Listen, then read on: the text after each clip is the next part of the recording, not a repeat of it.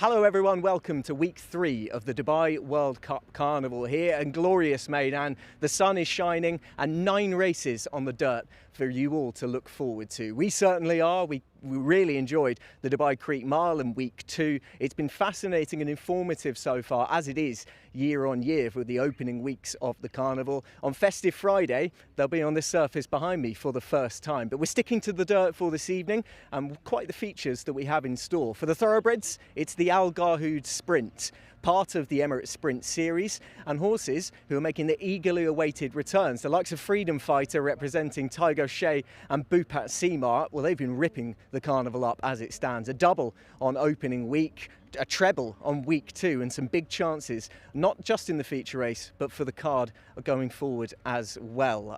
The Purebred Arabians, they've got the Majani Stakes as well, a Group 2, and probably the best turnout that you could really hope for. Looking at the profiles of some of them, no less than 3 track record holders over a variety of distances. They're all doing battle. You've got a previous American Horse of the Year as well. So stay tuned. We've got 9 races, informative action. Where could you go wrong in Dubai? In this week's edition at Meydan, race number 1, RB Rich Like Me. Coming back from the Kayala Classic, he's first up for the season with a point to prove. Bad luck in the last few starts could be the reason he has been beat.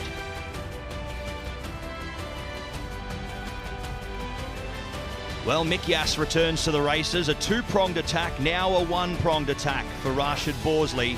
But Mikyas, looking for bigger and better things later on in the season, kicks off with his first run for the year. And into race number 7, Ajusta Fiscal. 1 mile could have been a little bit too short last week.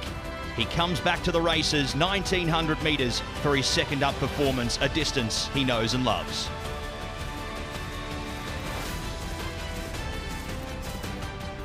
Looking into the races for the evening, the Friday, the 8th of December, a 9-race program, our longest program for the season so far, kicking off with a Purebred Arabian Group 2, the Majani Stakes, presented by Azizi. We head out in distance to the mile, the 2200 metres for the thoroughbreds, race number 3, back to the mile for race number 4, over to race number 6, our feature, the second leg of the Emirates Sprint Series. It is the Al Garhoud Sprint over the 1200 metres, and then back out to the distance races through races 7 and 8. The last race, the Beach Oasis by Azizi.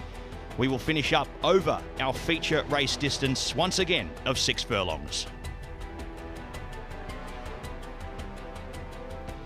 Looking into our non-runners for the meeting. Race number 2, the 9, High Everest, comes out along with 3 of the emergencies, 18, Black Mark, 19, Huawa Lab, and the 20 in Al Kawanij Spurt.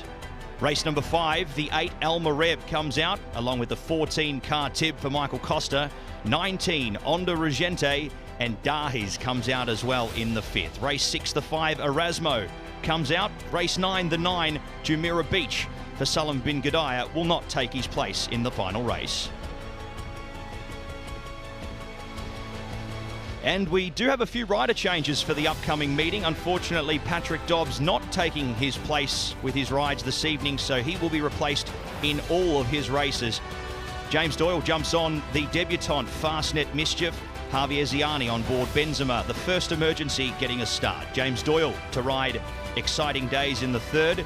Race 5, Sam Hitchcock to ride Faithful Soldier. Al Mutassim Al Balushi on Chosen Mark. And 18, Pat Cosgrave does jump on board Ribby for John Hyde. Race 6, the 4, Sam Hitchcock jumps aboard Colour Up. Pat Cosgrave to ride Golden Arch in race 8. And in the final race, Sam Hitchcock will partner Naya in the final event.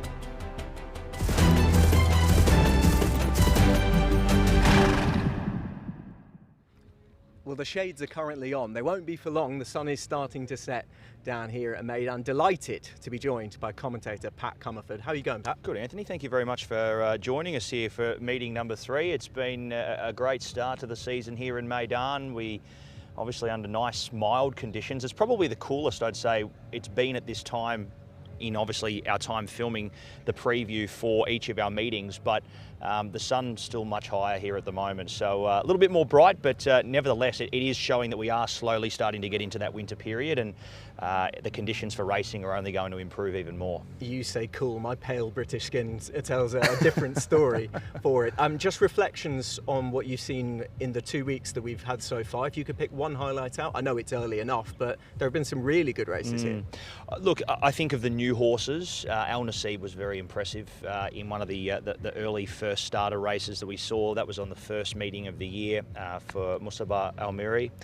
But I'd say On the Foot and the Dubai Creek Mile probably has to be the highlight, and I'm sure plenty of people agree with me. For a horse to come back with a broken pelvis the way that he did, you know, it's an amazing story, him coming back. And obviously he was you know, a 400,000 dirham purchase there for the Burke family, and he's now starting to certainly pay dividends, and the Al Maktoum Challenge awaits. Well, we've got some expensive purchases on our card as well. Should we dive in? Let's do it. Race 1 is a fascinating contest. I would say for the Majani Stakes, Pat, given the place it is in the calendar, this is about as good a lineup for the races you could really possibly get. It's absolutely jam-packed with quality. It certainly is. Look, you've got a lot of horses that are progressive and on the way up. I speak of the Al Ajban runners who come into this, who have had a few starts already, but we are getting a lot of horses coming in here that we know did contest the Kayala Classic at the obviously late part of the season in March on Dubai World Cup night, and those form lines I feel are going to be quite strong heading into this event. So I'm very much leaning towards Fawzi Nas. I think you are too. We've gone different runners, but I think both present similar arguments in the fact that they have that, I guess, a bit of X factor, maybe a little bit of more X factor over a few of these runners. And it's very hard to split both of them. I think Hiab Al-Zaman makes a very good case here. He's going to be a horse that's going to obviously appreciate the 1900 metre distance that they head around this afternoon. And then you've got RB Rich Like Me, who I think will be probably the favourite on the international market. And I can understand why he's had a lot of runs where he probably should have won more races than he has. Bad luck, or unfortunately just, I guess, something going wrong in the run has caused him to not be able to reach his full potential. So I've got a good feeling that the Connections, the Victorious stable and trainer Fawzi Nas will take the first. The question is which one? Yeah, that is very much the question. Absolute cracker to start with. Very tricky then Meydan to follow as well. It's a particularly interesting one. In fact, just before we get to that, you mentioned we're going opposite sides of the coin. Which one are you going for? Yeah, I'm definitely with RB Rich Like Me here. I think he's got to be given a lot of respect coming into a race like this. I've got a big feeling that you can probably put a line through his Kayala run. It probably wasn't how they expected him to go, and there was probably indications that maybe just wasn't at his full potential on that evening. So he starts a new campaign, he's first up for the season, and as a result, it's a pretty tight photo finish to the line between the two, but I'll stick with RB Rich Like Me. It's a race I think plenty could make an impact if they're on their going day, which is very much the case as well for our maiden in the second race. So many that you could give a realistic chance to if they were able, Pat, to kick on from what they've shown so far. The big question mark I have about this is which Golden Speech are we going to see this week? Because he misbehaved last time, he had trouble in the stalls and he was cooked by halfway. Yeah, look, it was an unfortunate situation there for obviously the Connections, not being able to see Golden Speech run to his full potential. As we know, he obviously made contact with the gates there before jumping, and look, it did take him not only back in the field and was unable to reach his sort of forward position where he likes to be, but it was also, I guess, the ending of his race because his mind was on everything else bar racing after the incident. So, look, they've gone back to the drawing board. They're finding a nice race for him here over the 1600 metres. And I think I'll just emphasise what you said there before, just in regards to the fact that, you know, you can go a number of different ways in this race. There's a lot of different form lines coming in. We've got horses here who have had a couple of lead-up races at tracks like Alain and also Jebel Ali in the first couple of meetings that we've had there for the season. I really was taken, though, by the trial here at Meydan on the 15th of November by Fastnet Mischief, who comes into this race here. Now, Patrick Dobbs, unfortunately, not taking his rides this evening here, so he won't be fulfilling those, and as a result, James Doyle jumps on. No confidence lost with James Doyle jumping on in the saddle, but look, I think Doug Watson's got himself a nice horse here. There's two horses that came out of that trial. Mamara Gold for Fauzi Nass is another one who I think will be very much looking forward to seeing stepping out on the track. But I think both went just as well, and I'm looking forward to seeing how he goes here on debut. I've made him one of my more confident selections for the evening. Be that as it may, Meydan form can rule supreme. Let's take a galloping clue, because never show weakness. This was, I thought it was a really impressive performance, given he showed, Pat, that he was just a little bit, not necessarily on edge before the start. He missed it a step, he showed good pace. He's just bumped into one, hasn't he? He certainly has, and gate 11 is going to see him find that sort of forward position again. So without them even going and winning, going and racing yet, we know where he's going to find himself in the run. He's one of the horses, much like Golden Speech, that they're probably going to see up in front. Now, this is the race that we did see Golden Speech, unfortunately, out of the contest nice and early. But look, it was 20 lengths to third. Take out Golden Speech if you may. The things went wrong there, and he's got a definite. He's in the forgive file. But Mestri and Never Show Weakness were 20 lengths to third. It was a very impressive performance, and the Times suggested that it's a race worth, I think, following. And it wouldn't shock me to see Never Show Weakness really show his hand here this evening again. Yeah, he'll be going forward from that gate, and he'll be one of the horses they're chasing at the turn. So on the complete opposite end of the scale, you've just had a 1600 metre maiden, with them moving on to hardened handicappers doing battle in race 3, which is a particularly interesting contest for me, Pat. I would be strongly with Branwell. I think 2,000 metres and upwards, he really shows his best. He's strong at the finish, and he travels quite well into his races as well.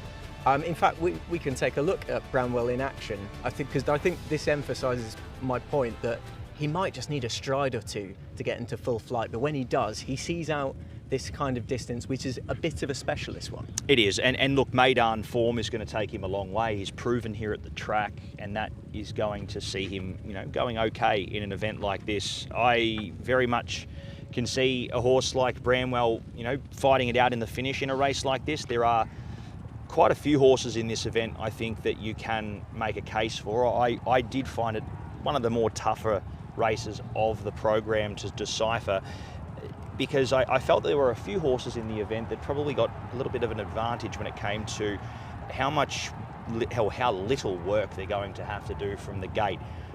It was only a 2,000 metre contest at Elaine, but the run of Macfowl on that occasion from that inside gate to command the lead and, I guess, sustain a pretty strong gallop there for that 2,000 metres. I just think the way that Michael Costa's horses have been going this season, fitness-wise, it's going to improve that horse leaps and bounds coming into this next run. He'll be a much fitter horse, and although it was only a 2,000 metre maiden, he steps up into a 2,200 metre contest here, I think at the right time, and off the inside gate, that may give him, I guess, a little bit of a chance to balance up the ledger against a few of these more proven horses here, much like Bramwell, as you said. I could definitely see that scenario. I thought from a low gate, we know roughly where he'll be. He was prominent before, kind of wrestling the lead last time, wasn't he? He's not going to be far away, if not on the lead, and that does make him tough to beat. I can absolutely see that angle. What do you make of a 6-day backup for Watch My Six? A long layoff before that.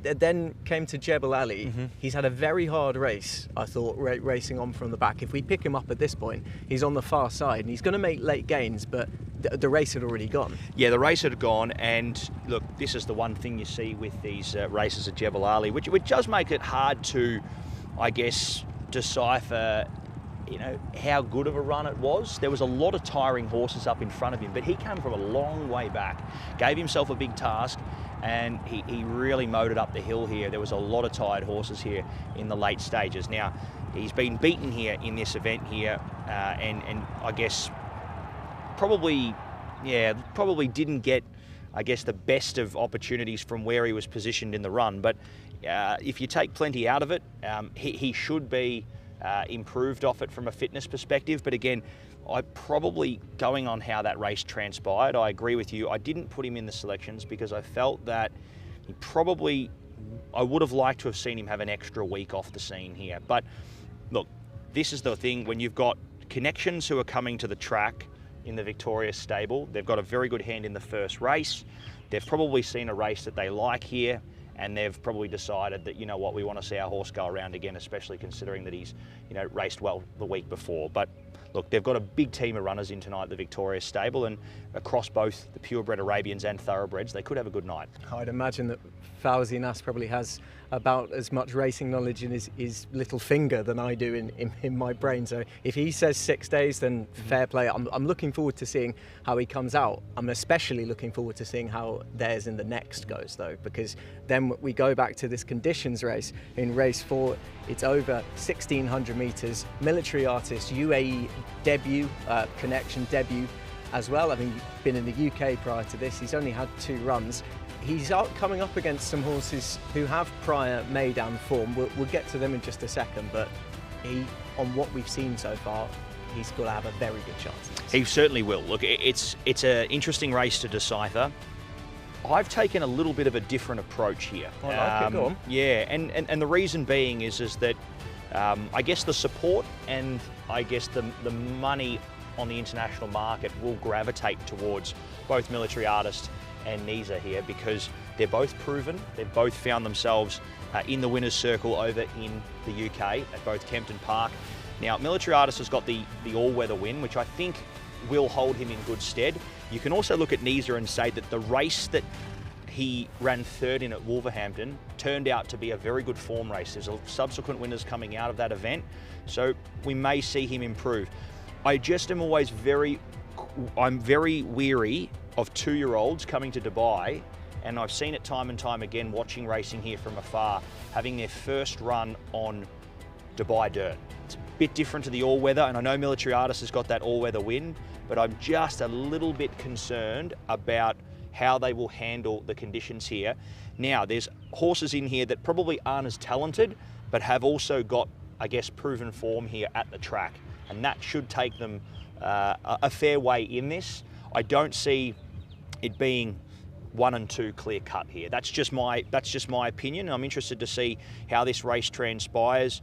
I know that there was last meeting, Velvet Cactus was very well supported.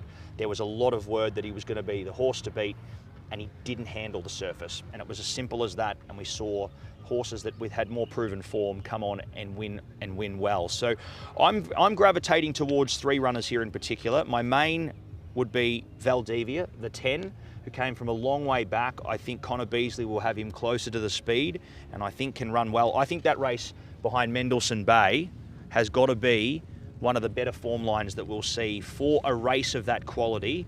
I see Mendelssohn Bay, that race that he took out there, as a maiden, probably we'll see, I reckon, the first 4 or 5 winning races very, very soon. And Valdivia just gave himself an absolute impossible task. He's run 4th and come from a long way back. So look, Valdivia for me, I think Shah Baby didn't get disgraced there as well. And I think Killer Collect as well is one who will be forward and could give a sight as well. I think it's an open race. I just wouldn't be going all in on the 1 or the 2. They've got the proven form, but I think there are locals with a bit more experience here in Dubai that could make a case as well. I absolutely see that point. Valdivia should know plenty more for this as well. Probably won't be as far back. Probably a little bit lucky to get into the race at all because it was so strongly run and coming from the back, and absolutely see the case for that. Another tricky puzzle to solve, race 5, a 1,400 metre handicap, 70 to 90, the grade bracket. And what is a particularly interesting part for me, Pat, is the return of Lasudud, who is a fascinating contender. Was he just caught a little bit wide? Was he kind of on a hiding to nothing from that wide gate last time? It was a hard position to be in, and it was no fault of rider Pat Cosgrave. Unfortunately, he was just caught there from a terrible draw. They hunted up on the inside of him. He was no better than 3 or 4 deep the entire way. And he was able to really, I guess, impress in this 85 to 105. Now, he drops to a 70 to 90 here. So although he increases in weight, he only carries an extra 1.5 kilograms here, and I think he finds a much better race. And you'd say the confidence would also be improved by the fact that we saw Jim Crowley here last week in Abu Dhabi, and he was able to ride a winner there for Sheikha Hissa. He's able to stick around. He's riding multiple runners on the night here, and I think of the Shadwell runners, this could be the pick of them all. I can absolutely see that. I'm particularly looking forward to seeing how the Meydan Dubai form transpires in this race, because you've got 4 of them who are now coming into this. Pitcher's Point did the best of them. I thought that was a fine run in defeat. Triple Venture back in 3rd. Does he get 1600? I think Triple Venture, when it comes to the mile, I think the jury's probably still out. That's the big query. Pitcher's Point, his run behind Meydan Dubai was impressive. As you can see here, he just got unfortunately beaten by a horse who just had a lot more legs, ducked up the inside. It was a 10 out of 10 ride by Mikhail Barcelona to pick up that win. But Pitcher's Point, far from disgraced in that event, and you know, I can understand why he's a horse that you've got to be giving a fair bit of respect here. Bhupat Seema's got a very, very good hand in this race, and right across the board, I'd say you know, he's a good chance of taking this race out. I'm hoping for a lot of pace. I'm hoping Shake Hand can capitalise on a bit of a burn-up front. There's about 4 or 5 who have gone forward before. Some of them, yes, maybe through necessity on that particular run. Maybe they don't go forward. That can always happen at a track like this. But I'm hoping it'll be a solid tempo, and we're going to see a vintage Adri Devry chilly ride, weaving through, ducking and diving, and producing him late on. I think he's a magician around here. I'm a big, big fan. Race 6, we're on to the feature, the Al Garhoud Sprint. I always look forward to this, Pat, because it's like the start of the season hopes. You've got that, it really could be anything. You're looking at Dubai Stakes, you're looking at the Al Shindaga, you're looking at the Mahab Al Shamal, and then maybe, like Switzerland did in 2022, the big one itself in the Golden Shaheen. I thought there's a couple at the top of the market before we get to, I think, who's probably your fancy, in Freedom Fighter and Colour Up. I'm Bet Connections are hoping another year under their belt. They'll really be hoping they can develop into those group horses out here. Well, look, Freedom Fighter was a great acquisition by the Burke family, and I see that the Air Racing Syndicate's been able to take a share also in the event and in these horses. I believe these horses were both acquired in Freedom Fighter, and Al Nafud were acquired about the same time. So, you know, they've been able to find themselves 2 nice horses here. And Freedom Fighter, although probably a little bit behind at the moment, he's still a horse that I think is truly capable of picking up some nice prize money here for the Connections over the journey. I thought this was a really interesting race. You know, one can sit back and say Mikyas up the top, you know, he's got a fair bit of class here, but does he need the grass? And that's the big question mark we're going to have with a horse like him. There are a couple of horses here that, you know, they have every right not to be fully screwed down to be going into a race like this. They've got bigger targets down the track. But which horses are going to be able to capitalise now? And that's the one that you need to look at especially. And I thought there was no, like, I know this is a jump. He's going from an 80 to 100 over the 1200 metres up to a listed contest here. But I thought the run, to be honest, of Leading Spirit last meeting was very impressive there for the Touch Gold Racing team. They had a great night there. Look, Pat Cosgrave jumps on. Tygo O'Shea, you'd say, would have had his pick. He's gone with Freedom Fighter here, but I think it would have been a very tough decision to make. I think that Bhupat Seema has a great hand here in this feature event, and yeah, I'm going to sit with Leading Spirit here in this race. I just think that confidence coming through that run may see him run a decent race. Absolutely, can definitely see the point. You make a perfect point. This is his cup final, isn't it? It's about the here and now. My selection, Colour Up, it probably isn't his cup final. This is his very, very much his starting out point. We pick him up in the Mahab Al Shamal on Super Saturday earlier this year and last season. And I thought this was a gutsy run. I like the way he was ridden. He was ridden as a kind of we're obviously going to attain the best possible placing, but he didn't want a yard of the early pace, and he was there to pick up a few pieces. He finishes close up. This was his first try in anything like this grade. He'd been going up the grades brilliantly. One of those horses that at the start of the season is rated low and then they just get on a roll, and he's shown versatility as well, which I like. Is he going to be absolutely fully tuned up for this? I would doubt it personally. I just wondered if his class might get him over the line and maybe see him in some of those other big races, and maybe even go back and avenge his defeat of Super Saturday. It'd be great to see him to start off his campaign well here, colour up, and I do agree with you. You make a great case. His manners in the run too, there you could see just charging the line. He never let up at any stage, despite knowing that he was probably beat. He was still very, very strong there through the line under Sam Hitchcott, and that should see him, running, I guess, a decent enough race here this afternoon. But yeah, only time will tell. It's going to be an interesting one to call, this race, because I'm not going to know where to look. Absolutely. Well, luckily a bit of reprieve straight after for you, Brett. You've got a 1900 metre handicap coming up. 80 to 100 in grade. Another one where you wouldn't be that surprised if almost any of them managed to get their head in front. One who I think is particularly interesting in here has to be Alzim, who my only query is if he's going to be slow away, because he was slow away last time. He was rustled up, he was a bit keen, but he still had a finishing kick to be able to finish third. At this point, a fair bit of running's already been done for him.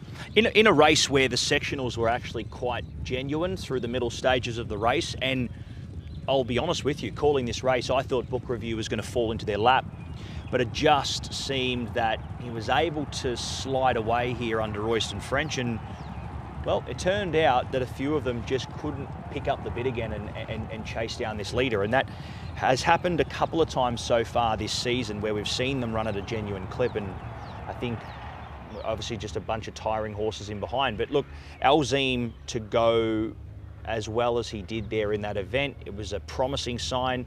Yeah, it was third and he got beaten a ways, but the shape of the race, I think the margin doesn't do the performance justice, to be honest. So I'd be giving him some respect here. I like how you've mentioned in this event, though, that I think speed is one thing that we may see a bit of in a race like this. There's a couple of horses that are going to roll forward here and keep the pace nice and genuine here. I think Alkaka will find himself up nice and handy. You've obviously got, with a lightweight once again, Karib coming off a win where he was very good there under Al-Motassim Al-Balushi. So there's going to be, I think, a genuine enough tempo, and as a result, I'm favouring a horse here who, on a race meeting where leaders got the benefit, I think it was a race where you wanted to be in the first 4 or 5 in order to be a winning hope. Legend of Khan came from a very, very long way back and chewed a lot of dirt down the straight, copped a lot of kickback, and was still able to run a very strong third there, beaten 2.5 lengths. And I thought the race is going to suit him a little bit better here today. He's got that run under the belt, and it wouldn't shock me to see Adri Draviz take that race as a bit of a lesson and give the horse a chance to sit, I guess, a little bit handy. He's not going to be a horse you're going to be able to settle in the first 5 or 6, because he doesn't have that early speed to go with them. But I think if they can get him close enough and probably cut that margin at the turn down by about 3 or 4 lengths, we'll see him motoring home late. I'm almost hoping he does now, because I can't wait for the excited call as you suddenly start to see him come in just into screen and maybe even go on and win it. Fascinating contest. Race 8, moving on, another handicap. We can take a look at the runners and riders. The one at the top interests me most, if I'm honest, Pat. This is Al Jadaf. Connor Beasley, he's been the story of the season so far. Anyone who can afford to have a string of placed efforts on the last Carnival meeting and still be top rider, he's come out of the blocks all guns blazing, and I think this is probably going to add to his total. He's knocking on 20 winners for the season. Yeah, Anthony, we mentioned earlier on about horses that I guess are having, their grand finals now. Now, Al Jadaf's probably going to have, I guess, a long enough season, but he's had 2 very, I guess, strong enough runs that I reckon they're looking at targeting the, I guess, earlier events and stuff as they work up the grades. I think this is an opportunity for Al Jaddaf's connections to capitalise and pick up as much prize money as they can here in the early part of the year, where they've got a horse here, a 4-year-old who's absolutely flying, and this is a great opportunity for them to, I guess, capitalise. So Al Jaddaf's got to be given a lot of respect in this race. I'm not willing to overlook Meydan completely, though. I thought he was the other one, in my opinion, that went really well last time out in behind Made in Dubai. Look, he was beaten 6.5 lengths, but much like his stable companion, the other Shadwell horse we spoke about earlier on in Lasso Dude, he was never better than 3 deep the trip. And as a result, he found it very, very hard to make ground in the late stages because it was quite a tolling run early. So Al Jaddaf's going to set up a decent tempo here. I'm looking forward to seeing who comes late. Meydan, if he can get into the running line, have some cover, he may have something to I guess, issue a challenge late in the race to Al Jaddaf, but he's the horse to beat. Exactly, I think so. It's, as you say, it's a stamina test, not a sprint. Much like this card, really. We've just got to race 9, and it's another handicap. We're finishing over the sprint distances. Hyde Park, we've actually seen in a previous bit of VT, he's dropping back 400 metres. Where exactly are you hoping in the get-out stakes for this one? Funnily enough, I've sided with the Dubawi down the bottom. James Doyle rides for Bupat Seema, and the horse's name is Dukedom. Now, he's got, I guess, an okay draw from gate number 7, looking into the scratching of Jumeirah Beach. He'll now come out of 6. But, yeah, his run at Jebel Ali, I think, was, I guess, against the grain. He was in behind Bill Heil on that occasion and was in the wrong part of the track. Where he was sitting wasn't going to give him any opportunity whatsoever to make ground, and the race just didn't transpire in his favour. I would not be shocked to see a horse like Dukedom come out and, look, he might have to be at his absolute best to win the race, but I think we'll see him in the top 3 at least, going off what we've seen, and I think a natural progression would see him improving off that run on a surface that's going to, with his racing pattern, going to suit him a lot better to be able to, I guess, get up to those leaders and make a challenge late. So those are the 9 races. Now, I've heard you're competitive. Can you confirm or deny? I wouldn't say competitive, but I don't mind. I don't mind the nice, healthy competition. I'll tell you what. As we know, and talking to our director Sean, we've been saying it's been pretty slim pickings the last couple of weeks. It's been very hard because we've obviously had 2 nights where the track has played quite differently on both occasions, and it has made it tough to sort of, I guess, reel in on where's the optimum place to stay. But hopefully we see the race, I guess, and the track play a little bit more even here, and I guess the best horse will win, and hopefully we can all pick up a couple of winners here tonight. Well, my angle into that was, thank God I'm here, because now you're easily going to win, surely. 0 from 9 incoming. Let's have a look at, Pat, of what you've gone for. Yeah. Just a very brief synopsis of maybe your best chance on there. Yeah, look, I thought of the 9 races, my 2 standouts would have to be race 2, number 3, Fastnet Mischief on debut, and I'm really looking forward to seeing where Adri de Vries settles on Legend of Khan in race number 7. I think both of those horses, race 2, race 7, has to be my standouts for the evening. Very good, very good. I'm noting them down as we speak. Should we get the formality out of the way and have a look at mine? I think Never Show Weakness has a really good chance in that maiden race 2, the first of the thoroughbred races. Really looking forward to seeing how Adri de Vries rides shake hand in race 5. And Al Jaddaf, I'm hoping the Beasley bandwagon continues.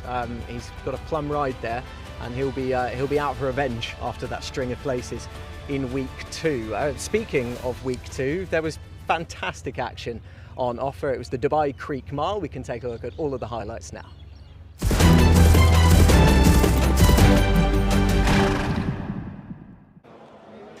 First of 8 races, our only purebred Arabian race for the evening. We're set at the 1400 and we're away to a nice line. Nadal Sheba, if any, was a little slow to go.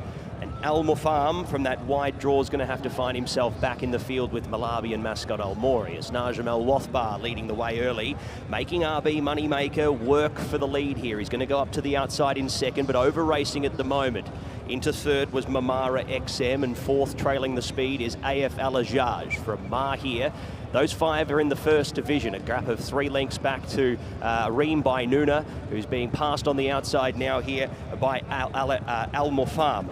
Following them in the run, Nadal Shiba third to last from Mascot El Mori. Malabi, the last one here, and dropping away from the contest is about 15 or 16 lengths, spreads them from first to last. So they make their way down and approach of the 600 metres. Najamel Wathbar, the leader. RB Moneymaker has been applying pressure the outside. Mahir third, and AF Alajaj is fourth from Al Mufam. Next came Nadal Shiba from Reem by Nuna, and the best of the rest was Mamara XM. That's your race as they straighten for the judge now with about 400 metres left to go. Najamel Wathbar gives a kick up in front. RB Moneymaker really having to work here and not picking up at this point in time. Mahir looking a big threat. Nadal Shiba up the inside. AF Alajaj won't go back-to-back this year. And down the outside, Al Mufam. It's Najamel Wathbar, though. Najamel Wathbar under Bernardo Pinheiro coming past the 100 metres. Al Mufam and Nadal Shiba making late impressions, but Najamel Wathbar will take the Barney Yas for 2023. Set to run, racing. In the second event, Morjana fast off the inside. Lafferty was handy too. A very tight clump here as they jostle for positions. Deeper out was Fatnar, but about 4 or 5 abreast at the moment. Fourth on the inside, Shamadia, and Aram is the last one, but only spots the lead 2.5 to 3 lengths as they make their way in search here of the 800 metres, and Lafferty takes a narrow lead on the outside.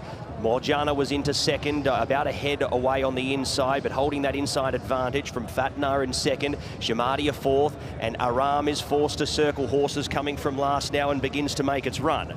With around about 500 metres left to go, the rail's about to straighten up, and Morjana retakes the lead on the inside. Narrowly from Lafferty on the outside, who is still very, very strong at the moment, and Cohen goes for Lafferty, who puts 2 or 3 lengths on the rest of these runners very quickly. Fatnar was up into second. Third there in the run was Morjana. Shamadia fourth, but Lafferty's run away with the prize here in race number 2. Lafferty hot up on the fence. Ben Cohen's going to pick up his first for the night. Michael Costa as well. Lafferty, very impressive. Lafferty by 3.5 lengths beats Fatnar.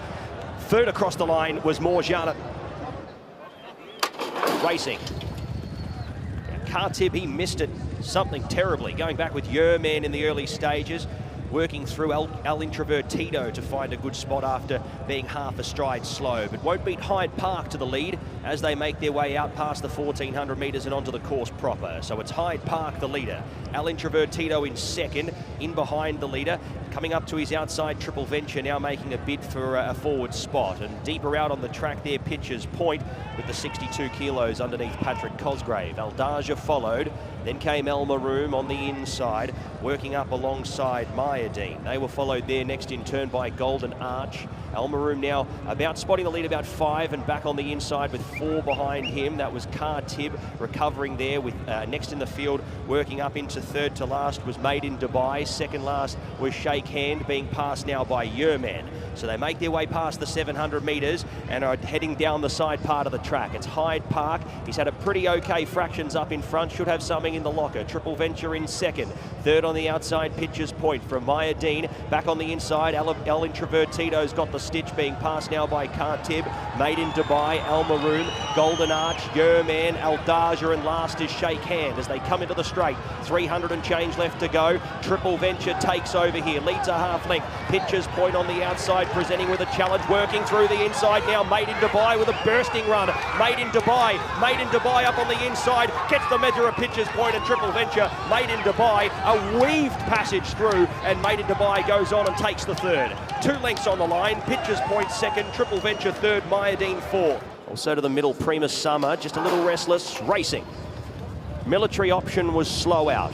Going back as well, Bismillah Alik, Mendelssohn Bay half a stride slow. Jostling for positions up in front though. Million Doro's going to utilise the inside to go up and find a good spot in front. Velvet Cactus also pressing forward with Prima Summer. Al Yabri's deeper out on the track. Followed there next in turn on the inside, working up there, was What Happens in Vegas. Next was Shah Baby, settling about midfield here. Rabdan the rail with Mendelssohn Bay. Theban was following them. A few of these out wide, getting jostled back here to just worse than midfield. What happens in Vegas now off the bit, being passed here by Bismillah Ali, Raz El Had. Next was Valdivia. Military Options been last throughout with 600 metres left to go. Million Doro the leader. Velvet Cactus already being felt for here on the outside. El Yabri comes up to the outside to present here with Prima Summer. Mendelssohn Bay's got the inside advantage. Rabdan was next. Theban in sixth, and the rest here headed by Valdivia as Million Doro kicks away here. Million Doro puts up 4 or 5 lengths on Mendelssohn Bay. Into third here, running into the race as well late here was El Yabri. Million Doro from Mendelssohn Bay. Million Doro, Mendelssohn Bay on the outside, doing 2 to his lung here late. Mendelssohn Bay for Bupat Seema and Tygo Shea will take the 4.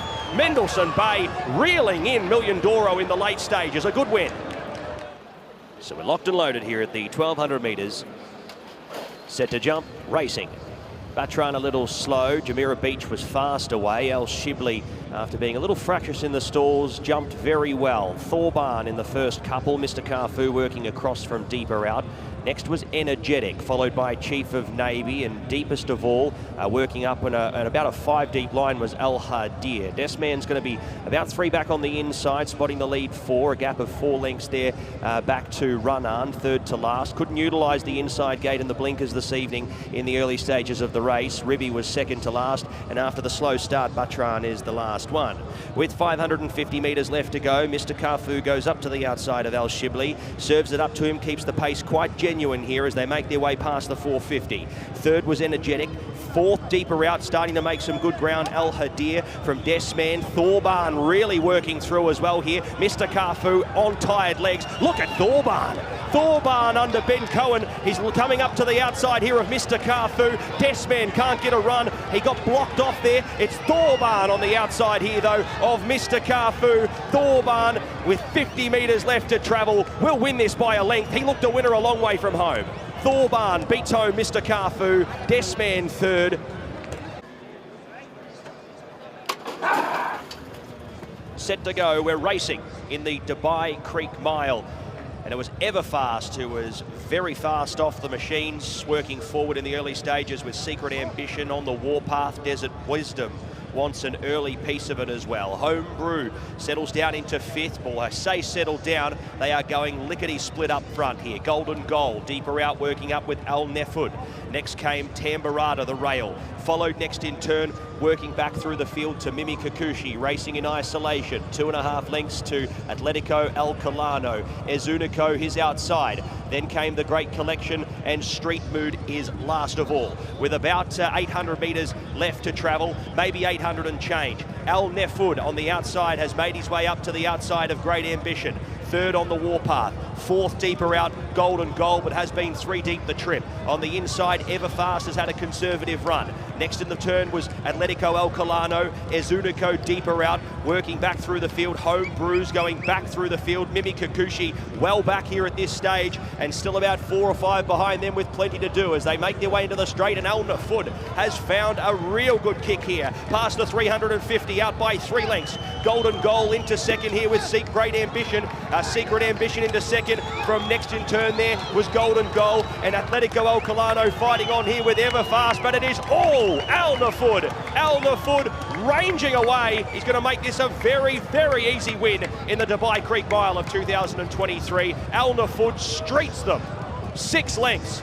Beats home into second, a very brave Golden Goal. Everfast was next from Secret Ambition. Gates back. Shane Ryan sends them on their way here.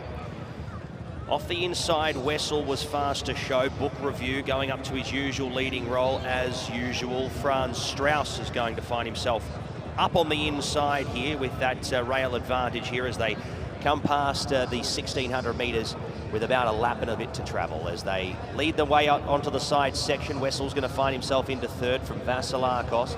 Shafaf was 5th out in the running line. Alzim tracks his stablemate. New Comedy next, fall back the inner from Military Law and Deciduous into his rear position, as we like to see him at the best of times. It is Salim bin Gadaya with first and last in the race at this point in time. Book Review going up to make it a pretty genuine tempo up in front, working their way past the 1100 metres. Into second, Up on the outside, Franz Strauss. Wessel gets the box seat in third from Vasilakos. Alzim just nudged along a little bit here in the mid stages. Next was Shafaf, followed by Military Law around them now 3 deep from New Comedy and Deciduous still last. With 800 metres left to go, Book Review has done it pretty tough up in front. They've really rolled along here. Franz Strauss about a length and a quarter away in second. Third was Wessel, just being asked for now. Vasilakos fourth, a wide run here from Military Law to come into the race, but has been deep the trip. Next was Shafaf, followed by Deciduous up to second last, and dropping out to last here now in the run here was New Comedy as they straighten up for home at the 450. Book Review, has he got enough in the locker here? Out clear by a length and a half. A few of these really paddling in behind. Franz Strauss into second. Third on the inside, Alzim, followed by next in turn Wessel, but Book Review has stolen this. Book Review past the 150, out by 5 lengths here in the event. And it is going to be His Excellency Sheikh Hamdan once again here for our night of racing here at Meydan. And Royston French on the board. 5.5 to 6 lengths on the line. Franz Strauss runs second, Alzim third. The last race away. So Morning through the head up here as well. He's going back to the end. Didn't want to really get down and gallop in the early stages. It is up on front Tiger Nation, who's deep at the moment. They're making him work for the lead here. Gazwan, Southern Artist, and also La Resh really vying for positions in the early stages. Mr. Raj is fifth, followed next in turn by Morning. And the last one there is Athan. He'll take the rear position at the end of the field as they approach the 1,000-metre mark here of the race. And it is eventually Tiger Nation who's going to get over to the fence here and take up the leading role. From Southern Artist in second, Gazwan third, Mr. Raj fourth. He's got cover at this point in time in the running line. La Resh 3 back the inside, followed by Morning, and now 4 or 5 lengths detached is Athan. He's the last one and can't go with the gallop. It is up in front though, up in front Tiger Nation. He's basically coming back to them here now. These outside horses have really made him work early. Southern Artist now starts to make his run here and get scrubbed along here in these late stages now by Tiger O'Shea. Mr. Raj working through.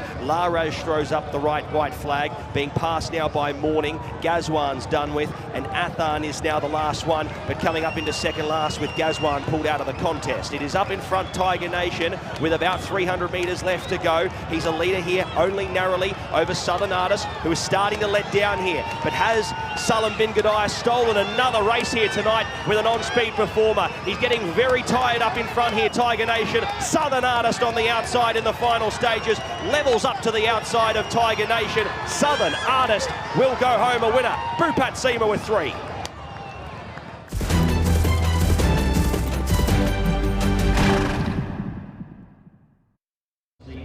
But delighted before our first of 9 races to be joined by a relatively new face on the scene here in Dubai, Christian Dumoro. You've got some nice rides this evening. You must be looking forward to it.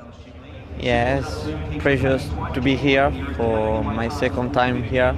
So I come for a little bit 1 month here for Said bin Suror. And my first time I ride for this year in Meydan, so be good. Has there been any kind of culture shock to it? You're an international jockey, you go all around the world to race. What's different about coming to Dubai? Yeah, you know, usually I go in Japan every year for 3 months, but I couldn't go this year because last year I took 2 suspensions, so it's working like a driver license in Japan, and I passed my points, so I cannot go back, so I have this opportunity to come in Dubai, so I love this track in Meydan, and the life as well is beautiful, so I come here and I hope everything go very well. Yeah, if you can come anywhere with some sun, it's never going to get old, is it? You've got some nice rides this evening. You're riding a really talented purebred Arabian in the first. You must be really looking forward to him. Yeah, so the race is my first time I ride him, so he's very good horse, like you say. There is another horse from the stable, he's very good, but we never know. If he show what he showed before, he can be interesting horse. Which thoroughbred are you looking forward to riding most this evening? From the horse from another stable is very good, but you know, if you repeat my horse what he show in America, he can be a good horse for the big race. And for the rest of the card, the races after that, who are you most looking forward to when it comes to thoroughbreds? Yeah, I think it's a big team. Sorry, the horse can show something today because he ran already in the dart, and he finished very good in the dart. The another one is to be difficult, first time in the dart, so we will see. Japan's loss for this winter is our gain. Thank you very much for having a word and best of luck. Thank you so much. Thank you. Lovely. Thank you very much. Brilliant.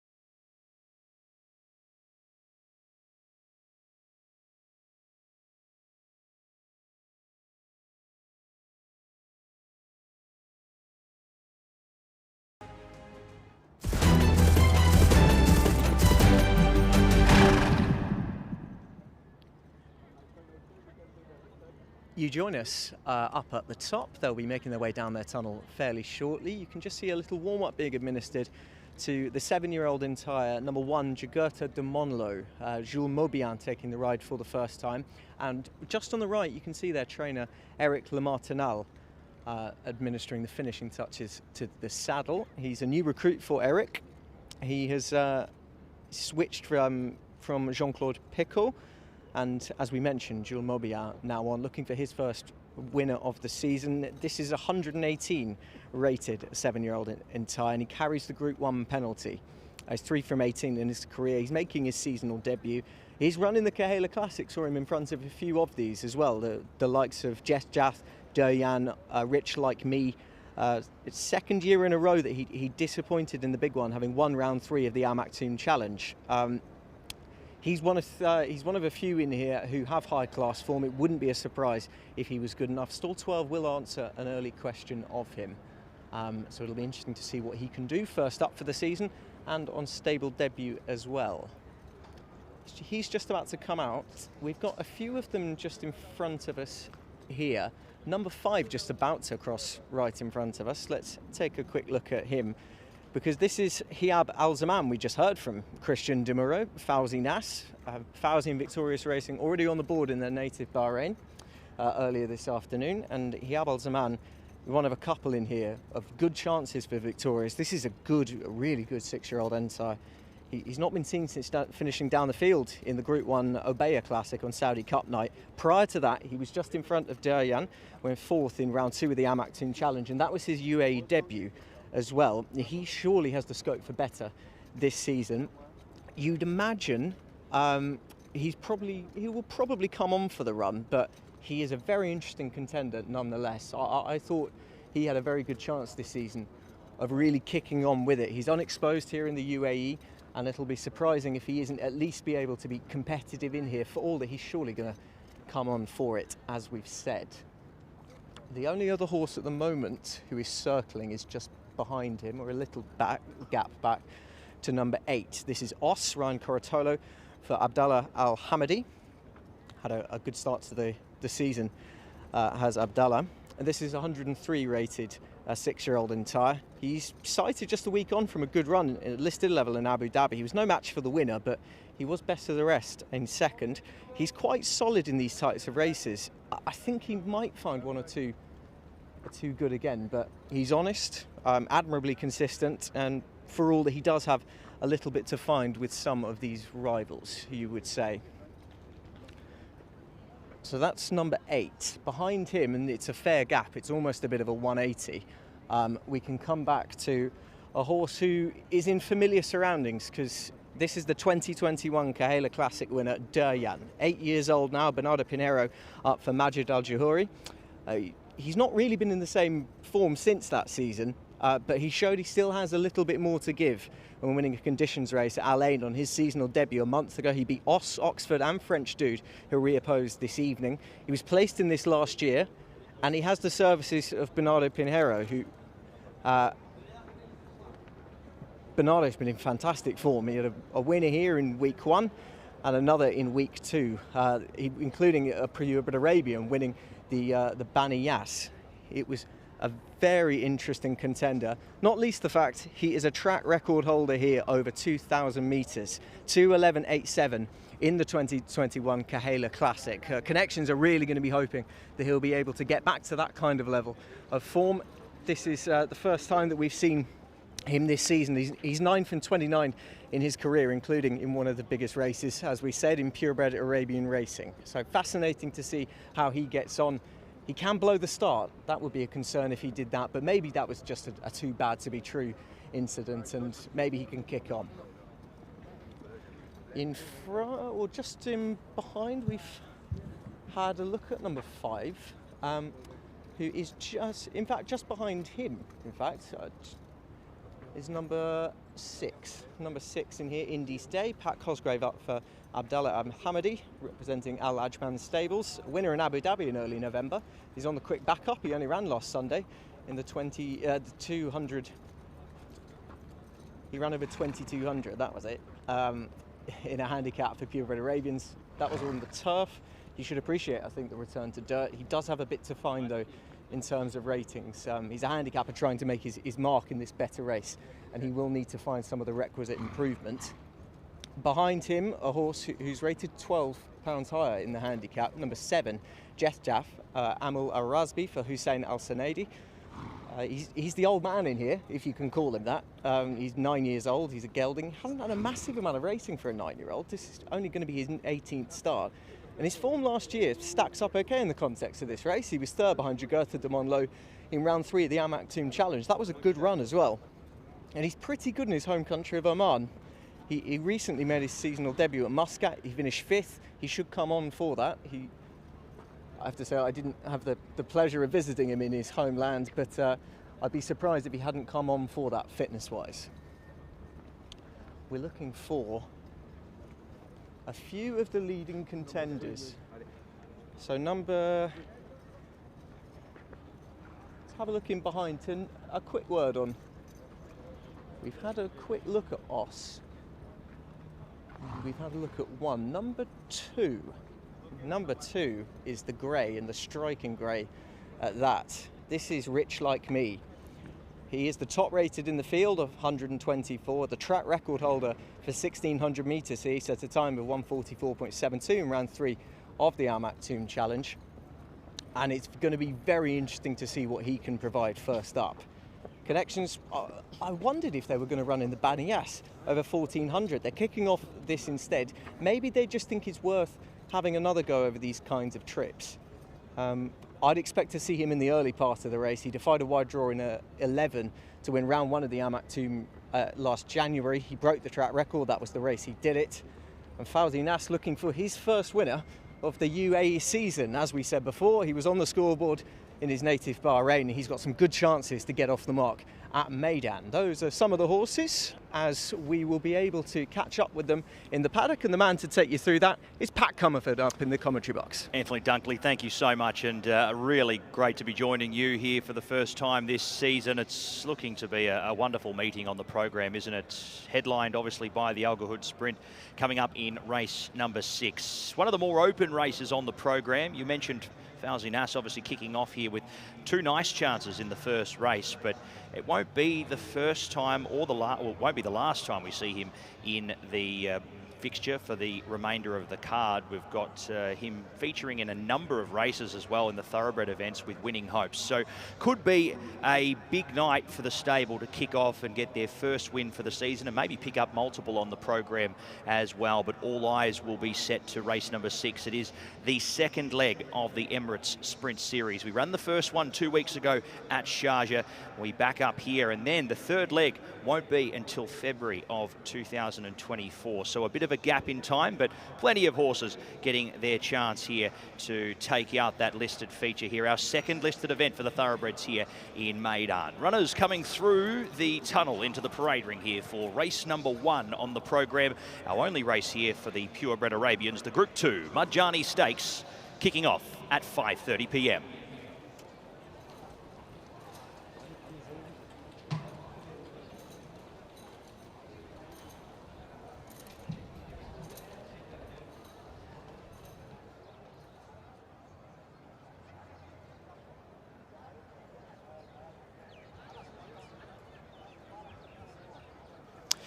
So we head into the yard here for the first event, the Majani Stakes at Group 2 level here. Field of 13 runners heading to the post.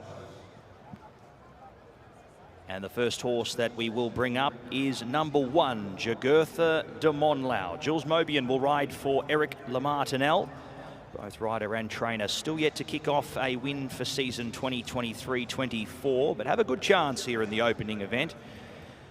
And they'll be hoping to see Jugurtha de Monlo kick off the new season in style, finishing up in the Kayala Classic, running 6th in the events at the end of last season. A form line we'll see plenty of here in this upcoming race. None more so than the horse behind, RB Rich Like Me. For Fawzi Nas, Adri de Vries will do the riding. Official rating of 124 here. Draws a little wide. will be coming out here of gate number 9. Run 11th there in the Kayala Classic, but did have obvious excuses and looks to be a horse on the rise who will appreciate this 1900 metre event first up, and on paper looks the horse to beat. Number 3 is AF Makam. Tygo Shea rides for Ernst Hotel. 5 wins from 12 starts and was a okay performer first up in a 0-105 at Abu Dhabi back on the 9th of November. He will take plenty from that run and looks to be one that should improve here second up. Number 4, Duryan, a very impressive winner at Alain at the beginning of the season. A combination we've seen plenty of so far this year. Bernardo Pinheiro and Majid Al-Jahuri looking to pick up another winner here. They were victorious in the Group 2 Bani Yas and hold a good hand here. He will spot the black distinguishing cap for Yas Racing. Number 5 is Hiab Al Zaman. Another one here for Falzinas. Christian Demuro will pick up the ride here, who makes his way to Hong Kong this evening. He'll be partnering a couple of runners in the Group 1s on Sunday at Sha Tin, but has stuck around here since the meeting at Abu Dhabi last Sunday for the Dual Crown, where he was able to pick up 2 winners on the program back-to-back. And this horse gives Christian Demuro a chance to fire early once again. Number 6, Indies Day, one of 3 runners here for Al Ajban. He spots the black distinguishing cap here for this upcoming event. We saw him already 3 times this season. He's already had a win over the 2,000 metres. That was under Oscar Chavez. Patrick Cosgrave partners the 5-year-old Entire by Burning Sand here this afternoon from an inside gate.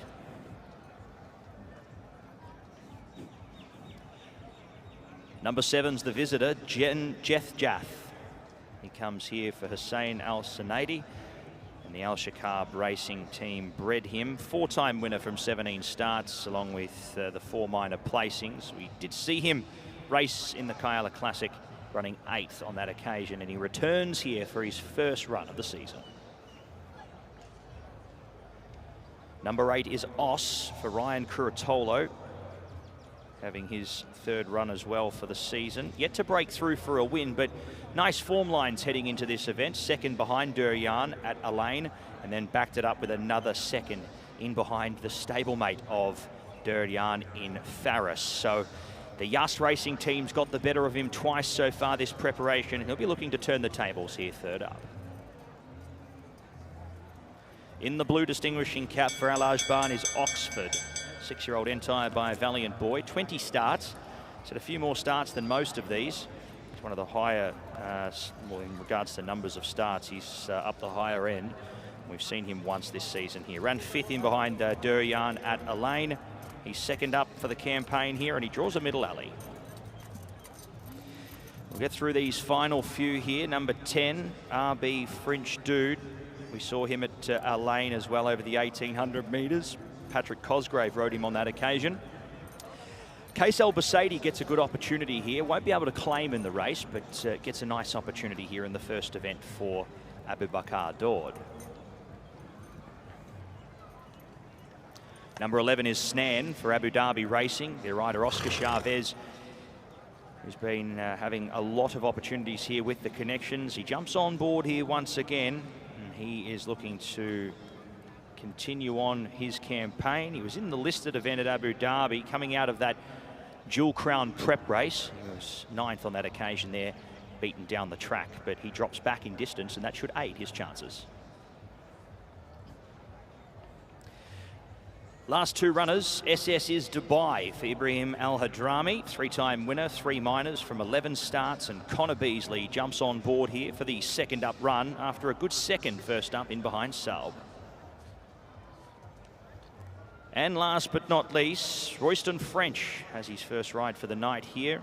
He had a victory there earlier on with Book Review at the last meeting at Meydan. He's on the 6-year-old gelding here by Mahab. Inside Draw looking to get its second win here tonight at start 13. Runners heading to post here for race number 1. Post time 5:30.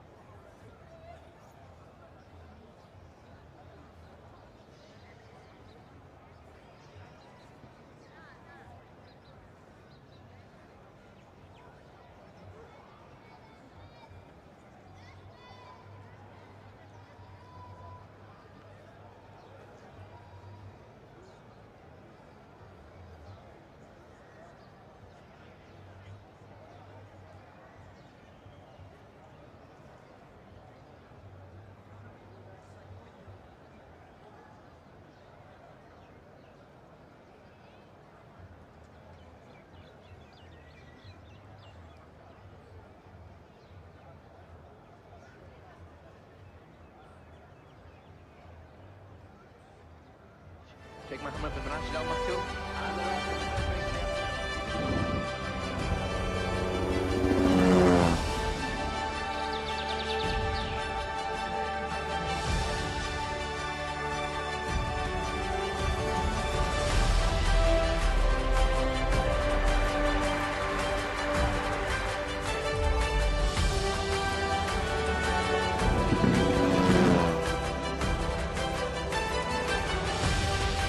Line, ready for the start. They're off in the 27th Dubai World Cup, and it was a very good beginning for Bendu. And from the back of the pack, here comes Ushba Tesoro. Ushba Tesoro hits the front. Ushba Tesoro wins the Dubai World Cup for Japan.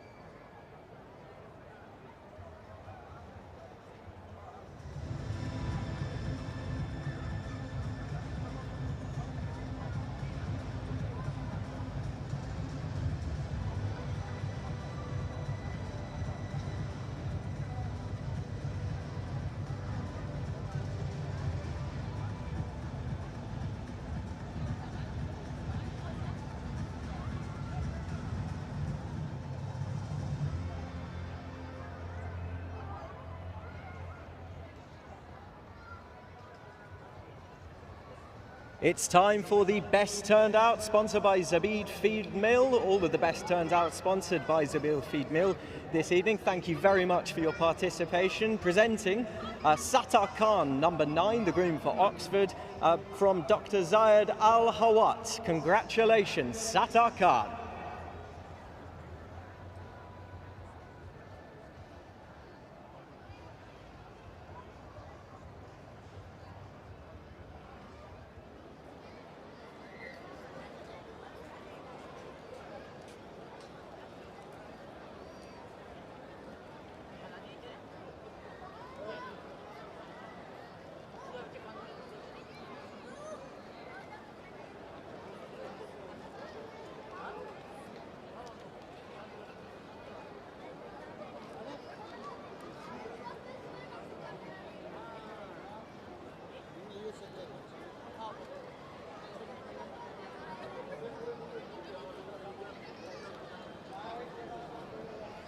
So as you can see on the big screen, runners are down at the start for our first race, the only purebred Arabian race of the evening, and what a one it is. The Majani Stakes, over 1,900 metres. You've seen them in the pre-parade, you've seen them in the paddock itself.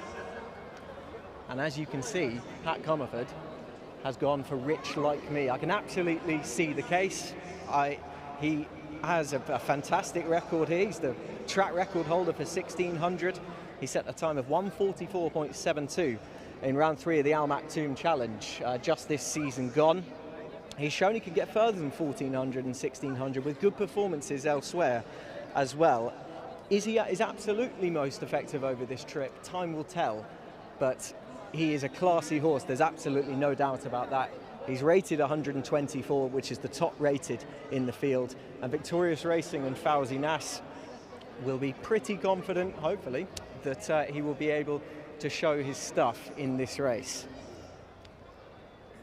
Let's have a look at the stableway though. Christian Demuro, we spoke to him just before. He said he was looking forward to riding Hiab Al Zaman, a 6-year-old Entire, who, as I said in the pre-parade ring, I just think he might have a little bit more to offer going forward for here. We know this kind of course and distance isn't going to be much of a problem to him. He was just in front of Deryan, who reopposes when the former was 4th in round 2 of the Al Maktoum Challenge on his UAE debut. He'd previously been in great form when with Jeremias Castro in the US, and he has the scope for better with another year under his belt. Maybe he'll come on for it, this being his first run back, but it's not hard to see him making an impact in this season.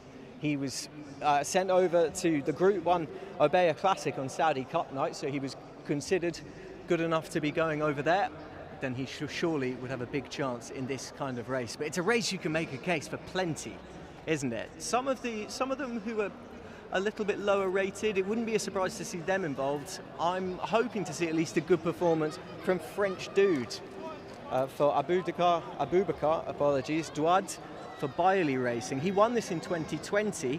He then went on to break the track record here over this distance of 1,900 metres. Things have tailed off a little bit, but fingers crossed he can belie his rating, the 7-year-old. It's always good to see him back here. Runners are loading thick and fast. Let's get up to the commentary box for our first of 9 to Pat Comerford. Thank you very much, Anthony. Looking forward to the opening event here as we continue the loading process here. Al Zaman coming up into line. RB Rich Like Me loading forward. 2 more to come up. Deryan spotting the black distinguishing cap, and AF Makam. Big night on the cards here. Full book of rides for Tygo O'Shea. Hot off a very good weekend at the races here Friday night 2 weeks ago. Set to run, 1,900 metres. Racing in the Majani Stakes. Deryan broke away fast for pressing forward with Hiab Al Zaman. RB Rich Like Me not too far away at the post. They make their way past the post with a lap to travel. Back in 5th was Is Dubai from Snan in the club white colours. AF Makan was next. He's 7th, 5 off the speed, followed on the rail by Indy's Day. Next came Yugurtha de Monlau, followed by Jeth Jath. Being pushed along here 3rd to last in the blue cap was Oxford, followed there next by Thea Athbar, and the last one was Os. So they make their way down the straight here, and the first 400 was brought up there in a nice time of 21.33. So they have not let up here in the early stages, and up in front, Fauzi Nas takes his runners 1 and 2. The inside, Hiab Al Zaman for Christian De Muro. The outside, Adri De Vries on board RB Rich Like Me. They go neck and neck, but not pestering each other at this point in time. Third was Durjan, Snan fourth on the rail. He has the leaders back from French Dude in fifth. Is Dubai sixth, and seventh was AF Makan. Getting pushed along the inside now, Indy's Day. They clicked it up a notch and he couldn't go with the gallop. Jeff Jaff passes him. Oxford under a ride, already being shown the Persuader. 3.5 lengths back, sees Jagurtha de Monlau being passed now by Os, and Thea Athbar has been taken out of the contest. With 500 metres left to travel, the outside runner in RB Rich Like Me seems to be going the better here at the moment. Hiab Al Zaman in second, still sticking on at this point in time. RB French Dude down the outside, making a claim at the leaders here with Durjan, but RB Rich Like Me, he is going to draw away here in the late stages. He holds the class record here over the 1600 metres, and tonight he will record a 1900 metre victory and do it very well. RB Rich Like Me, 4.5 on the line. French Dude second from Durjan, and Jeff Jath got low and going late to run into fourth from Is Dubai. Sixth across was Hiab Al Zaman. He dropped away. Next came Snan from Oxford. AF Makan back to Indy's Day, and Jagurtha de Monlau could not go with the gallop. A long last, Thea Athbar. RB Rich Like Me.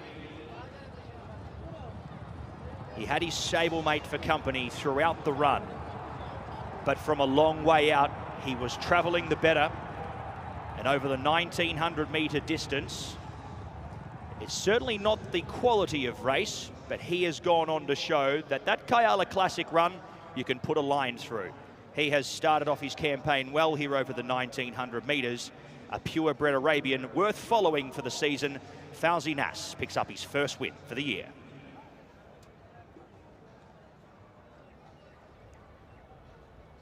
Welcome back, and back with a bang. Rich Like Me, wasn't that impressive? He looked the winner from some way out, didn't he? And some classy horses have followed him home. Himad Al-Ziab has run a really good race on his return. He ultimately has just run out of path. Great to see French Dude back in the groove as well, and Durjan as well. He was more forwardly placed than he had been when he blew the start in the Kahela Classic, but he's got plenty more to offer and came in fit, but they were playing for places in behind. Rich Like Me, well, he'd shown what he could do over the 1600 here before. He set the time of 1:44 in round 3 of the Al Maktoum Challenge, as we said. And if this is anything to go by, then he will be surely heading back that kind of route going forward as well. Great ride from Adri De Vries, had him very close, and there was always that question mark about, was he going to be more effective over this kind of distance? Well, he's answered that question with a big emphatic yes. Very, very impressive performance from him. He was the top rated in here. He was the classy one. There were a few classy ones, weren't there? But he certainly had a rating of 124. Adri De Vries is electric around here. He's got a good book of rides later on as well, and it would not be surprising at all if we were seeing Adri in the winners' enclosure a few times. He just kind of kidded him right into it. He didn't want to go for absolutely everything, but when he asked, the horse very much delivered. And maybe this is going to open a new dimension to him this season. The route that he would be going is fairly set in stone, you would imagine. But on a great day for Victorious Racing and Fauzi Nas having a winner and their native Bahrain, they've had an across the Gulf double with Rich Like Me. Very nice performance. Looking forward to seeing what he's able to do for the rest of the season. He will be walking back in shortly, and he'd merit a big round of applause. The first of 9 races, and we've seen a cracking performance from the start. Durjan, as we say, it was good to see him back, the Kahela Classic winner of 2021, where he set the track record over 2,000. I'm looking forward to seeing what his season is going to hold. And French Dude as well came into this rated 97, so on bare ratings he had plenty to find, but races here, I should say, are not run on ratings. They're done on the horse, and He likes it here. He'd shown that, albeit a little while ago, but it's great to see him back in the same kind of zest. At one point, he was all the rage in the purebred Arabian scene. He's not found the same success since, but potentially there could just be a little more to come. On paper, it looked like a cracker, the Majani Stakes, and it very much didn't disappoint. Rich like me, rich like performance.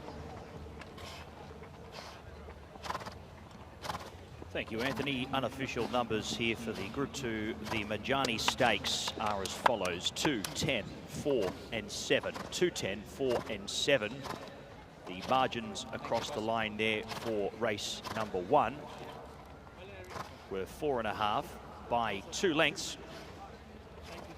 And the time for the gallop, 2:09.47 for the 1900 metres. 2, 10, 4 and 7. Our unofficial numbers, race 1. This way, this way.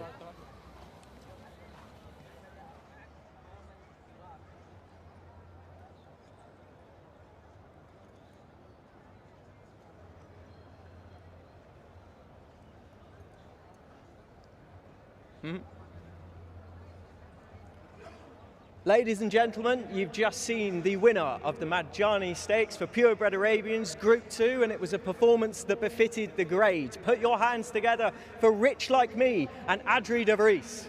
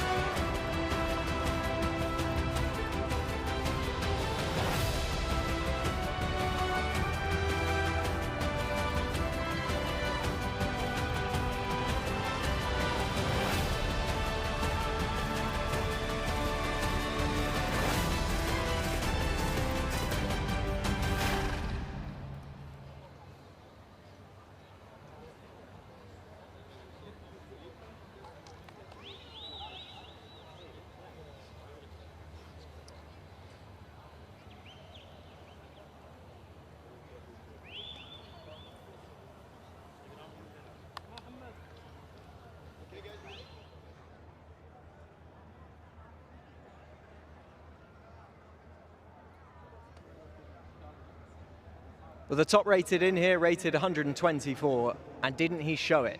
Never far away, Rich Like Me is back in the performance of a very good horse. But we know he is, Adri de Vries. It's just great to see him in that kind of form. Yeah, definitely. This horse, he always runs well fresh. So I had no doubts today that he would perform. It's keeping his form until the end of the season that we need to do. But I was a bit worried when the other horse led. He's more in his comfort zone when he leads himself, but he settled nice and he quickened up good. The programme book seems to kind of write itself for him, but would you be keen to keep him fresh, as you were saying? I'll be very keen to keep him fresh. Like I say, he's always impressive. First time out, second time, and then he's a horse who always gives 120%. So horses like that, they're hard to keep fit, you know, hard to keep fresh. This is just one of a few very good rides for you on the evening. Who are you looking forward to most? I've got a few nice rides. Legend of Khan ran a good race last time. Watch My Six, he's backing up quickly, but I think the trip will suit him. And then I got Shake Hand, who was unlucky last time and should do better today. Looking forward to it. Well done. Thank you. Thank you.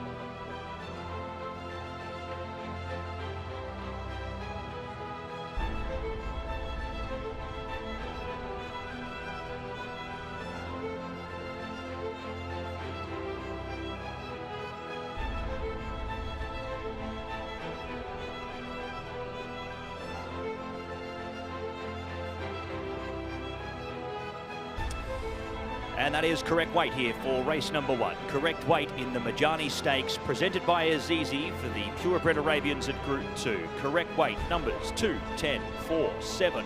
2 wins RB Rich Like Me in a time of 209.47. Margins 4.5 by 2 lengths by a neck in race number 1. Correct weight.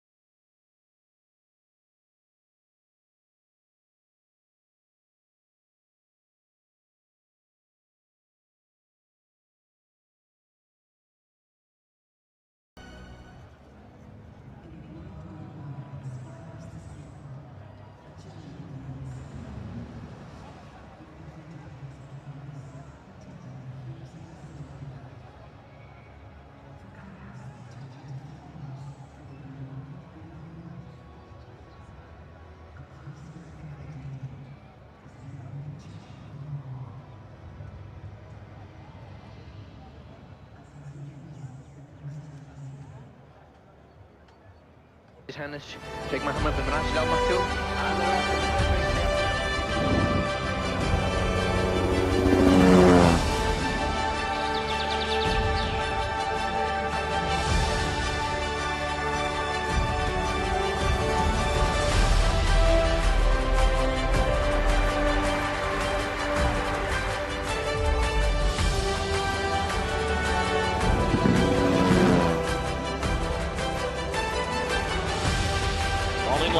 Ready for the start. They're off in the 27th Dubai World Cup. And it was a very good beginning for Bendu. And from the back of the pack, here comes Ushba Tesoro. Ushba Tesoro hits the front. Ushba Tesoro wins the Dubai World Cup for Japan.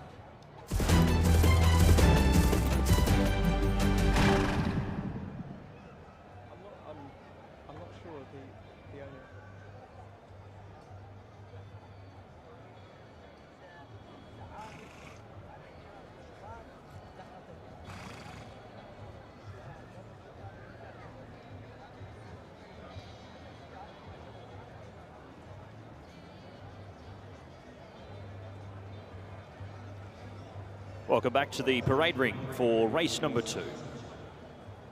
We head to the mile for the second event.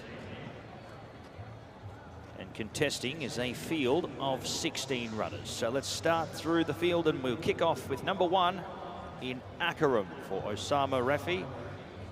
Oscar Chavez will do the riding here. We saw this horse run 7th on debut in a maiden at Jebel Ali. Down the track on that occasion. Hopefully has taken the race day experience as a positive. We see a gradual improvement from this runner here heading into his second start. Number 2 is Arabian Tail. He's had the one start in his career, but that was at Kempton Park on the all-weather track. He has his first Dubai run here, and Richard Mullen jumps in the saddle. Will need some luck from a wide draw, drawn 14.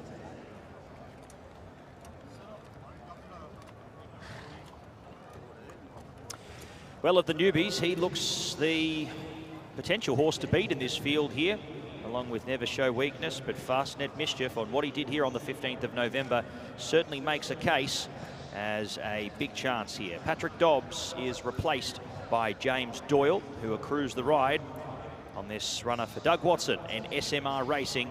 Fastnet Mischief looks a big chance here on debut.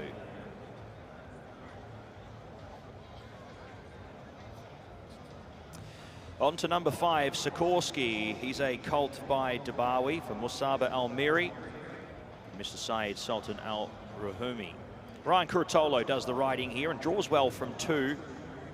Hopefully can put a good performance in here in his 8th career start, the 3 minor placings so far to date.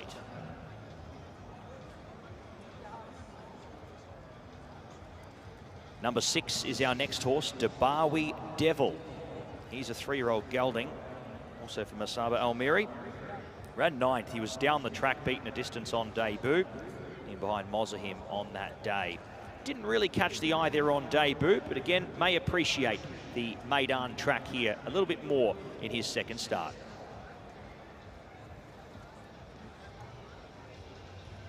He's got a big hand in the race, does Musaba Al-Miri. He's also got Eruptive. Bernardo Pinheiro will do the riding here for Mr. Nasser Asker.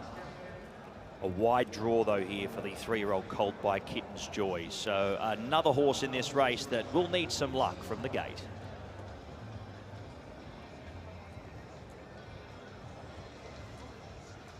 Number 8 is Golden Speech. Now, he'll be looking to bounce back here after his run last start. A complete forgive, where unfortunately he did come into collision with the gates, and as a result he didn't get the start that he'd hoped for. But provided all things go well, he has the ability to be winning a race like this.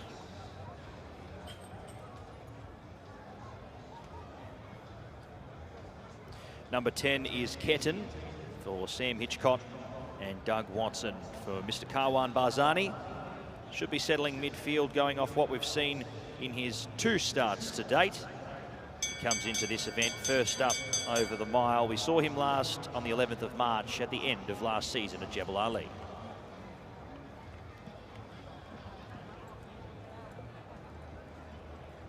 Number 11 is next, Los Paula, the 3-year-old son of Bolt Doro. He draws the ace. Ahmad bin Hamash trains, and Connor Beasley, who has had much success for the stable so far this season, jumps on board.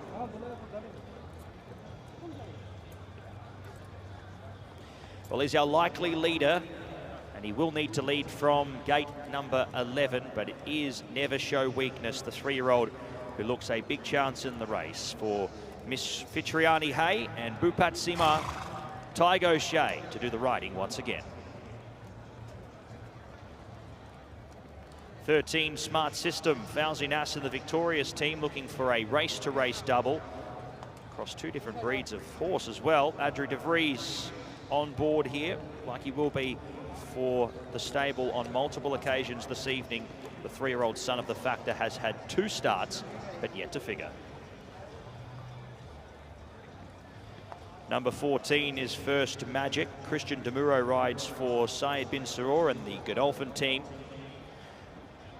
He comes out here for his debut, the 3-year-old filly by Master Craftsman, and hopefully she can make an impression here in this upcoming event. Another filly joins the race here as well, My Verse.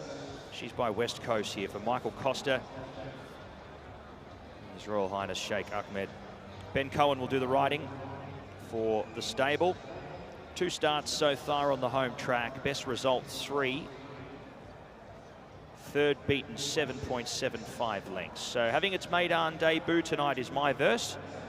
We wish the Connections the best of luck. El Introvertido's had a couple of starts already this season. 2 to be exact at both Meydan and Jebel Ali, and is on the quick backup here this afternoon. Marco van Rensburg will partner the runner here for trainer Fauzi Nass. Number 17, another horse we've seen plenty of this season already, Benzema. He's had the 4 runs already this year for Southern bin Gudaya, and he is the emergency who gains a start here with the scratching of High Everest. So Benzema in here for his 5th run for the season. Heading out early was number 4 in Mezza Tinto, Andrew Slattery, to do the riding here on board this runner who's had the 2 starts this season at Jebel Ali and has been beaten around 6 to 7 lengths on both occasions. But heads here to Meydan, and at start number 18 is looking to get the maiden tag underway. So far, the 6 minor placings to date. That's our field for race number 2. A nice big field to contest here over the 1,600 metres. All runners looking to break their maiden tag.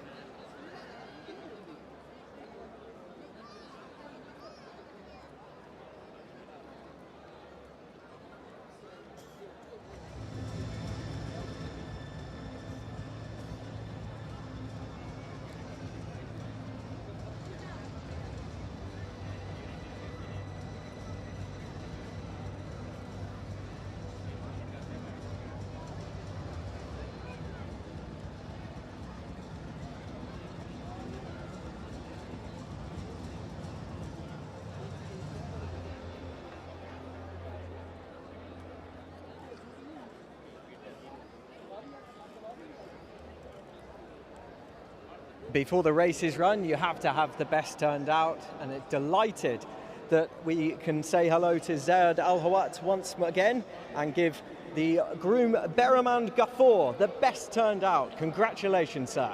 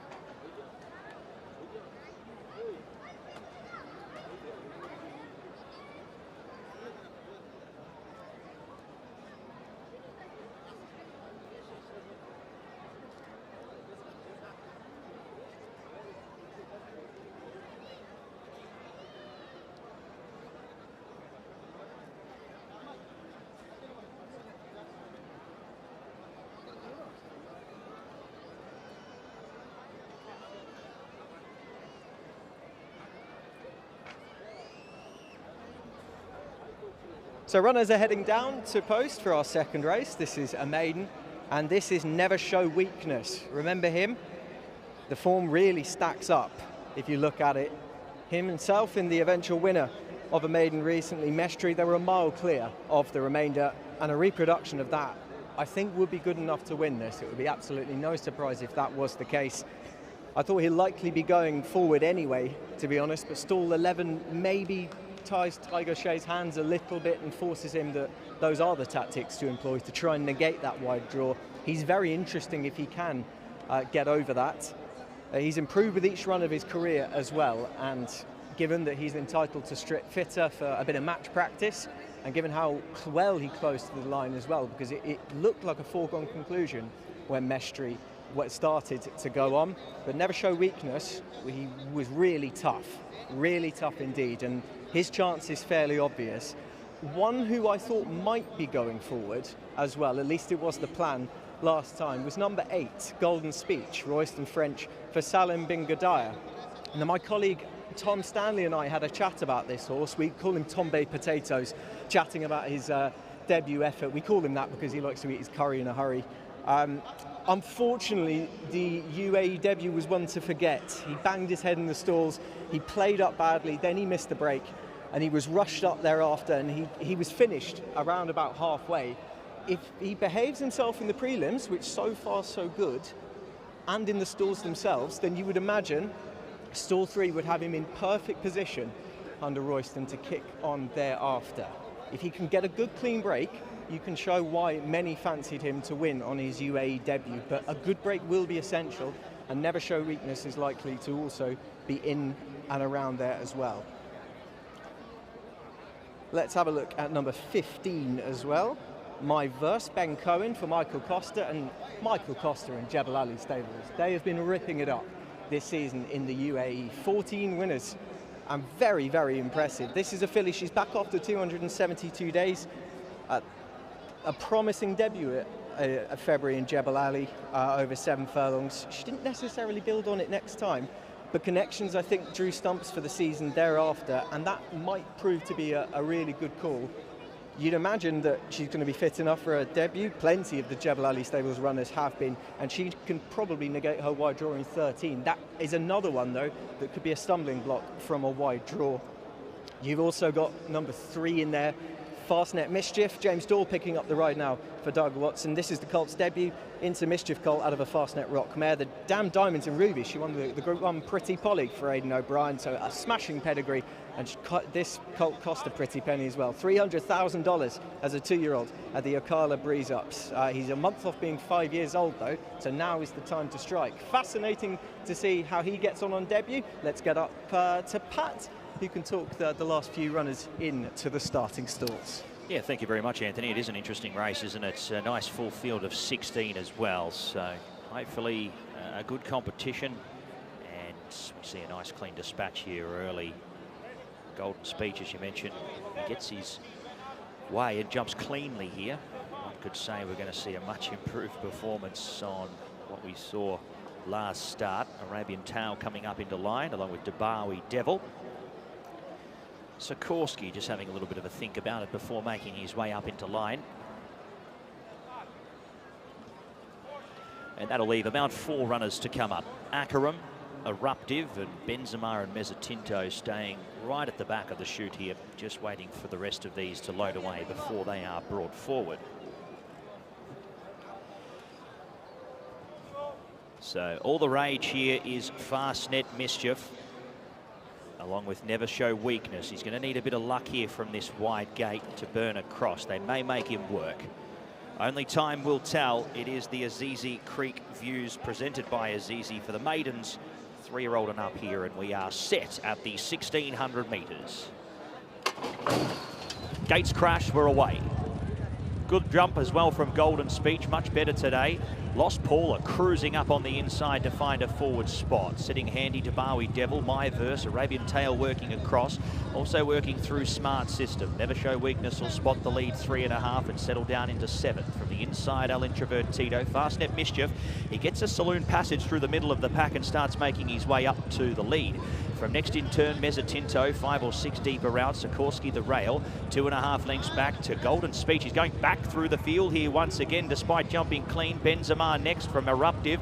Second to last in the run there, working along there, was First Magic, and the last one was Ketten. So they make their way past the 800-metre mark, and they turn off the back section and onto the side. Smart System, the leader. Never Show Weakness, being pushed along here by Tygo Shea, not travelling as well as you would have expected him to. Lost Paul a third, the inside. The filly, My Verse, starts to make a looping run here, 3 wide. Mezzatinto has a back to follow. Arabian Tail next. Fastnet Mischief not travelling all too well either. They were followed there by El Introvertido. Sikorsky next, and the rest were headed by Eruptive. Into the straight they come. Never Show Weakness. He's grinding along, but he's gone up to the outside here of Smart System. Fastnet Mischief nowhere to be seen. Up on the outside, here's Mezzatinto starting to make a late bursting run here. It's Never Show Weakness. He's up in front. He's vulnerable like a shot duck here, though. He's 2 lengths in front here. Mezzatinto the outside, but not getting the ground here.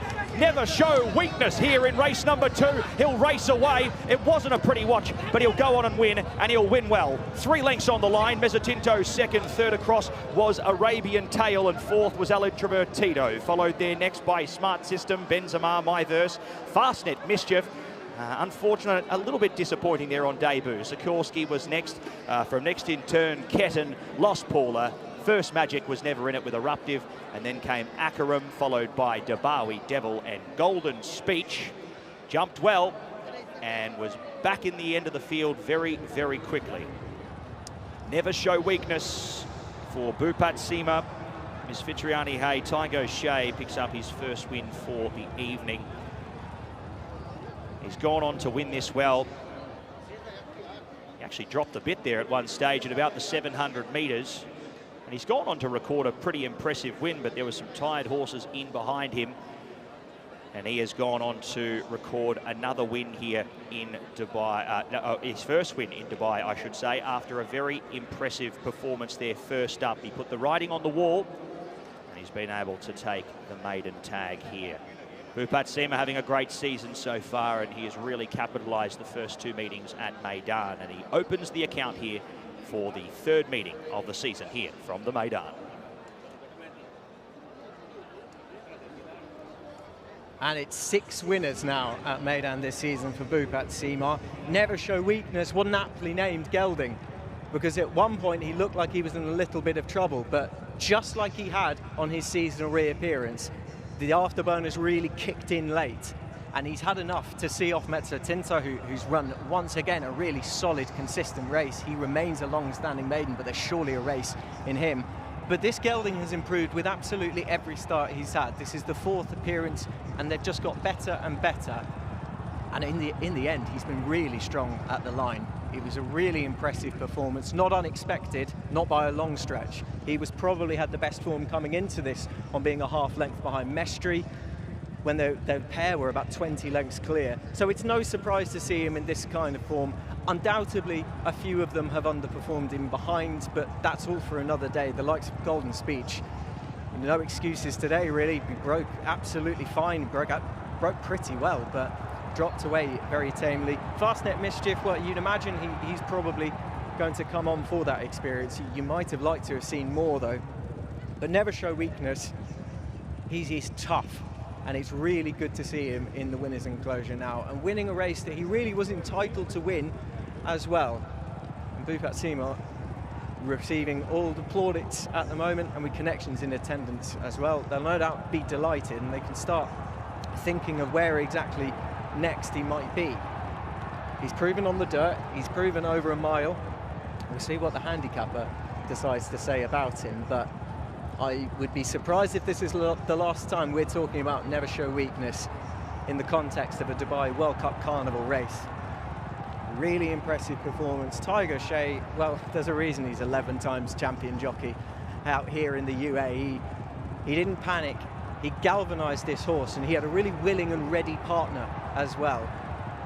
It's just good to see him start to use that experience, and he seems like he's maybe a slightly more straightforward character. As we say, Mezzo Tinto, a really good run. Arabian Tail as well. There's more to come from Arabian Tail, surely, as there is for the 4th El Introvertido.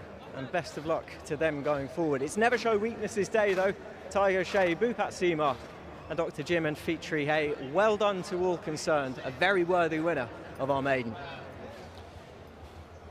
Unofficial results here for race number 2, numbers 12, 4, 2, 16. 12, 4, 2 and 16. The time for the mile, 140.77, and the unofficial margins 3 3/4 by 1.5. Never Show Weakness, our unofficial winner here in race number 2.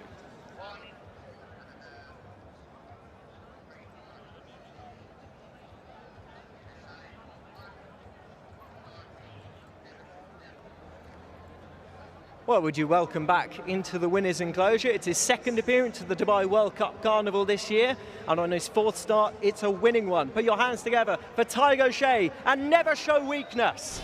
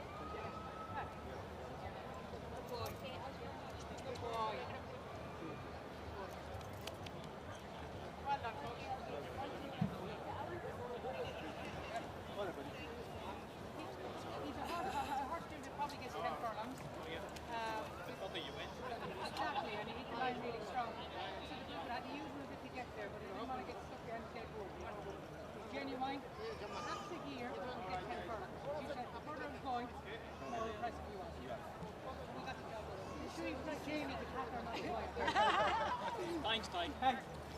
I make a note.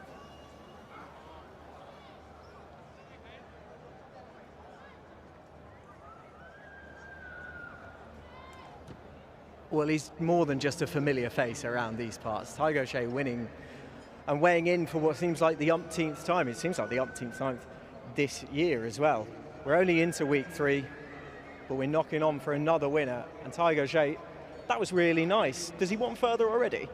It's exactly as I said to Dr. Hay, and I got off him the last day as well, and I just think he's a 10 furlong horse.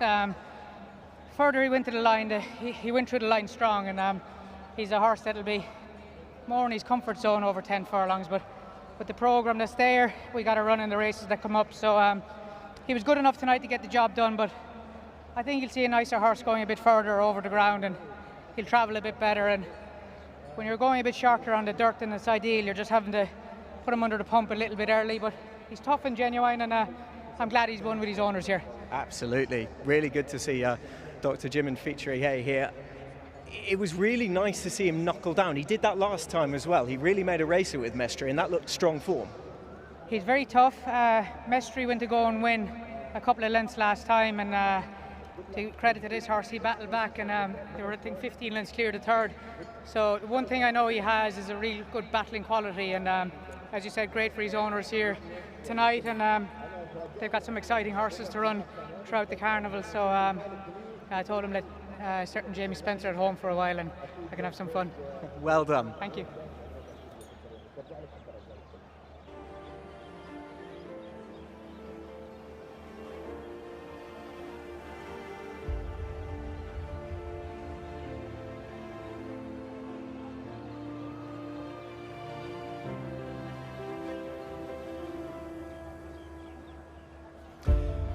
And that's correct weight here in race number 2. Correct weights with Never Show Weakness getting the job done here and breaking the maiden tag. 12, 4, 2, 16 your numbers. Time 140.77.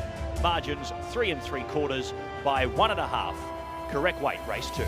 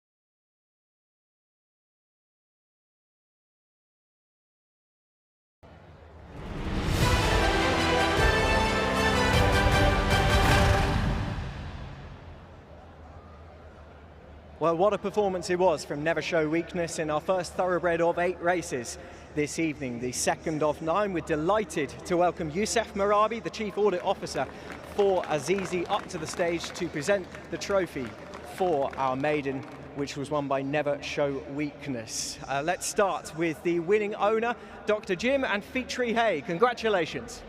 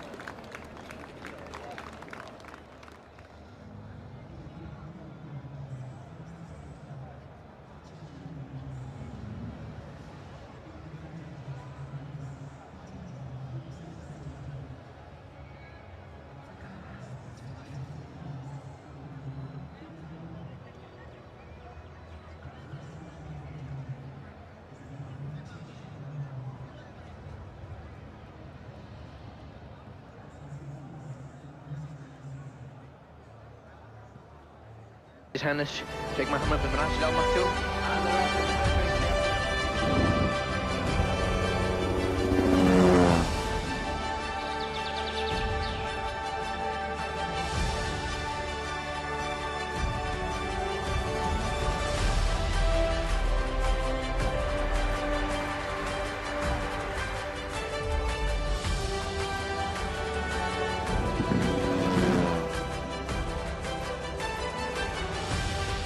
All in line, ready for the start. They're off with the 27th Dubai World Cup. And it was a very good beginning for Bendu. And from the back of the pack, here comes Ushba Tesoro. Ushba Tesoro hits the front. Ushba Tesoro wins the Dubai World Cup for Japan.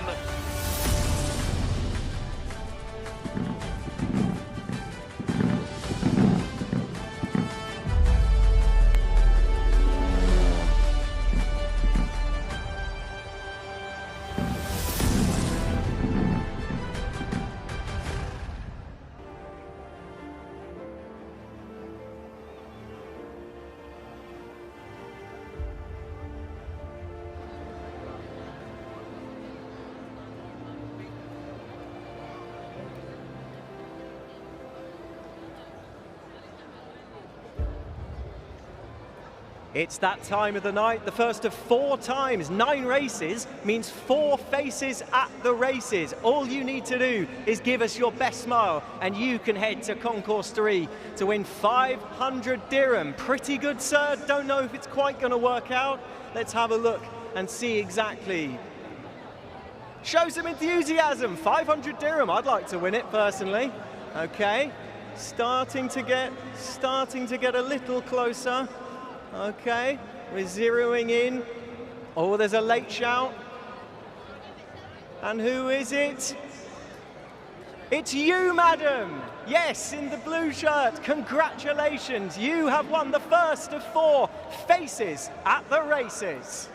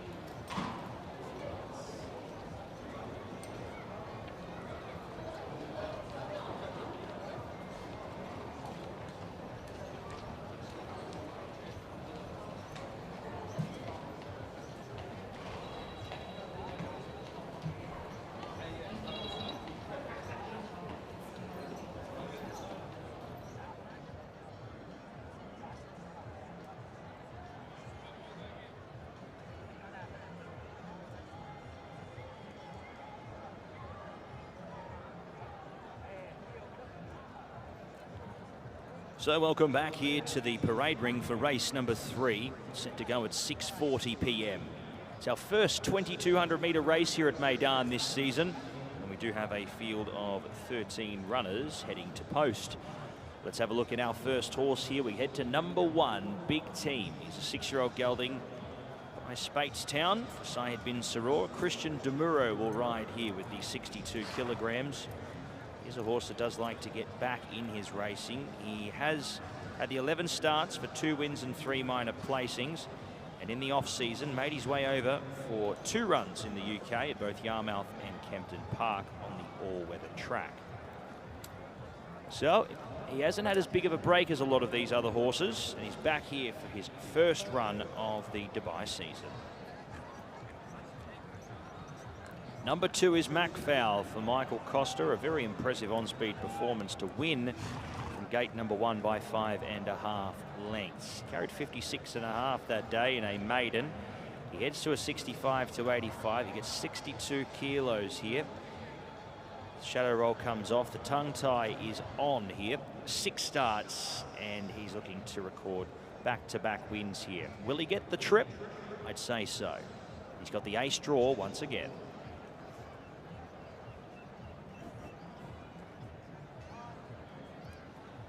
Number 3 is the 5-year-old son of Dubawi for Musaba Almeri. It is Branwell. We know he'll get the trip. You should sit handy as well from gate 7. He's had the 2 wins and 3 minors from 14 starts, and already has a run under the belt with that 1900 metre event in behind Karib. He was beaten 6.25 lengths there, and the jump out to 2200 will only improve his chances. Another one for Fauzi Nass and the victorious team. Watch My 6. He's on the quick backup here as well, coming off a run at Jebel Ali where he flashed home from well back in the field to run a very strong second. Question mark is, how much did that run take out of him, and will he handle the quick backup? That is the risk, but Connections are here confident that he'll be able to run a decent race here, and Audrey de Vries will do the riding here for the trainer.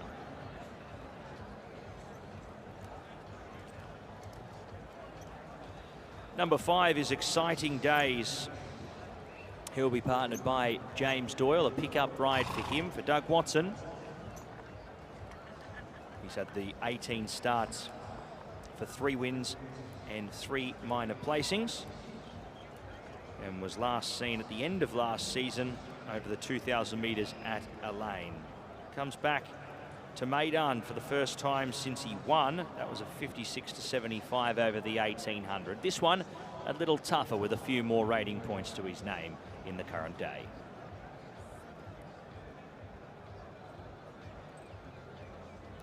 We move on now to number 7, Hester Barrow. He is a horse that settles at the back of the field. Ismail Mohammed. Pat Cosgrave will do the riding here. He's had the 2 wins from 17 starts. Hasn't been seen since March at the end of last season. He's first up over 2,200 metres. That could be a task. Number 6 is Green Jacket. He was slow out, unfortunately did not pick up throughout. He was beaten a distance in that same race where Karib was victorious. Extra distance for him though should aid his hopes. The wide draw, no concern as he goes back in the field. Number 8, Sakara King. He's a 6-year-old by American Pharaoh. Doug Watson trains. Oscar Chavez will do the riding here. He's had the 1 win from 19 starts, and the 1 race that he did have here was at Abu Dhabi. He was beaten 19 lengths on that occasion, running 13th. So we get to see a good run from him this season, but hopefully he's taken some fitness from that first up performance. Number 9, Dubai Vision. Strong second last time out behind Attribution. It was a pretty gut-busting run there, but he's had a couple of weeks to recover. Hopefully he's back fighting here. Connor Beasley will ride for Ahmed bin Hamaj. Number 10, Mekdam for Doug Watson, Sam Hitchcock. He was second in one of the final races of the season there at Elaine. He's beaten 1.5 lengths there by Exciting Days. And he kicks off his campaign this evening.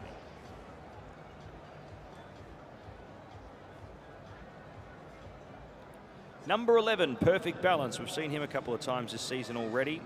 A winner at Sharjah and ran third here behind Al Jadaf.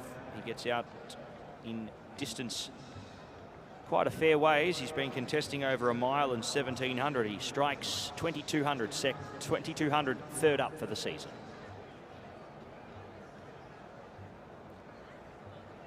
Number 12 for Bernardo Pinheiro is Al Daja from Musaba Almeri.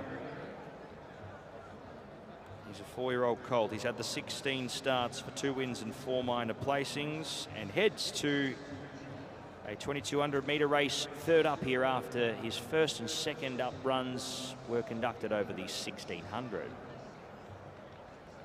And last but not least, for Elise Jean, it is Act of Wisdom. Saif Al-Balushi does the riding. 3 wins from 17 starts, another 1 minor placing. He is also first up for the year. That's our field over the 2200 metres for our 65 to 85. The runners head through the tunnel and out onto the track here for one of our distance events.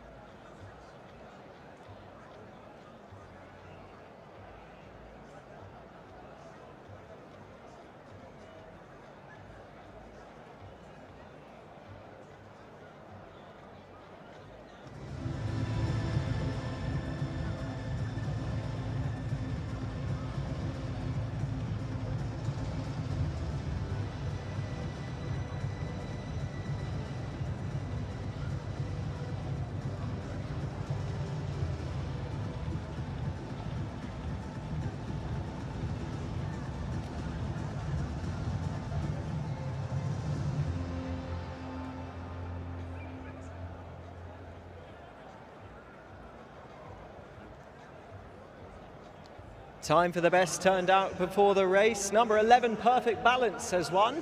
And Ranu Singh is being presented the best turned out by, once again, Dr. Zayed Al-Hawat. Congratulations, Ranu.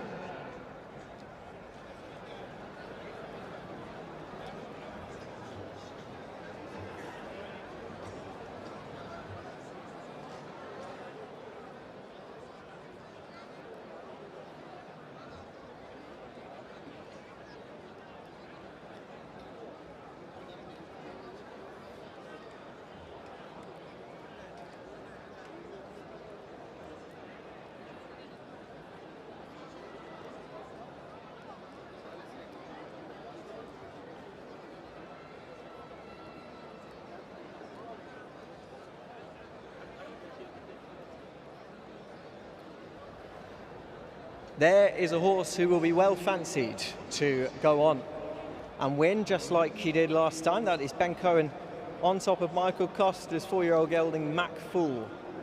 And if you saw what he did at Alain last time, over 2,000 metres, he really took the race to them from some way out, and no one could live with him.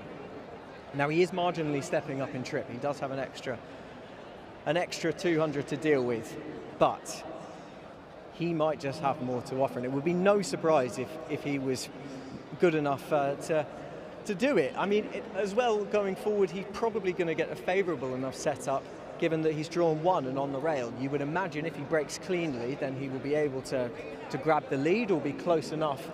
And from there on in, it would take a difficult one to go by him. There are some in the field, though, that would make some appeal elsewhere. I'm particularly interested in Branwell, who, when he gets 2,000 metres and above, he really seems to come alive, especially over this course and distance. The 2200 suits well to him. He showed that in February, and now he's back. Ryan Corotolo taking the ride. He reappeared here over 1900 last time. That looked like it was a bit sharp for him, but much more to his liking will be this kind of trip. And I thought he's also quite versatile on the run. He can lead, he can sit handy just off if they're going a bit quick. He may have a little bit more to offer after his pipe opener as well. Sidebins for in attendance, he has big team, Christian Dumuro taking the ride. Christian told us just before our first race that he was looking forward to riding big team, and I can see why. And big team is a very interesting contender. His last visit to the Carnival was good. He was placed in more than a few of his runs out here without quite getting the wins, but running well off marks in the 90s. He had 18 months away from the track. He returned in August and September. Those couple of performances in the UK should have blown a few of the cobwebs away. He does tend to be weighted with. I think he'd ideally like a bit of a contested pace so he can swoop late. But it will be interesting to see what Christian Dumuro decides from stall 2, because if he does employ those tactics, he may cop a bit of kickback, not that he hasn't done in his past few runs. And it takes a particularly special brand of horse to be able to take the kickback here at Meydan, get the dirt in their face and not mind it. Some horses can't have it at all, others can very much deal with that and still have enough to come through late for a performance. Number 5, let's have a look at him as well. Exciting Days, James Doyle for Doug Watson. 2022-23 season was a fine time for this gelding. Won here over 1800 on the turf. Showed his versatility by signing off with an Alain Dirt victory too over 2000. The latter was in front of the reopposing Meydan, number 10.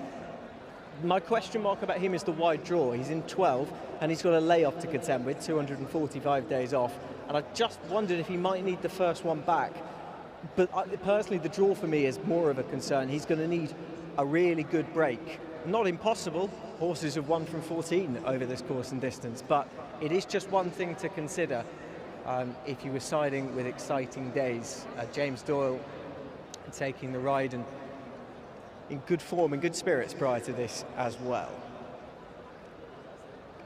The really interesting one is Adrie de Vries and Fauzi Nas looking for number 4, Watch My 6, to come back within 6 days after a long layoff. Now, he had a hard race at Jebel Ali, seemingly, and up the hill, and he was staying on to pick up a few pieces. That was a blinding run, considering he'd been off for so long. This is a horse who faced off against the mighty Baid as a 3-year-old, and we haven't seen much of him since, only Jebel Ali. The connections opt to raise him fairly massively in trip as well, but given that pedigree has stamina influences, I think that does look like a good call. The question is the 6-day backup after being off for so long beforehand. Will the bounce factor apply? Possibly, but as I said in my preview with Pat Comerford, Fauzi Nas knows what he's doing, especially around here, and it'll be fascinating to see how he gets on, and interesting that maybe it was just an opportunity that they felt they couldn't afford to miss, having reappeared only 6 days ago over 1400 at Jebel Ali and stepping up markedly in trip. Number 9 in behind as well, Dubai Vision, Connor Beasley. We also spoke about earlier the red-hot form that Connor Beasley's been in. He didn't enjoy the best of weeks last and week 2 of the Dubai World Cup Carnival, but he did have 4 places. And he does have a nice couple of chances on the card later as well. This gelding's starting to enjoy himself in the UAE and enjoy his racing. His 4 runs across last season, and this one have been quite good. His win in March at Sharjah, or in leave it as late as you pretty much can. He only got up in the last 30 yards. I haven't seen too many be able to do that.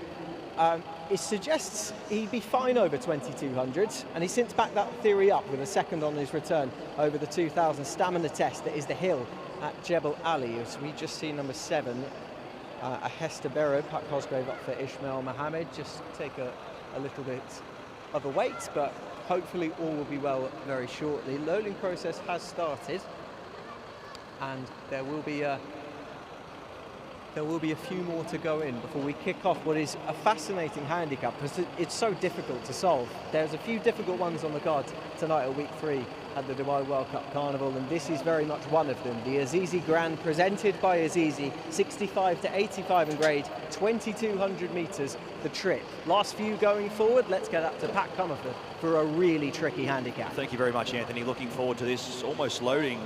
The loading process is almost complete here at the 2,200 metres. It's our longest race we've had so far this season. A couple of 1,900 metre events, but I'm sure a few of these horses really itching to get out to 2,200, and they get that tonight. Set to run.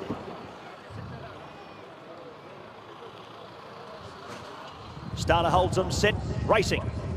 Shane Ryan sends them on their way. Perfect Balance to the inside was one of the first to show. Macfowl utilising the gate early.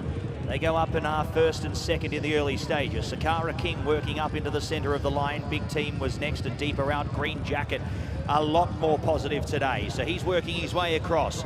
Next in turn, a Hester Barrow being passed by Macdam. Aldaja, Exciting Days deeper out. He's coursing 5 wide at the moment. Pace is good. The inside Branwell from next in turn, Dubai Vision, Watch My 6, Act of Wisdom, the last one as they go in search of the 1,600 metres. So out onto the back section of the track, and Sakara King takes over the lead. From Big Team in second, Green Jacket third, and Punching the Breeze 3 wide. He's providing a Hester Barrow some cover in fourth. Macfowl gets a beautiful run inside, and the pace is good. He is not over racing at all. Perfect Balance drops back into 6 from Macdam.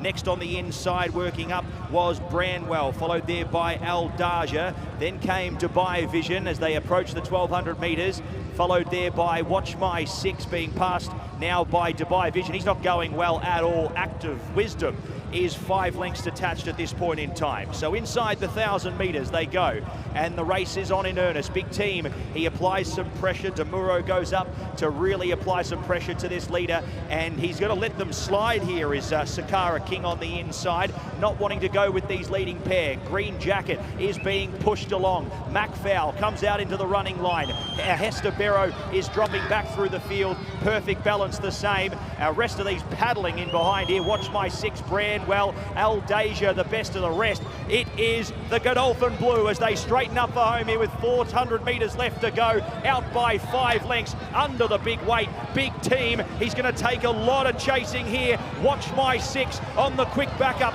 Is he good enough? Macfowl third. Green Jacket throws up the white flag. Big Team the leader. Look at Watch My 6 levelling up on the outside with 100 metres to go. Watch My 6, an incredible training performance by Fauzi Nas. He's going to get an early double on the card. A bold move, and Watch My 6 wins well. Beats Big Team. Third Aldaja, fourth Macfowl, and a Hester Barrow runs fifth from Green Jacket. Perfect Balance crossed over in isolation, followed by Branwell, Sakara King, Exciting Days, Macdam, Act of Wisdom, Dubai Vision, the last one home. Watch My 6, Fauzi Nas, the victorious team. They've pulled the trigger in a lot of races tonight, bringing a big team to the races. They've taken the Group 2 for the purebred Arabians with RB Rich Like Me. They pick up their first thoroughbred winner for the night. Watch My 6. Was he fit enough, and was he good enough to come through the run and win? Yes, he was, Anthony Dunkley.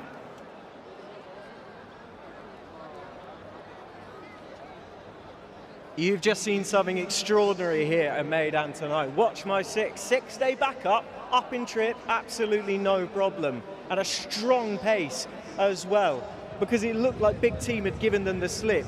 Look at where the winner is. He's having to come wide, but he's going to eat up this ground. This is the kind of trip he wanted. He was unexposed coming into this, just his second run of the UAE, but he had a mammoth layoff after that race at Jebel Ali. And it looked a hard race as well, staying on from the back to pick up a few pieces, never quite getting to the winner, even if he was slightly idling in front and looking for the line himself. Watch My 6, what a performance. Watch him going forward, because this is surely not the last we've heard of him. A really quite startling performance. Plenty of these have not enjoyed the test that was put forward to them. Branwell fell out of the gate. He looked like he was still in with some kind of chance as they got to just after halfway, but ultimately it's been a slightly muddling performance from him. He was slow away and that was it. Macfall looked like he was having a good enough setup, a similar one to the Alain race, maybe just a little bit further back than he had been.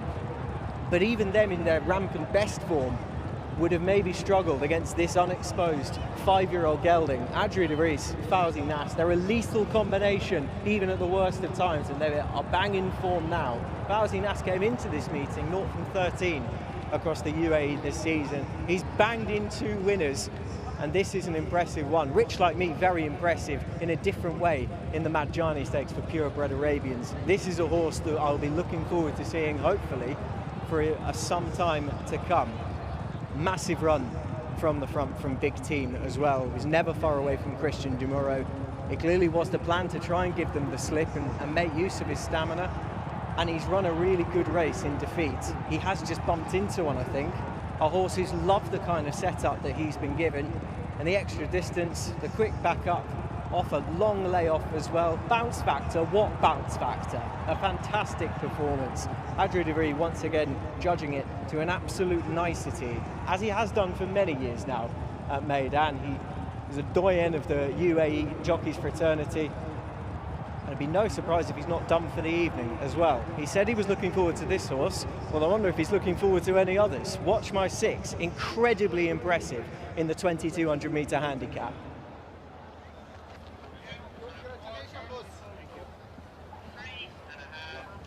Unofficial numbers here for race number 3, 4, 1, 12 and 2. 4, 1, 12 and 2. The time for the winner, Watch My 6, 221.61. Margins 2 1/4 by 3 1/2 in race number 3, 4, 1, 12 and 2. Your numbers. All right, man. Thanks.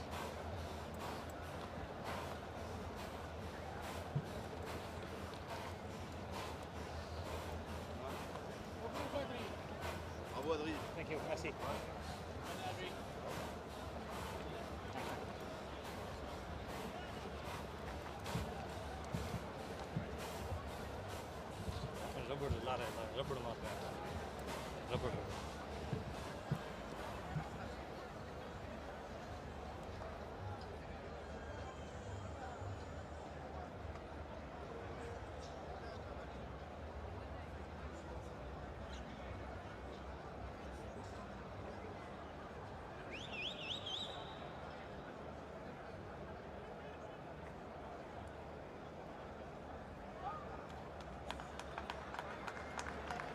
It's a case of deja vu. Rich Like Me first in the Majani Stakes. Now Adrie de Vries and Fauzi Nas have teamed up once again. Watch My 6, an incredibly impressive performance in our latest handicap.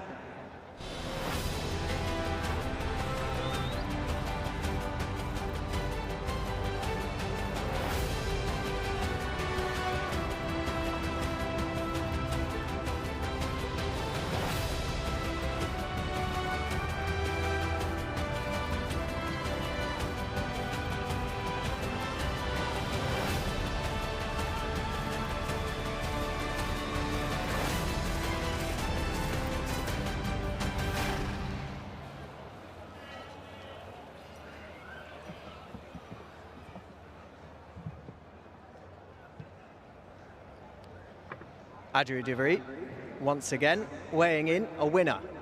Watch My 6. Well, he mentioned that he was looking forward to riding him, and I'm looking forward to hearing about some of the other mounts as well, but not before we give due credit to an incredibly tough performer, Adrie. Absolutely. I had my doubts backing up after a long break. He only ran the other day, but Fauzi kept him fresh, just kept him trotting and swimming, and yeah, he backed it up really good. Always happy with where you were in the run? Yes. Easy answer, yeah, really. They went fast, so I was sure they was coming back, and traveling into the last bend, he gave me a good feeling, and yeah, I was confident. Is this the limit of his ability, not a limit of the ability at the trip, but the limit of the trip you could go with him? Could you even look at further options? Yeah, he wasn't stopping there, and I mean, it's only his second run, like I said, after a long break, so I'm pretty sure there's more left in the tank. Is there more left in terms of the rides in the tank? Absolutely, I think so. And could you just give us a name? Come on, Adrie. Well, the next one is a nice horse. I hope he's fit enough, but he's training well enough, so I think he will show up today. Thank you very much. Well done. Thanks.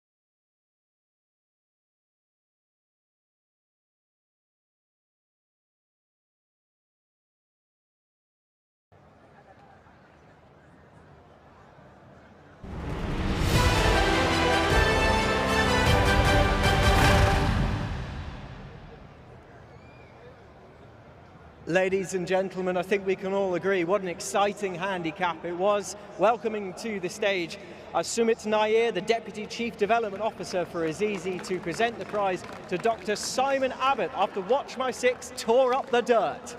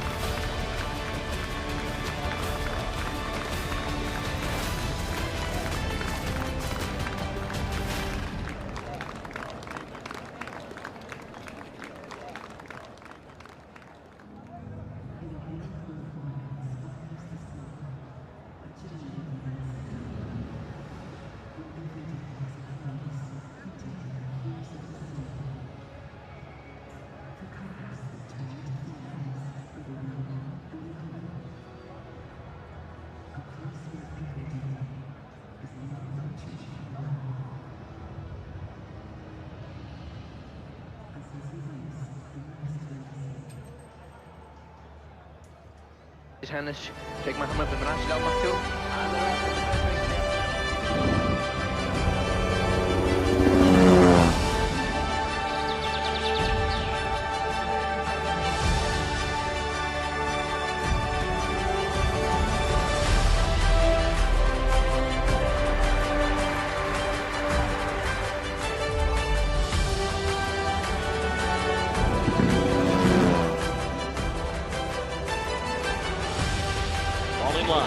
Ready from the start.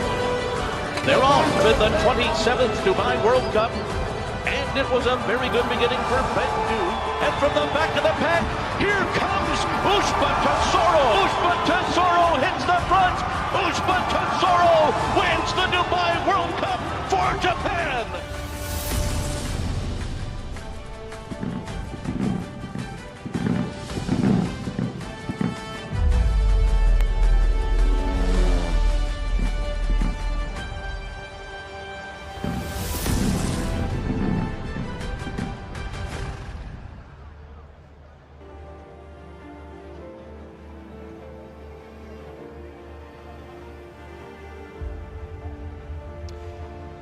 And take note, ladies and gentlemen, correct weight, race number 3. Correct weight here at Meydan for the third event. Watch My Six, your official winner. 4-1, 12 and 2, the numbers, 221.61. The winner's time over the 2,200 metres, margins 2 1/4 by 3 1/2 in race number 3. Correct weight.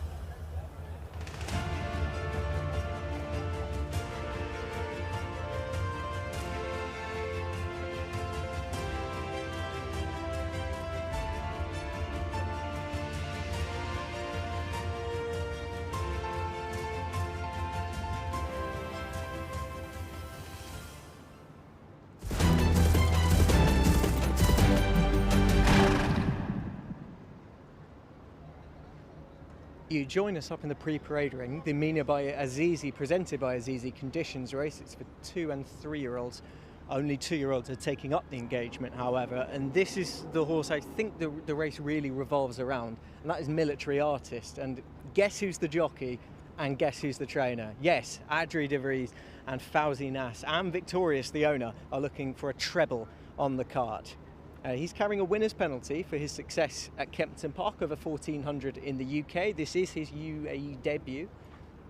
And I wanted to see exactly how he was taking everything in, because this is a very different experience. I can tell you from Kempton Park on an evening meeting there. This is about as different as it can get. You are under the lights, yes, but bigger crowd, much bigger space. And he looks in fine condition ahead of this. He's proven it at the all-weather tracks in the UK. Now the question is, can he prove himself on the dirt? Well, he's got a lovely dirt pedigree. He's by Munnings out of a forestry mare. Munnings has had a lot of success with his progeny out here, and it looks like he's ready for this. On strict ratings, he does have a few pounds to make up on Christian Demuro and Saib bin Saror's representative Nazi, but he's a lovely looking animal. He looks in tip-top shape ahead of this. The one slight query might be the extra 200. That would be a potential query. Munnings a bit more of a speed influence, but he's the X factor in the race. There are lots who could improve and probably will, but he is the most fascinating in here. Take nothing away from a few of the others. As you'll see in the paddock, it's a nice looking bunch, but he very much takes your eye as an imposing, strong type, and his coat is magnificent as well. This is Military Artist. Likely not the last time you'll be hearing about him. This is his UAE debut. How exactly is he going to get on? Well, he's the international favourite. He's representing a trainer, jockey and owner combination that have had great success already.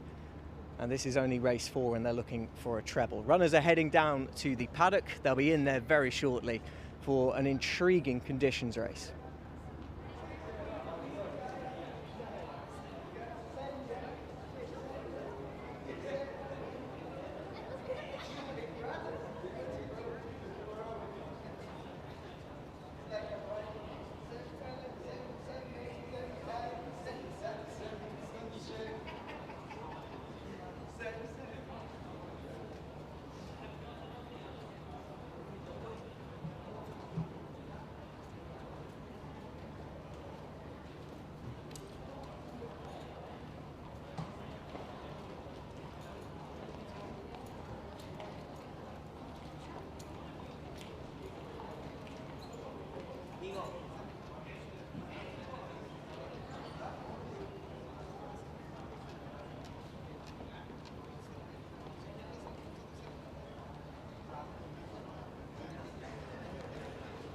Well, ladies and gentlemen, welcome back into the mounting yard here for the 4th time this evening. And hasn't it just been the Fauzi Nas Under De Vries show so far? It could continue here in the race. They have the horse to beat in the field, coming off a nice win over in the UK. On the all-weather track as well. 2 runners here coming into this with those overseas wins. We'll also have a look at Nisa very shortly as well. Not only that, his 3rd placing at Wolverhampton was a race that has held up from a form perspective.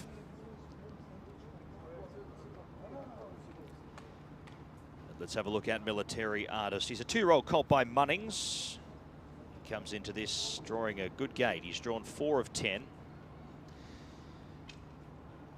And off his form overseas, he holds a very good hand in the event. On the proviso that, much like Nisa, he handles the switch over to the dirt. Yes, he's got form on the all-weather, but does need to translate that to dirt.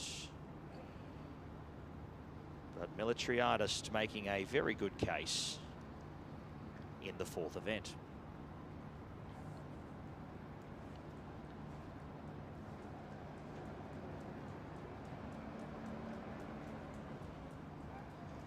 Number 3 is Great Alaska, the 2-year-old colt by Exceed and Excel. Gabrielle Maloon will ride for Ahmed bin Hamash. Do have 2 runners here in the race for 2 sets of connections. Great Alaska, he is a bit of an unknown coming into this race, as he is very fresh to the whole racing caper. But hopefully we can see Great Alaska go quite well here. Bred out of Ireland through Pitchford Bloodstock, and has his first race experience this evening. Number 4 is next, Killer Collect. We've seen him at the races already on the 10th of November. He ran a nice 3rd there in behind Al Nassib. Now, Al Nassib won by a convincing margin, but the run from Killer Collect was still impressive enough. Provided there isn't a tearaway leader in this upcoming race, and he's amongst the field, as he can make his presence felt here in this event, and he's only going to improve off that performance, considering it was his race day debut. Killer Collect, a potential chance of picking up some prize money here in the 4th event.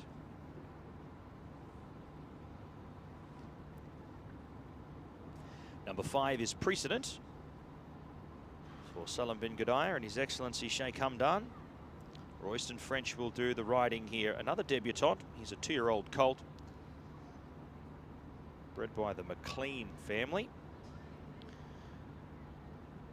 He draws a nice gate here, and we'll learn a lot more about him after this first start performance. Number 6 is Shah Baby. Debuted on the 24th 2 weeks ago. He's beaten 10.25 lengths there, running 5th in behind Mendelssohn Bay. But much like a couple of horses who come through that Mendelssohn Bay race for a 1400 metre maiden, it could be, I'd say, one of the stronger form lines that we'll see here early in the season. And it wouldn't shock me to see plenty of subsequent winners come out of that event.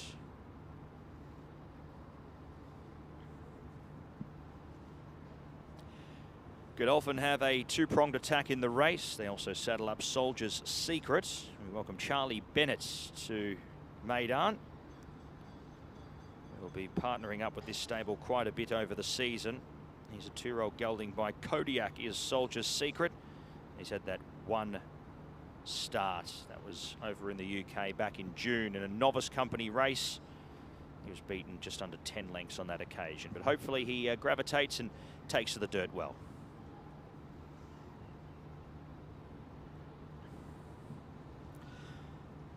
Fauzi Nas with a second horse in the race that could also race well for the stable, who have been the highlight of the night so far. He's a 2-year-old colt by Good Magic, also for the victorious team. He was beaten a distance last start, was Tactical Bound. But we'll see how he fares here. He gets the services of South African Marco van Rensburg.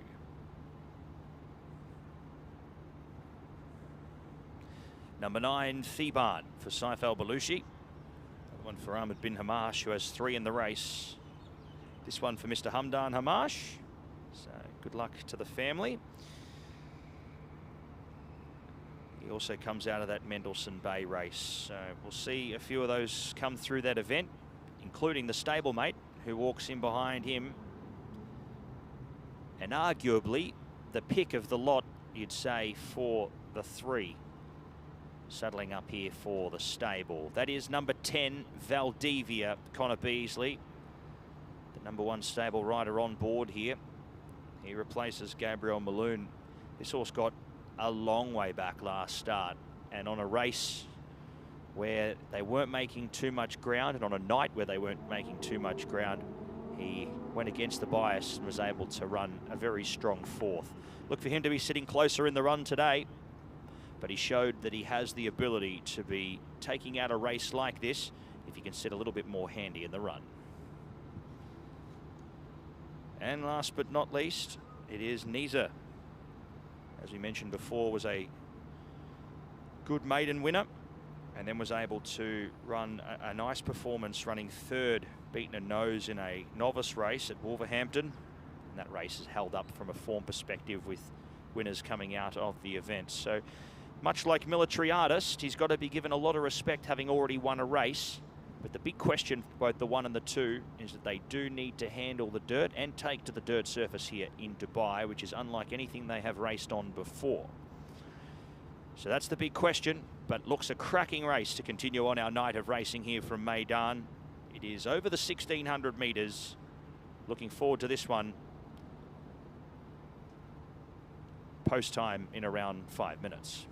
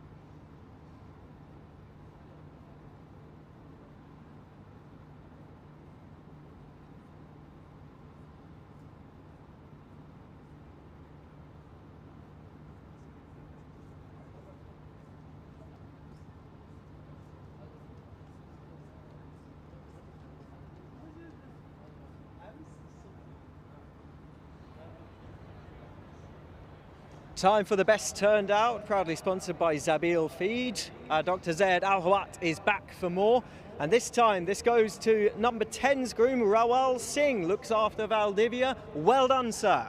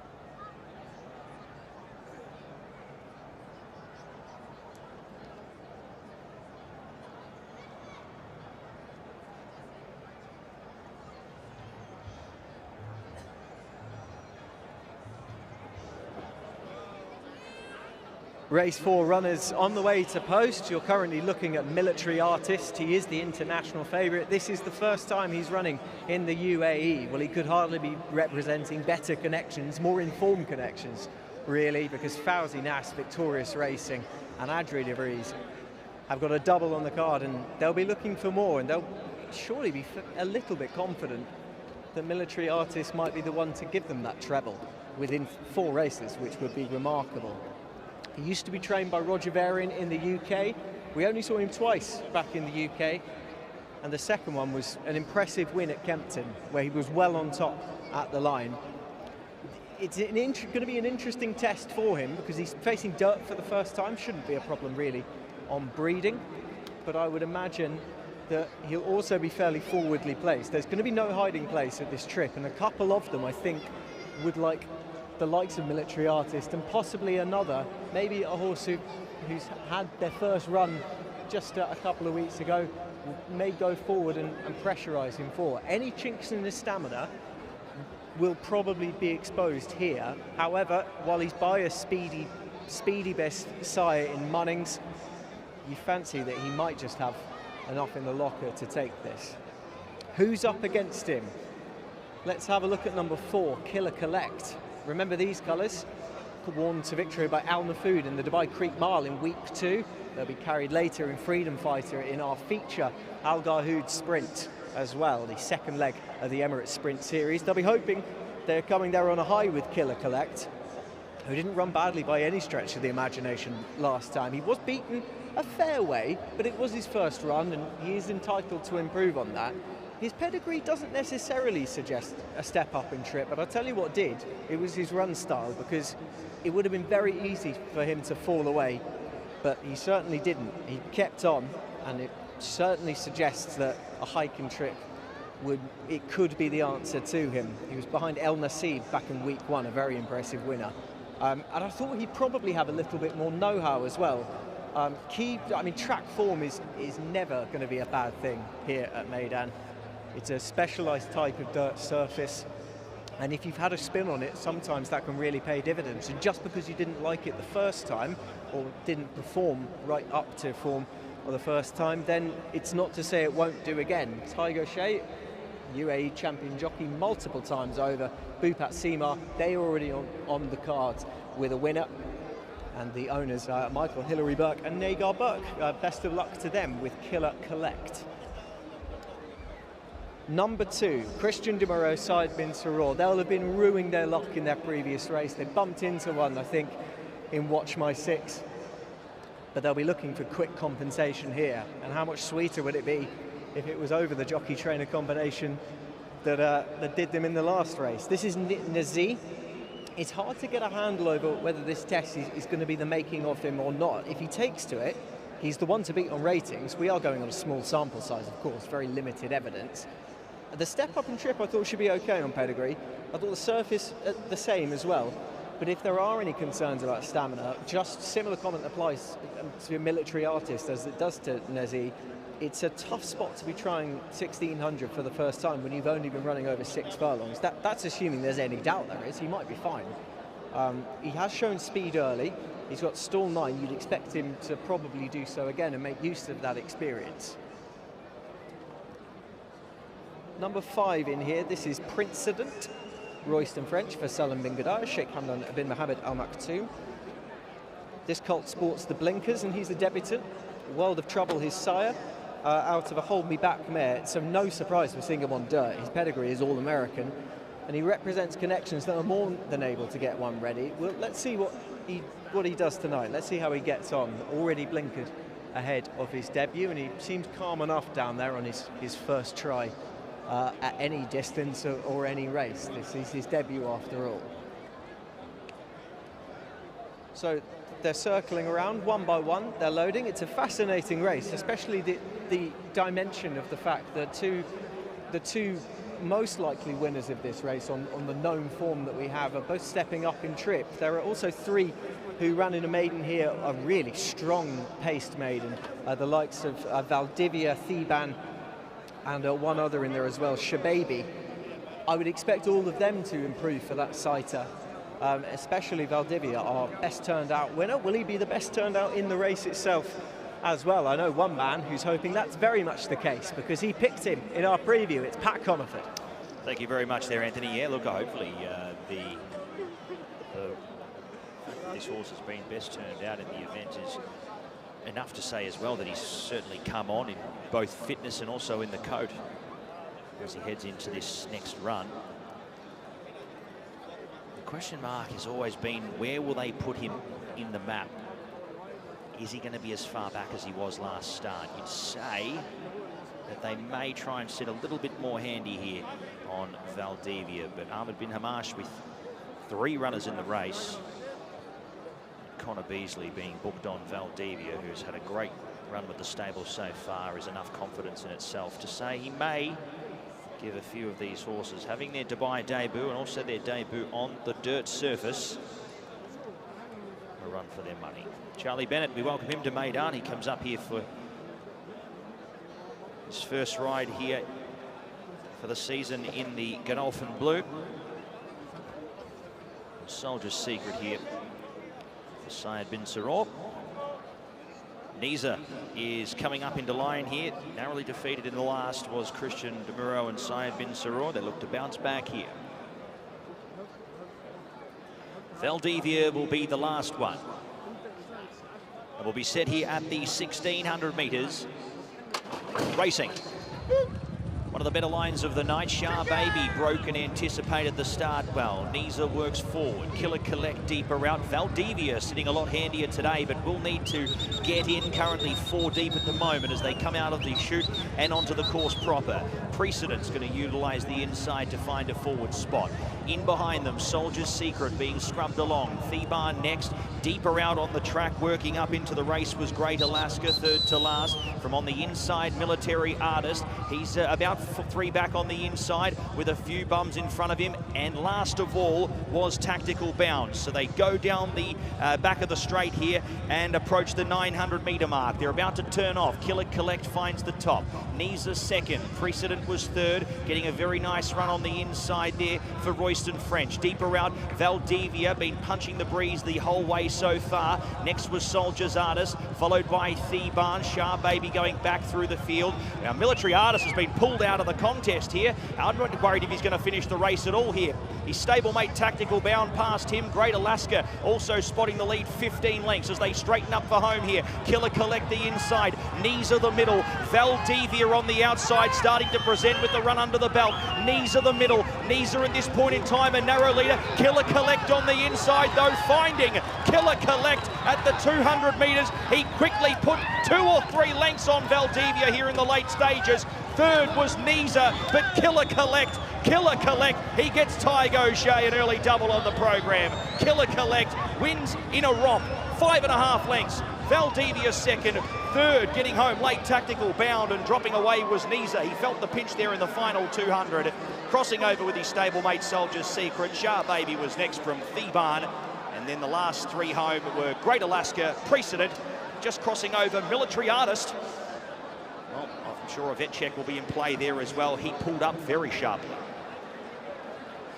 Killer Collects, Bupat Seema, Tygo Shea, they pick themselves up a double. They're able to get a good win here in the event. Bupat Seema has been training the lights out here at the home track, and he's able to pick up another winner for Michael Hillary Burke and Niga Burke. They've been wonderful clients over the journey. Obviously success here 2 weeks ago with Elnafud. Killer Collect has been able to pick up some prize money here nice and early in the season. Killer Collect, a good winner. He denies Valdivia. Third goes to Niza. He was pretty good there in the end. Tactical Bound motoring home as well late, but Killer Collect too good here in race number 4.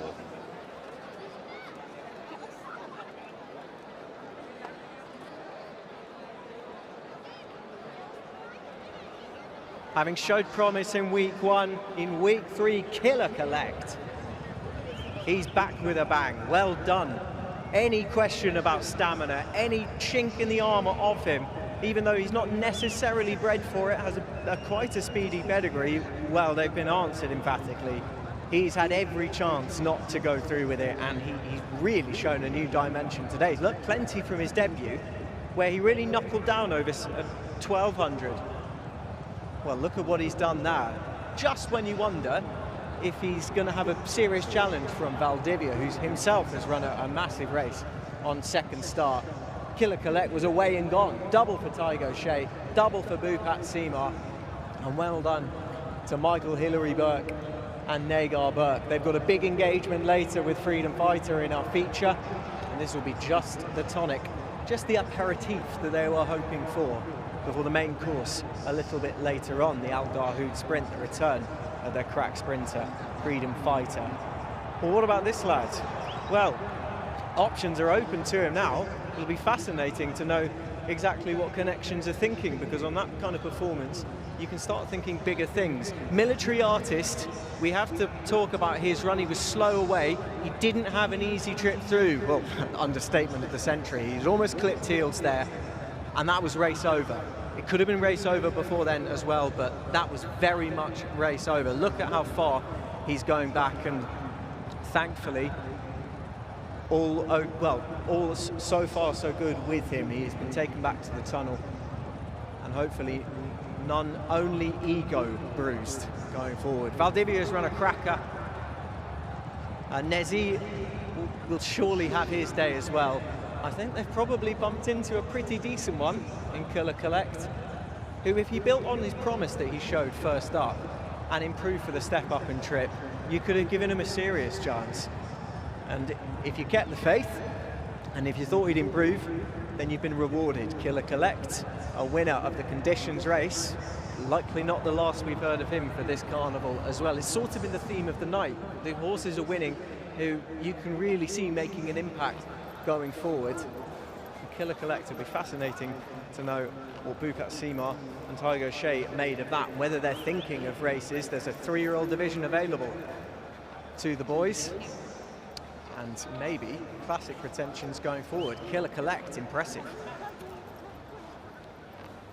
Unofficial numbers for race number 4, 4, 10, 8 and 2. The 8 has flashed into third, 4, 10, 8 and 2. Winner's time 1:39.67.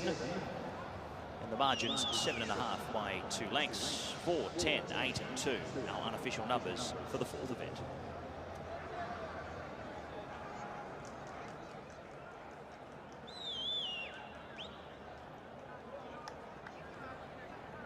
Would you welcome back, please, the champion jockey of the UAE, more times than you can count, a champion trainer in Bupat Seema, and Killer Collect. You haven't heard the last of him.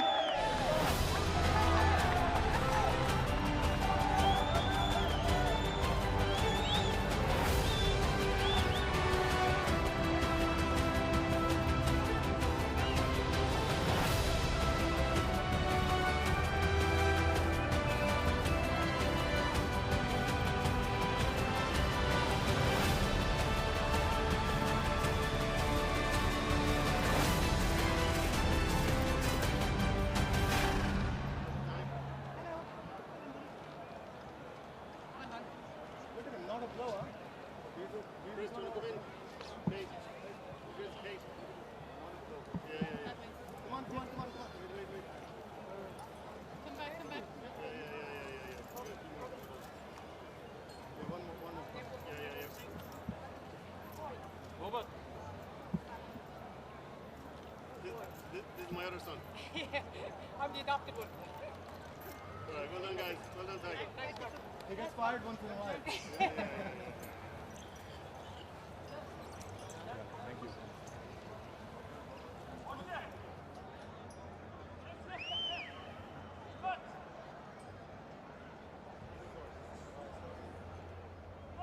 Waves to the crowd cheering his name. It's just another day at the office for Tiger O'Shea, a double on the day. A really nice performance, never show weakness earlier on, and Killer Collect, that was really impressive. He's very speedily bred, isn't he, Tig? Were you always confident he'd see the trip out? He's a lovely horse. He's got it's the old cliche, but he's got a great mind.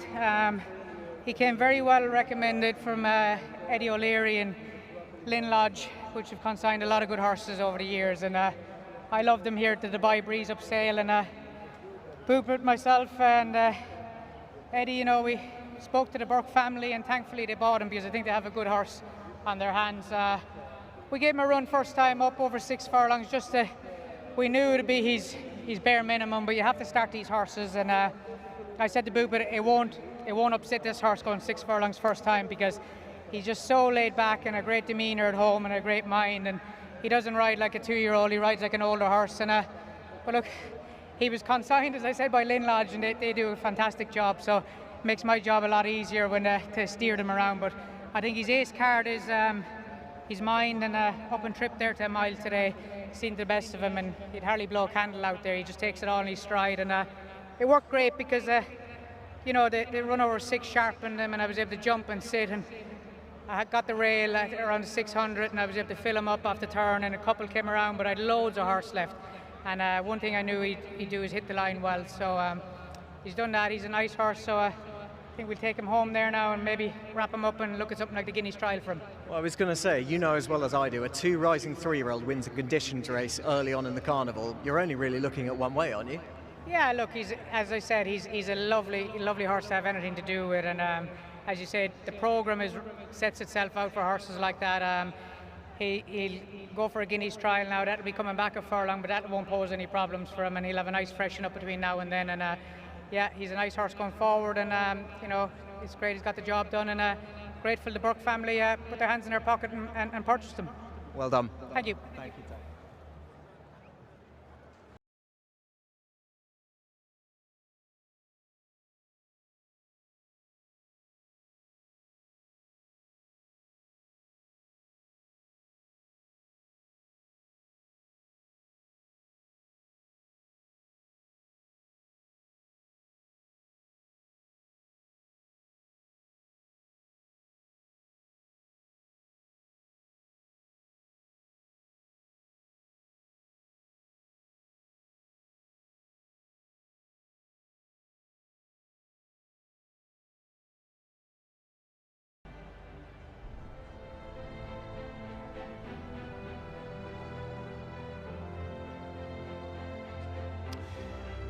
So that is correct weight, race 4, correct weight for the 4th event, numbers 4, 10, 8, 2. Correct weight, time 1:39.67, margins 7.5 by 2 lengths in race 4, correct weight.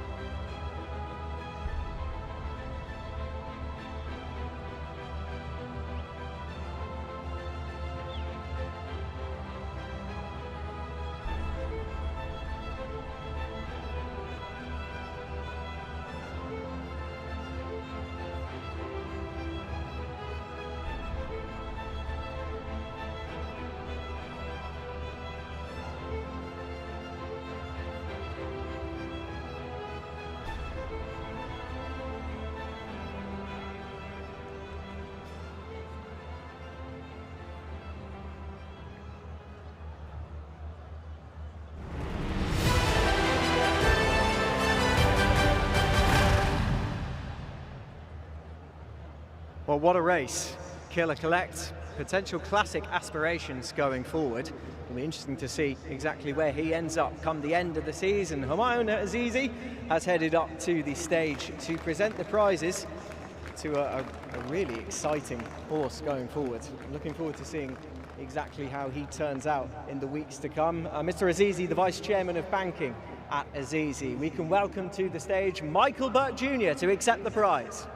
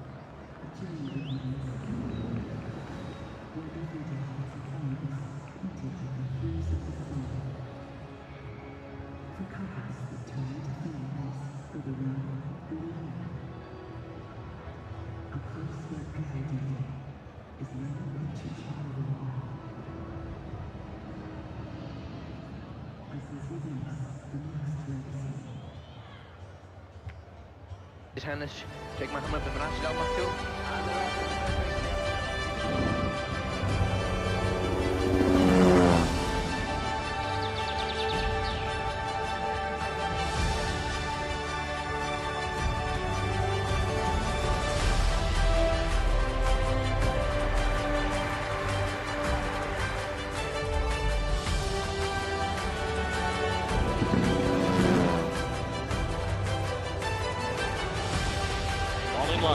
Ready from the start. They're off with the 27th Dubai World Cup. And it was a very good beginning for Bendu. And from the back of the pack, here comes Ushba Tesoro. Ushba Tesoro hits the front. Ushba Tesoro wins the Dubai World Cup for Japan.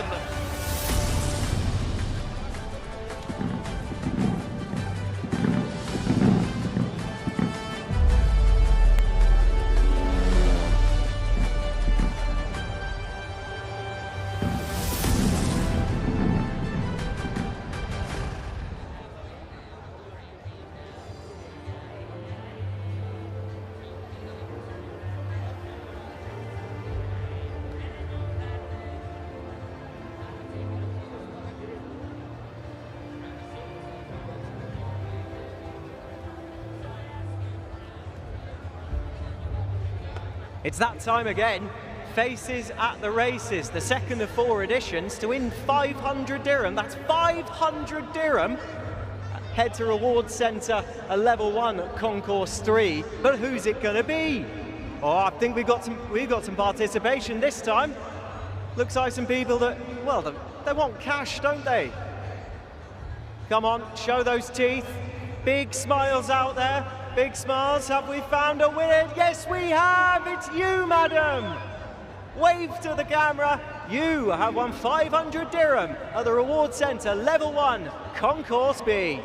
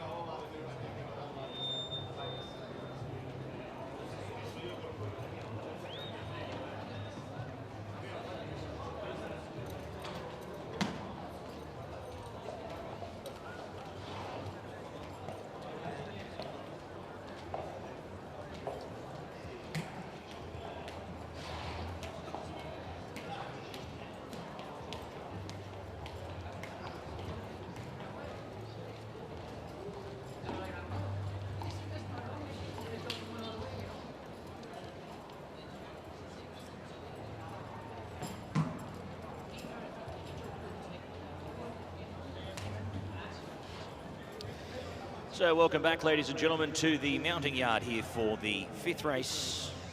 We get set here for a nice big field of runners. We go with 16. We're going to wheel through these runners nice and quickly because plenty to look at before they leave the tunnel. Let's head to number 1, Lasso Dude. He was very good last time out to the races. He was no better than 3 or 4 deep the trip.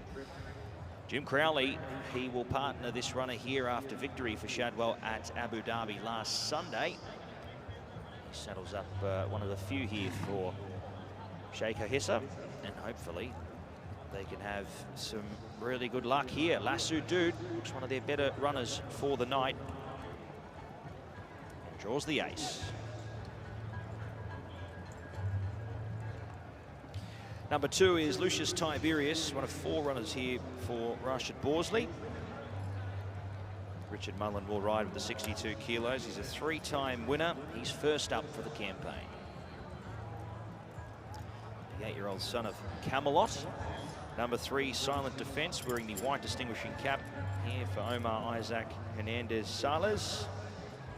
3-year-old by National Defense. So the Borsley stable with runners of all ages. Another one here having his first run at season 2023-24. Number 4 is Aswan, a great winner at Abu Dhabi, a commanding winner at that as well. Son of Caravaggio will be partnered once again by Bernardo Pinheiro, looking to keep a nice perfect record here for this current season. Number 5, Faithful Soldier. He'll be partnered now by Sam Hitchcock, a pickup ride for A.L. Butler and trainer Doug Watson.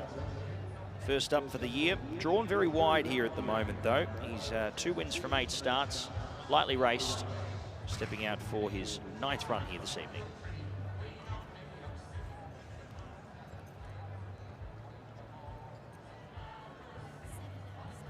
Number 7 is Tardeed, the 5-year-old by Tamarkas. Ben Cohen will ride here for Michael Costa and His Royal Highness Sheikh Ahmed. 13 starts, 2 wins, 3 minors. Another one that hasn't run since January, so he's first up for a little while. Number 9 is Desman for Julio Olajuaga. 7-year-old gelding by Union Rags. James Doyle to do the riding here. Carrying the 59.5 kilograms here. He's had the 1 start. He was in behind Thorbarn. Now, albeit, it was an okay performance in 4th, but they went a very slow time in that race. So the race, from a times perspective, certainly hasn't held up. Number 10, Almodea. Case Albacete claims he's 2.5 here, getting this horse down to 56.5 for Osama Rafai. 6 starts, 1 win, 1 second, 1 third. He is lightly raced and hasn't had a start since the 5th of November 2020, so a long time off the scene for the now 6-year-old Entire by Competitive Edge. 11 is Rayed. He was a good winner first up at Jebel Ali. He was the horse that denied Michael Costa and James Orman all 6 winners for the afternoon. He was the only thoroughbred to win a race on that day that wasn't under the Michael Costa banner. He was under Jose da Silva there. Christian DeMuro partners him here for this evening's race.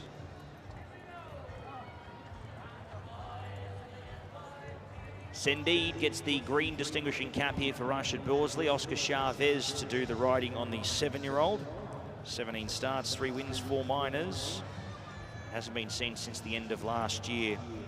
He only had 1 start in last season's preparation, so hopefully a bit more of a longer campaign this season coming up. Number 13, much like Almodea, Fight Zone was that horse last meeting. He comes into this off that first up run, but we hadn't seen him since October 2020. He certainly needed the run, found himself on speed. He was having a good blow after the race, so hopefully fitness-wise, we'll see him on speed again and in the race for a lot longer. 15 is Shake Hand, another horse that could lead here for Fawzi Nas and Adri de Vries. He comes into this third up for the campaign. He's had the 2 runs already. This is the toughest test to date.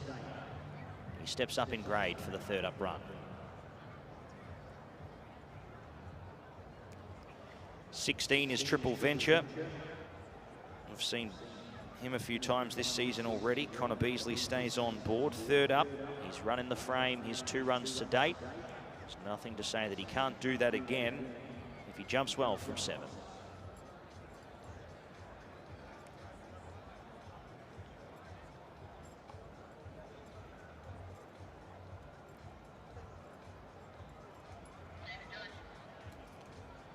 (17) is Chosen Mark for El Motasamal Belushi. 5-year-old gelding by the last line. He gets a run here. He was the first emergency. And will come into the field here for Ahmed Al-Shamali, having his 23rd start here this evening. And Shadwell will be represented with another runner. Pat Cosgrave jumps aboard Ribby for John Hyde, wearing the red distinguishing cap. He comes in for another run here at Meydan. He's ridden at both. He's been raced at both Meydan meetings so far.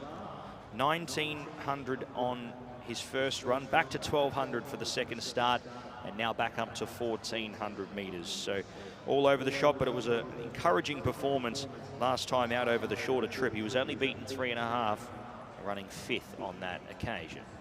Maybe some more improvement to come. That's our runners here. We've got Pitcher's Point. He's another one of our likely leaders in the event. He's stuck on very well in behind Made in Dubai. Was far from disgrace. Tygo Shea will take the ride. Bupat Seema with 2 winners already. And a good hand here in the race. Pitcher's Point, one of them. Lasso Dude, another. But certainly with multiple runners that can make their presence felt. That is Pitcher's Point. And not only is that Pitcher's Point, that's all our runners here for race number 5. Runners heading through the tunnel and out to the gates here for the 5th event, which is going to be raced over the 1400 meters.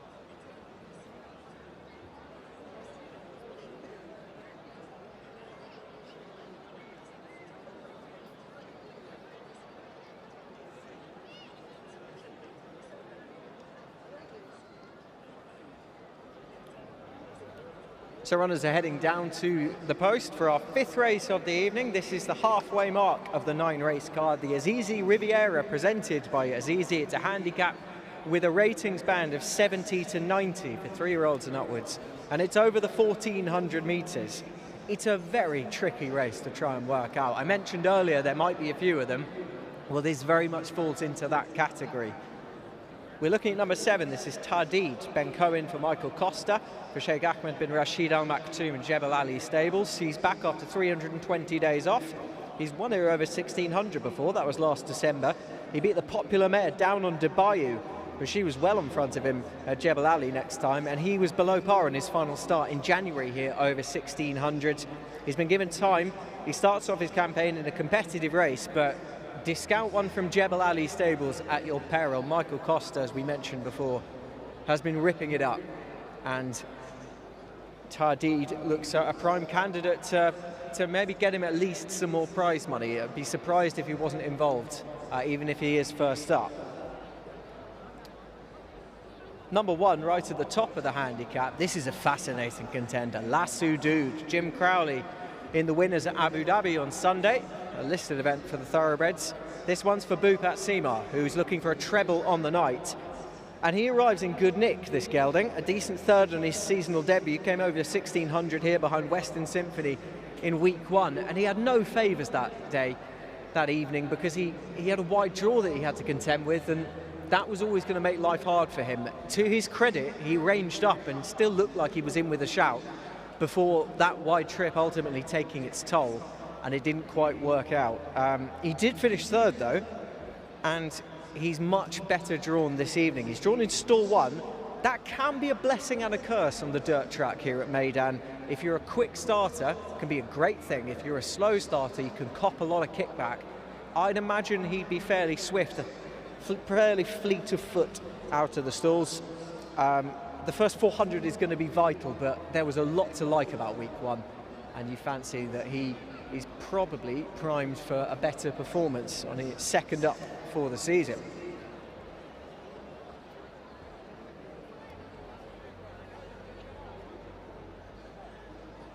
Number 6, Pitcher's Point. He almost slipped us. Couldn't find him in the paddock. It turned out he was on the other side of the chute. He was that eager to get on with the race that they were down at the start. Another for Bhupat Seema and Taigo Shea, looking for trebles on the night, the pair of them. This one representing Falcon Racing Team and the Suited and Booted Racing Syndicate. And he's won here before. That was over 1600 back in November last year at the start of the season. He didn't come close to adding to it, but he did show signs this season that he could do. He sprang out of nowhere to place over 1600 here last time behind Meydan Dubai, and that's decent form. Meydan Dubai turning out in one of our later races. But Pitcher's Point is very interesting under the 11 times champion jockey. The handicap has put him up £2 for his trouble, but he might have more scope to improve now that he's back over 1400. Wouldn't surprise at all. You've got a red-hot jockey in Tiger Shea who's getting all the plaudits from the crowd, and as well he should, looking for a treble on the evening to match week 2's haul as well.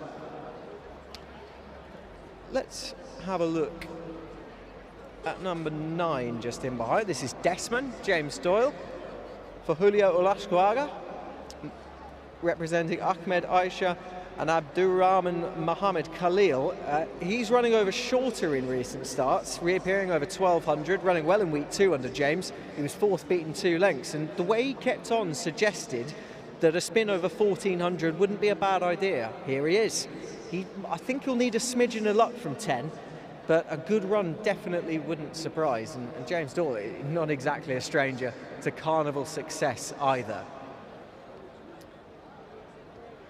Now, number 3 is the best turned out. Unfortunately, the groom was nowhere to be seen, so the prize will be coming imminently to you, sir. Silent Defence, after a bit of a layoff as well. 274 days layoff. He was the best turned out, sponsored by Zabil Feed. He could be unexposed as well. It's only the 6th run of his career. You would imagine he's probably going to take in. He's going to take in this race and probably be more effective for the Orange Army and Rashid Borsley. There was Flight Zone just in behind number 13, who was getting a bit warm under the saddle. A fascinating contender at just being led into stall 2 there. That shake hand, Adri de Vries looking for his own treble, so is Fawzi Nas, and it all went wrong last time. A clear run and making use of a low draw, positive riding, could see a different story. I quite liked him in that. Sorry to curse you, Adri. And he did run well on his seasonal debut when behind Sadid. He just copped some early bumping and it didn't really help his cause. But once again, a red-hot jockey, and no surprise if he's in the winner's enclosure as well. Pitcher's Point goes forward under Tygo Shea. You've heard about him. Stall 6 should be fine for him, you would imagine as well. It's a race you can make a case for plenty of it. A tight-knit handicap, a proper competitive carnival handicap. And no surprise if more than a few of these were to step forward. Even those that on the face of it, it looks like they have a bit to find, can happen, will happen, I'm sure, over the course of the Dubai World Cup Carnival. The loading process is about halfway done. Lasudud looks like he's heading forward off top weight for Jim Crowley. Good to see Jim having a few more rides this week as well, gearing up for the Carnival, which is gathering at pace now in week 3. But Festive Friday just around the corner as well. Fashion Friday not too far away as well, end of January. And plenty of pattern action all the way through. And competitive handicaps like this wouldn't be a surprise for almost any one of them. The loading process is just carrying on at the moment. We've located the groom, would you believe? For number 3, Silent Defence, we have managed to locate him. Congratulations, sir. You have won the best turned out for Silent Defence in race 5 here. Thank you very much, Anthony. Just a bit of an update there in regards to Shake Hand. Fortunately, has been scratched here on vet's advice. So the 15 comes out. It has been removed. And Adri de Vries will not be taking part here in this upcoming event. So they've loaded them nice and quickly. 15 comes out. We go with 15 runners. They're set and they are off and racing. Rayed bounced well. Almodea pressing forward from a wide gate, working through fight zone to his usual leading position. Lasudud was handy out. Chosen Mark and Tardid settle behind the speed. Almodea can't get in. Aswan comes up underneath, working up the rail. 3 back on the inside. Pitcher's Point followed there next in turn by Sendid in the green distinguishing cap. On the inside, working along was Ribby, followed by Lucius Tiberius. Silent Defence amongst them as well. Dropping back into second to last there was Faithful Soldier, and the last one was Desman. So they make their way off the back. 750 left to go. Down the side they travel. Rayed leads a length and a half. On the outside, Fight Zone in second. Lasudud third, and fourth Triple Venture. 3 wide with no cover. Followed by Tardid. Aswan deep with a back. From next in turn, Pitcher's Point, who's cut the corner, hasn't gone around a horse, but still spots the lead 5. Chosen Mark next from Sendid, Lucius Tiberius, and the best of the rest was Faithful Soldier. They come into the running, and Lasudud comes up to the outside here of Rayed, who's fighting on the inside. It's Rayed, Lasudud under Jim Crowley, starting to present here in the final stages. It is Rayed a half, Lasudud up on the outside, Lasudud in the shadows of the post, tight, and Lasudud will do enough. Half a length. Rayed second, very, very brave. Third to Tardid, fourth to Triple Venture, followed by Pitcher's Point. Next came across the line was Faithful Soldier. Then came Fight Zone from Chosen Mark, Aswan, Ribby. Back to Silent Defence, Lucius Tiberius, Desman, Sendid, and Almodea. He'll be good for the run. First up for a very long time. Well, there was always an inkling as to Jim Crowley sticking around after Abu Dhabi all the way to the meeting here at Meydan. And it was Her Highness Sheikh Harissa who has been able to provide him that winner with Bupat Sima, getting 3 wins here on the card. Shadwell in the winner's circle. And like we see him do all over the world, Shadwell victorious and Jim Crowley another UAE winner.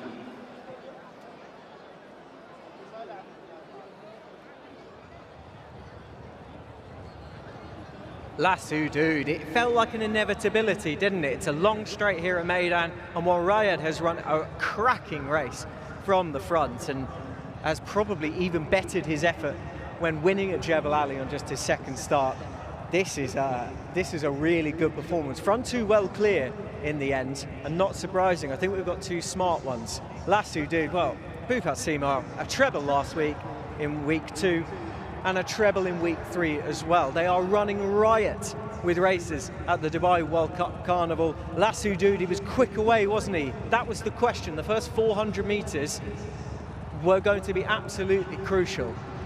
And indeed they turned out to be. He grabbed a perfect spot under Jim Crowley, always had the leader in his sights. And what a welcome back for Jim as well. The listed win at Abu Dhabi on Sunday, on a big day there, and a big winner here once again. Lasso Dude, he hinted last time, he was just unlucky that he was caught wide pretty much the whole way. A much kinder draw today, and look what the result was. Rayad will be winning races, more races, no doubt about it. Triple Venture just back there as well, is just about to, well, he's running on, and this kind of test is much more his kind of bag, I think, more than 1600. And in the end, it is Tadid, I think, who may have got up for a share of the minor money. But look at this, in glorious slow-mo, that sense of inevitability that Lasso Dude, who's a tough gelding in his own right, was always going to just get the better of the argument. Pitcher's points for Tiger Shea, no trouble for him thus far. He had a very good chance of doing that a little bit later, but only 5th here, and Fight Zone running quite a good race as well, considering how warm he got before the start, and given that he was up around the pace. But these are colours that provoke a real connection with the crowd. Sheikh Ahissa and Shadwell, great to see them in winning action once again. And Lasso Dude under Jim Crowley, he's had to be tough, and Rayad has not gone down lightly. Christian DeMuro wondering what exactly he has to do to try and get a winner, because twice he's been in winning positions, and he's probably just bumped into horses that were primed for the day, had come on for their first starts. And Jim Crowley, a winner once again, surely not the last time we'll be saying that in the coming weeks. Artificial numbers here for race number 5. 1, 11, 7, 16. 1, 11, 7 and 16. Time 124.91. Margins half a length by 7 3/4 lengths. 1, 11, 7, 16. Your unofficial numbers here for race 5.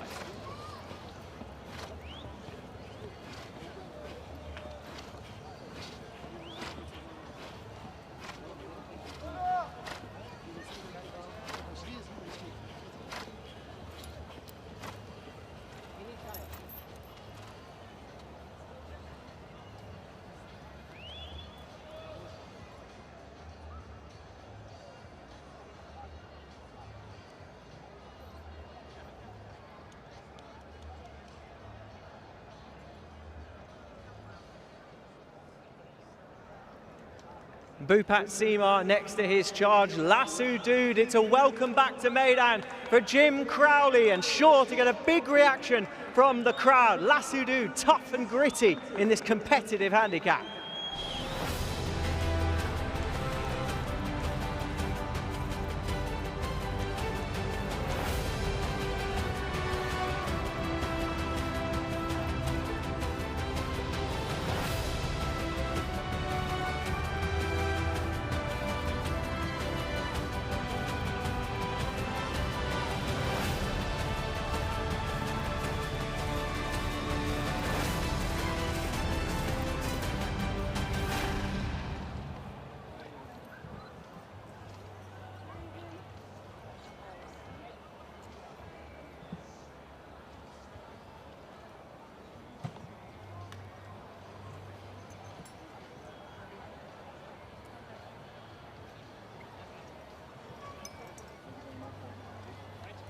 Thanks so much.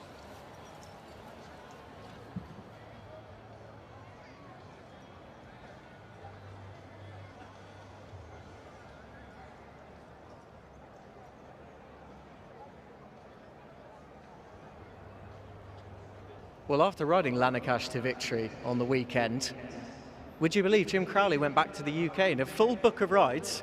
But it's great to see you back here, Jim, and what a tough customer he is.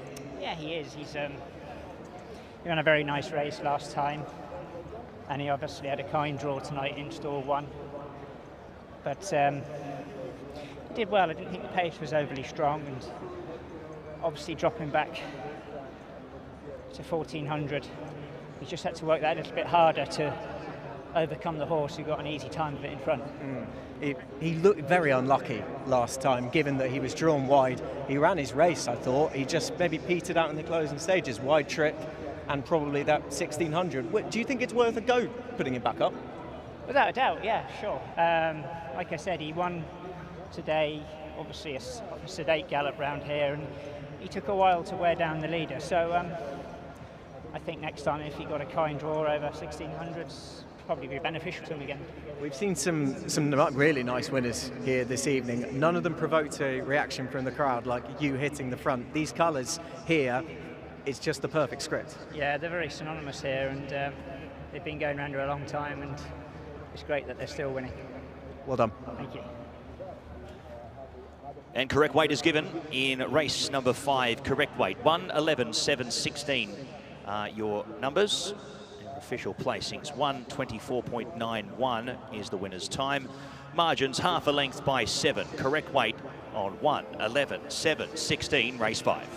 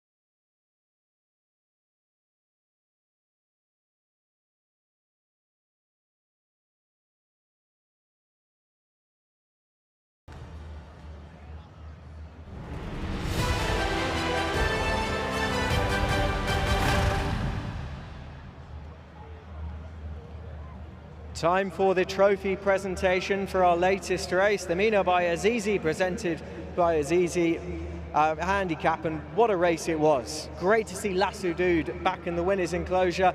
The chief operating officer of Azizi, Afzal Hussein, is on hand to give away the winning prize, and representing Connections, and he also trains the horse for good measure. A very well done to Bhupat Seema.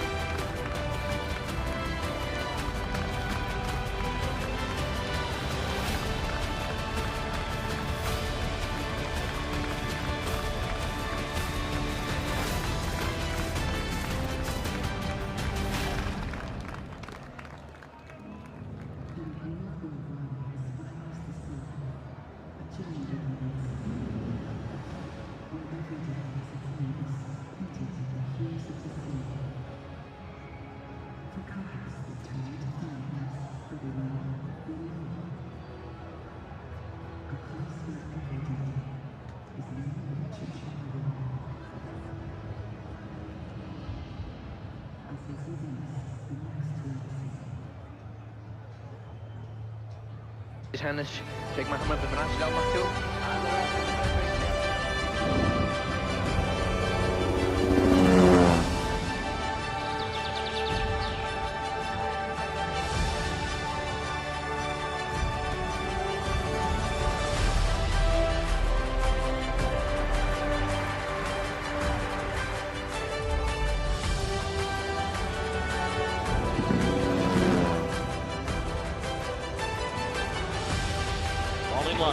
Ready for the start. They're off with the 27th Dubai World Cup.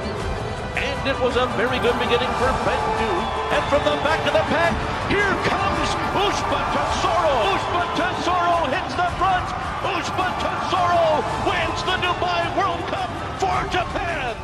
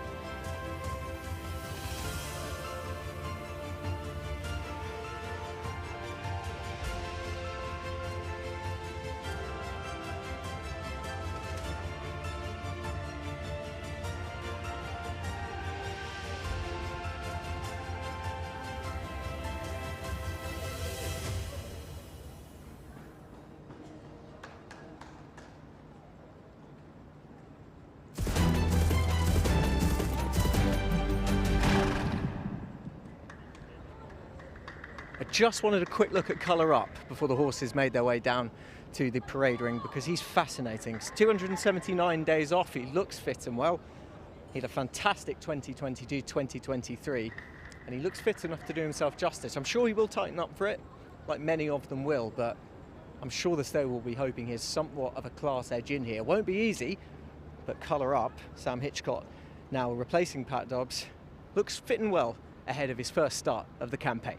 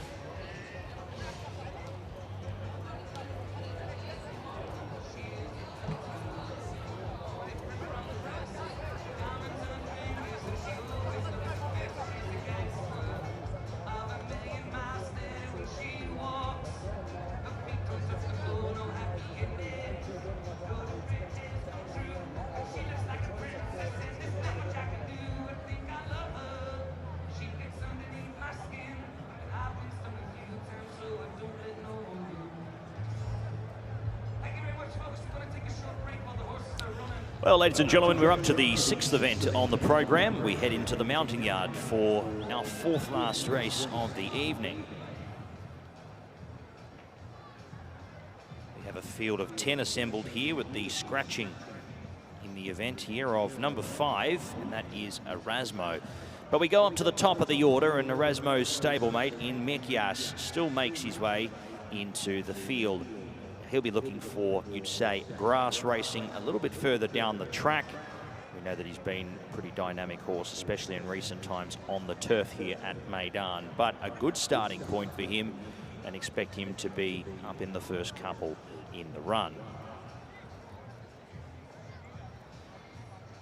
Another horse who could show some speed is the grey Andreas Versalius. He's been known to lead at the best of times. He's first up for the campaign, though, as well. So this listed race looks a nice starting point for a few of these. He's got the 57 kilos with Gabriel Maloon on board, now trained by Akbar Ashur. Number 3 is Bay of Honour. James Doyle rides for Bhupat Sima, Mr. Mohammed Khalil Ahmed. Formerly with Charlie Appleby, this runner has had 3 wins from 10 starts. We saw him at Jebel Ali, where unfortunately he was pulled out of the contest. Ryder thought that he did go amiss in that race, but on further inspection it found out that the horse was A-OK. So he lines up here tonight, and hopefully he puts in an improved performance now with that run under the belt.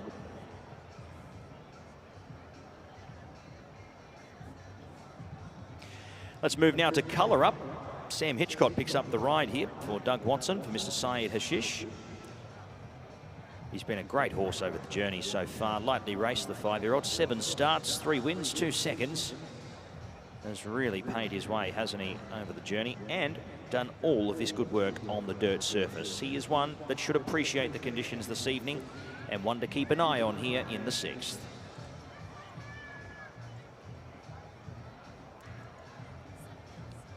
Freedom Fighter, we will skip for the time being. We just head to Leading Spirit now, the 7. He was a last start winner. Tygo Shea on board that occasion. Tygo's replaced by Patrick Cosgrave. Bhupat Sima with multiple runners in the race. But in saying that, his run had plenty of merit, and his win had plenty of merit as well. He won by a neck. He was very tough to the line in the 80 to 100 there back on the 10th of November. Hopefully can continue on his winning ways for the Touch Gold Racing team. Let's have a look at the runner, though, that has been obviously a dynamic connection as well. Not only the Burke colours tied in with the Air Racing Syndicate cap, but Tygo Shea has decided to jump aboard Freedom Fighter here. The 5-year-old Entire by Violence, who's had the 9 starts for a win and 3 minor placings. So great to see Freedom Fighter back at the races, and hopefully he's able to pick up a second win here this evening. He looks a definite winning hope here, provided he's forward enough for this.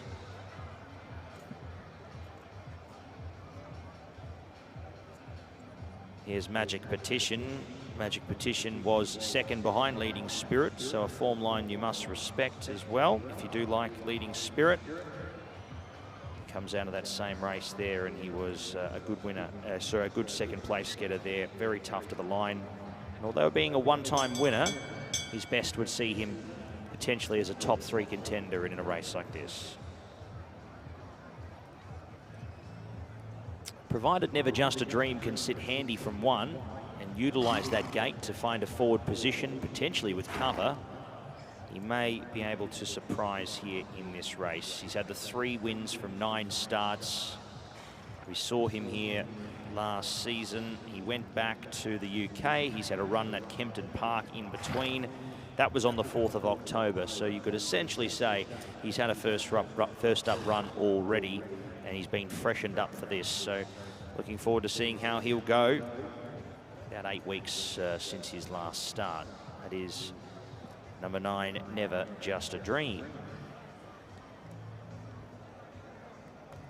Number 10 is Salim, or Salem. He's a son of Dabawi here for Michael Costa and Ben Cohen. Haven't been seen since September 2022. And that was over in the UK, contesting a listed affair at Newbury.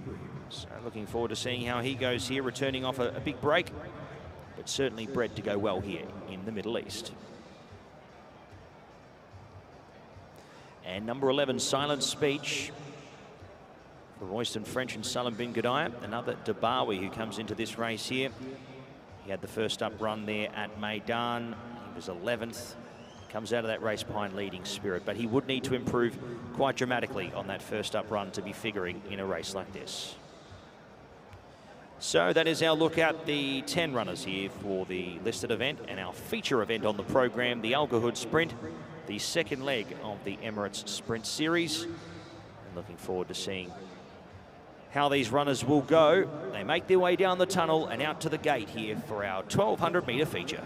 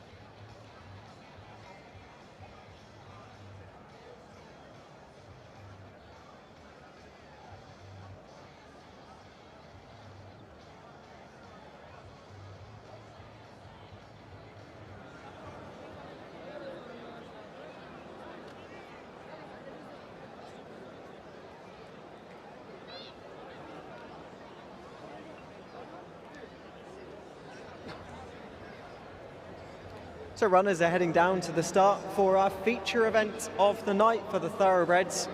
The Al Gahood Sprint, proudly sponsored by Azizi, and quite the race to sponsor as well. You can see a good one in here, that's for sure. Switzerland proved that in 2022.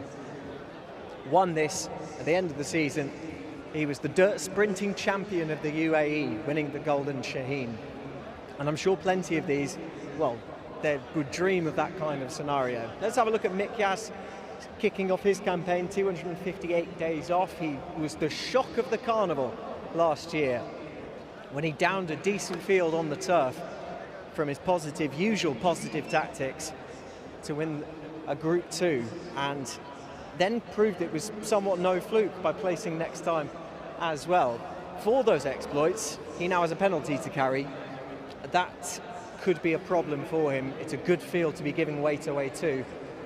about £6 worth, and I would imagine he will tighten up for this no end as well. But Mick, yes, good to see him back, and good to see the Orange Army of Rashid Borsley Racing Syndicate back with runners at the Dubai World Cup Carnival.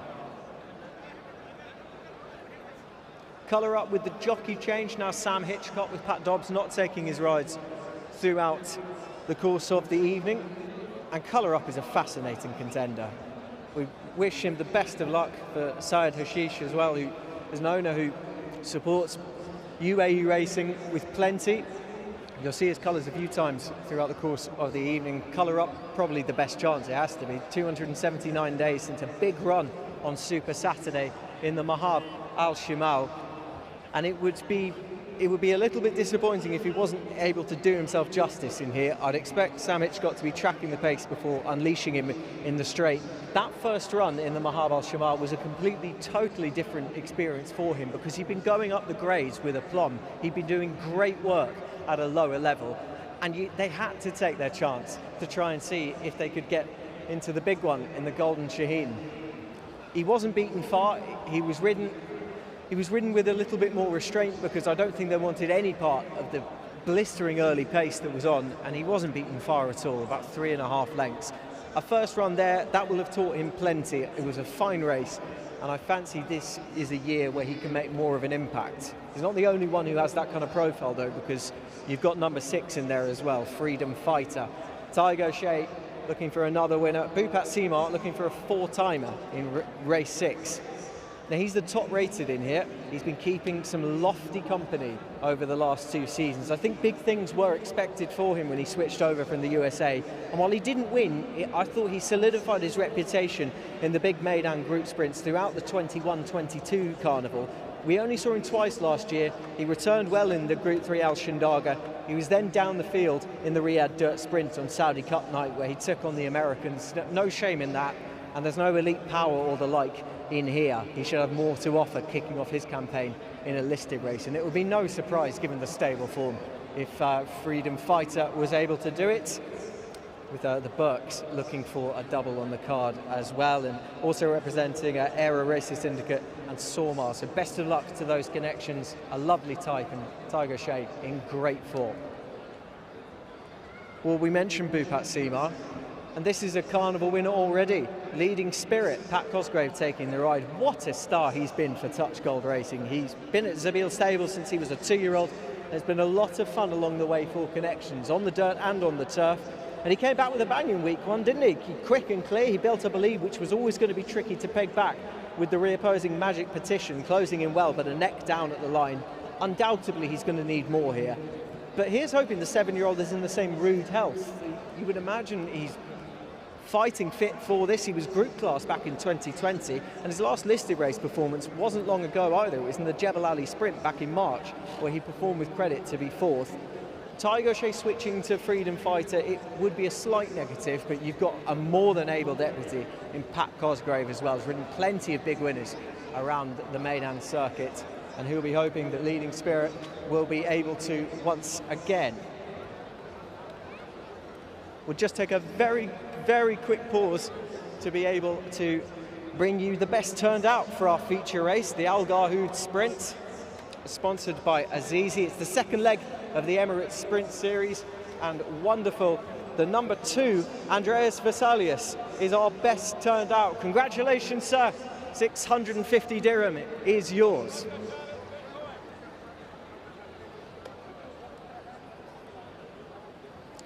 A fist bump to seal it, and a handshake as well. Well done to all concerned. Best turned out in the paddock.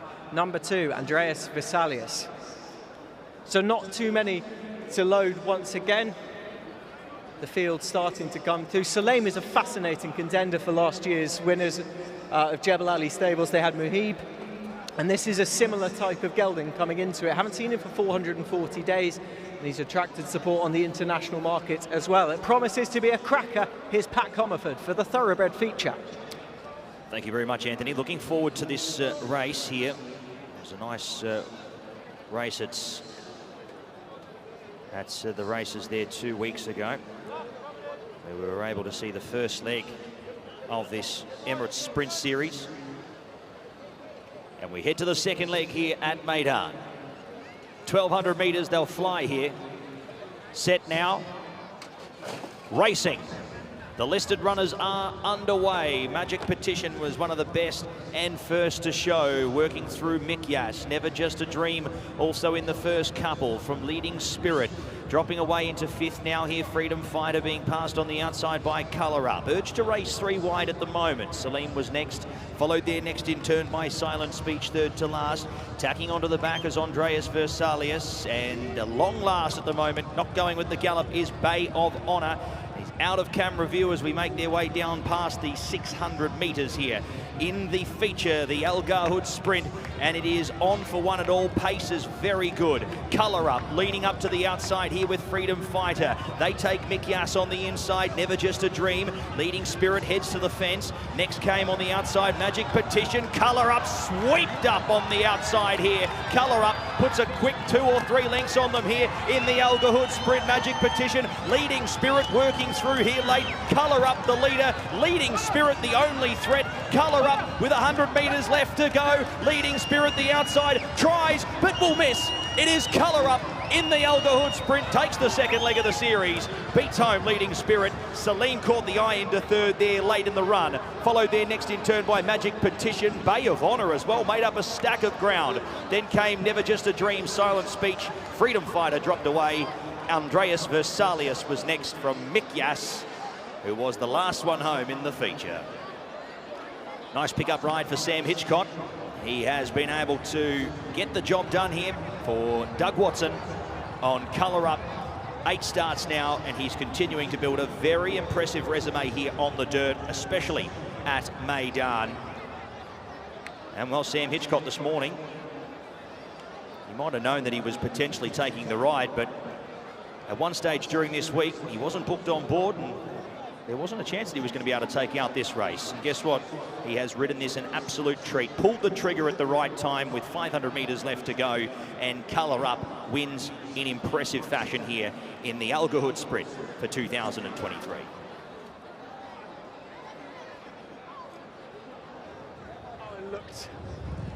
Oh, it looked a cracker on paper, and it did not disappoint. What a massive performance from Colour Up. Look how wide he's had to travel. He got interfered with in the early stages of the race, but Sam Hitchcock must have been confident because he challenged as wide as he wanted, and look how much he's got left in the finish. First up as well, you'd imagine he'll tighten up for it. I'll just grab a very quick word with winning trainer Doug Watson. That must be a relief. It is, yeah, he's a real nice horse, and you know, a lot of our horses have been coming up a little bit short. Looked like he got a little tired there at the end, but it's going to be a nice sprinter for Saeed and the family. Well, you must have been thinking in the early point of the race, how's my luck? Because once again, things haven't gone right in the early parts of the race, but he's shown his toughness. Yeah, no, he is a really tough horse, and last year he basically had shins all year. He had sore shins and was running, ran a bang-up race. He won a handicap in the Carnival and then came back on Super Saturday and ran a really, really nice race there against some tough horses. And hopefully he just moves up from here and, you know, see what we can do. Well, the program book kind of writes itself, doesn't it? You've got Dubawis, Al-Shindagas, Mahabs. Yeah. And there is that series that's included with the Jebel Ali Sprint. This was the second part of it, and just very happy for his owner, and hopefully he can move forward from here. Looking forward to seeing where he goes next. Well done, Doug. Thank you.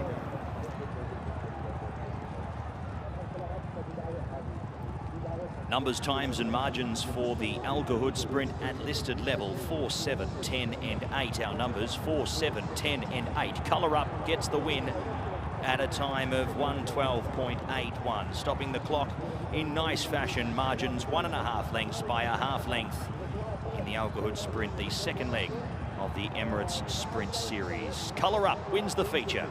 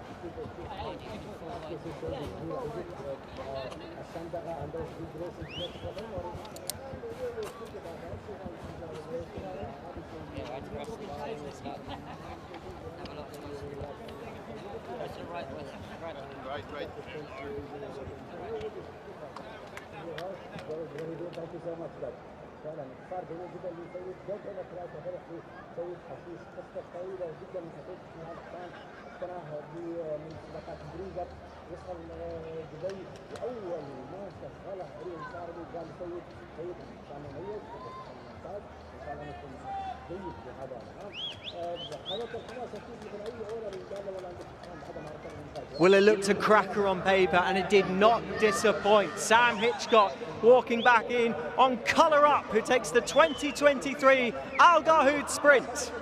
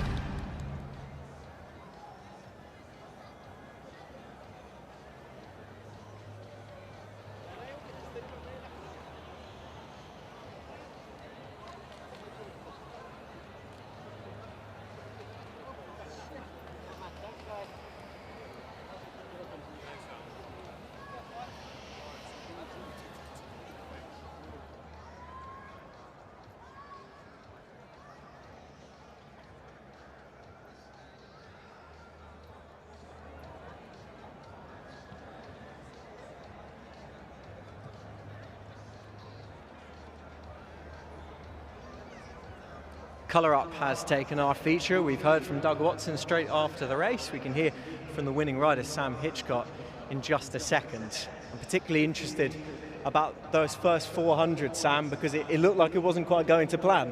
No, it was a bit messy early, to be honest. I had every intention of trying to be just sort of third, fourth, but everybody wanted to be in the same position. It was a bit rough early, and we just had to take our medicine. And to be fair to him, he's done it really, really well, because he's been four deep. He's doing a bit too much early, so it's a good performance. He has the profile of a horse that this is the kind of season where he can really make more of an impact. Did he feel that way? Yeah, no, listen, I've rode him out all last year, and I've obviously rode him out since I got back, and he's filled out his potential. He's done very, very well. There's still more to come from him, because he did get tired the last 50, which he was entitled to. But no, massive thanks to the owner and Doug. You know, when your first jockey's out and you get nice rides like that, it's nice to turn up and produce and give it back to him. You've ridden countless big winners around here at Meydan. Winning big races around Meydan, it doesn't get much bigger in these parts. No, not at all. These are the races we all come for. As I say, commiserations for Pat, but he's obviously hurt his back in a minute and he's out, and hopefully he'll be back sooner rather than later. But as I say, it's nice to get the opportunity, and when you do, it's nice to produce. Well done, Sam. Thank you.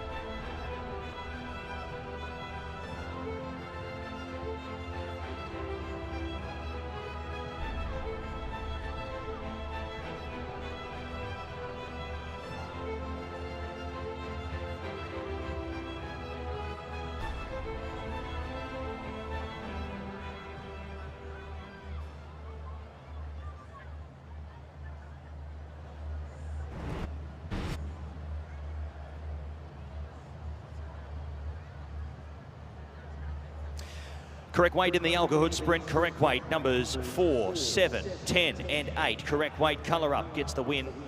Our official winner here of the second leg of the Emirates Sprint Series. Correct weight, race 6.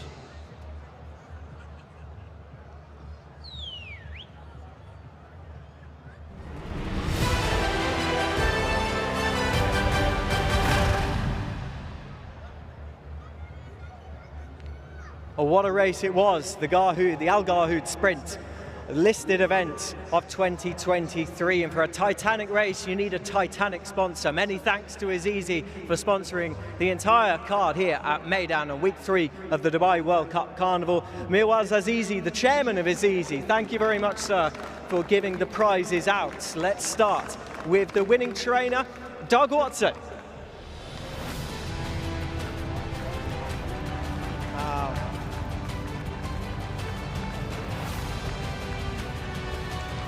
You might need to bring me.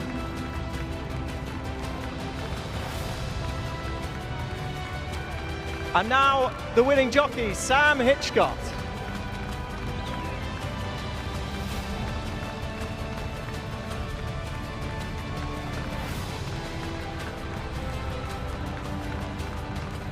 And your hands together one final time for the winning owner, Saeed Hashish.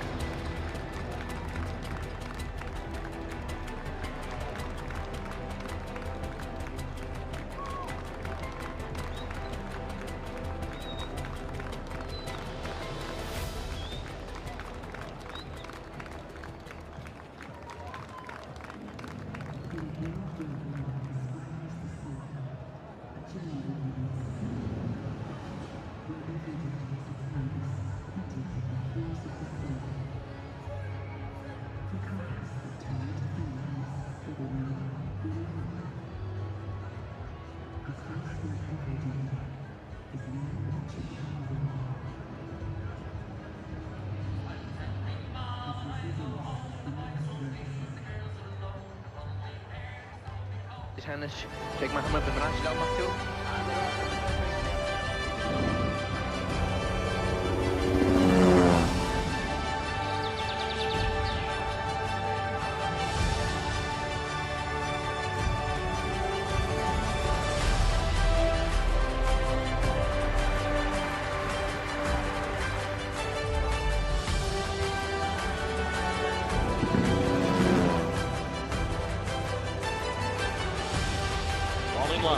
Ready for the start. They're off with the 27th Dubai World Cup. And it was a very good beginning for Bendu. And from the back of the pack, here comes Ushba Tesoro. Ushba Tesoro hits the front.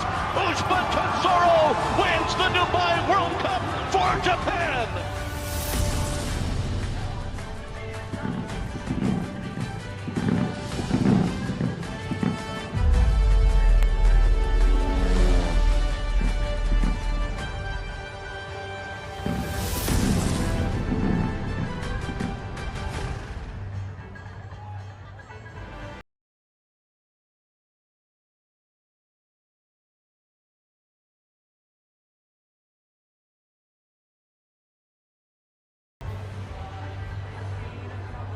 It's back again, faces at the races. 2, 4, 6 and 8, we are picking winners. We've already picked 2. Could it be you? Put your hands up, get the smiles out, the biggest grin. You've just seen a great edition of the Al Gahood Sprint. If you're not smiling now, I can't think when you ever will be. Keep them up, keep the big smiles coming. A winner will be picked imminently to go to the reward centre at level 1 and Concast 3. Let's have a look. Okay, cameraman not decided yet. Clearly hasn't seen a big enough smiles. Keep the smiles coming. Let's see. I think we could have an imminent winner. Wait for it. It's you, sir. The thumbs up. as well they should be. 500 dirhams is yours. Concourse 3, head there now. The reward centre on level 1. 2 thumbs up, why not?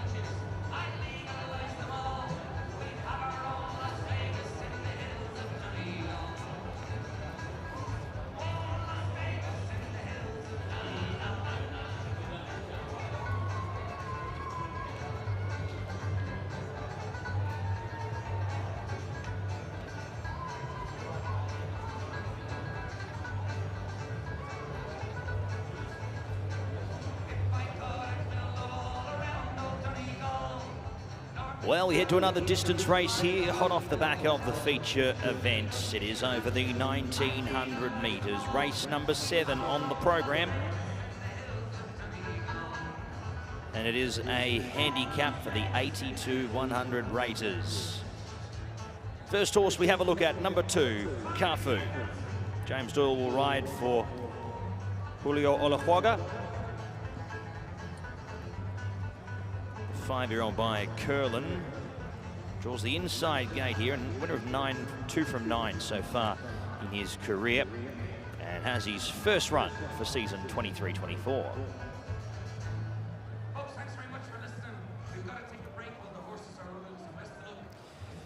To the top of the order, number 1, Ajusta Fiscal. Another one here for the Olajuaga stable. Jose da Silva to do the riding here. Also with the 62 kilos. He comes in off that run in behind Western Symphony back on the 10th of November. He will have to work pretty hard from the gate. He's drawn outside once again. He was 11 first up. He's drawn 12 here this evening.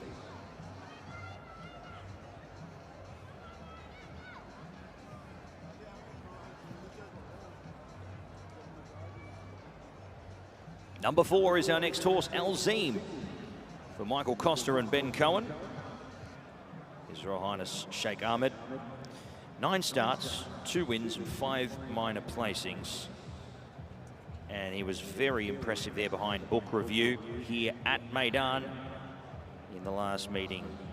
Should take plenty from that. And this looks a little easier on paper than what he faced last time out.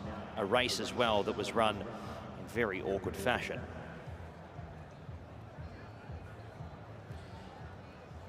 Number 3 is Forest Falcon, Royston French for Salam bin Gadaya and His Excellency Sheikh Hamdan. 24 starts, 5 wins and 6 minor placings, and was last seen September 2022 at Newmarket on the turf. So big questions here for him, having his dirt debut here this afternoon. But interesting to see if we do see him head forward. Will he be forward enough for an on-speed performance here this afternoon? Let's get number 9 here, Legend of Khan, who is heading out early here. Fortunately, Shake Hand for Connections was a scratching on vet's advice. They do have a nice chance here, though. Legend of Khan really catching the eye in the final stages last time out to the races on a night where it was very hard to make ground. He was able to do so and do it well. Falzinas and Adria de Vries already with 2 winners together, looking to get a 3rd here in the later part of the evening. Number 5 is where we head next, Imperial Empire. He's a 6-year-old son of Dabawi. Tygo Shea will partner him for his 2nd up performance here for the season. Adria de Vries was on last start. He was down the track there, beating a distance in that event. So hopefully with the run under the belt, we see him improve off that performance. Number 6 is La Resh for Musaba Almeri. Kaysel Basadi will claim 2.5 off and get this horse down here to 55 kilograms. The colt by Ifraj. He's had the 1 run so far this season. That was at Meydan here over the 1600 meters in behind Southern Artist. He was beaten 12 3/4 lengths. So hopefully we see him a little bit more dynamic in the late stages of the race, not only stepping up in distance, but also with that run under the belt as well. Number 7 is Aeonian. He comes off a run at Abu Dhabi back on the 9th of November. He was down the track that day, never making an impression. He will need to improve dramatically.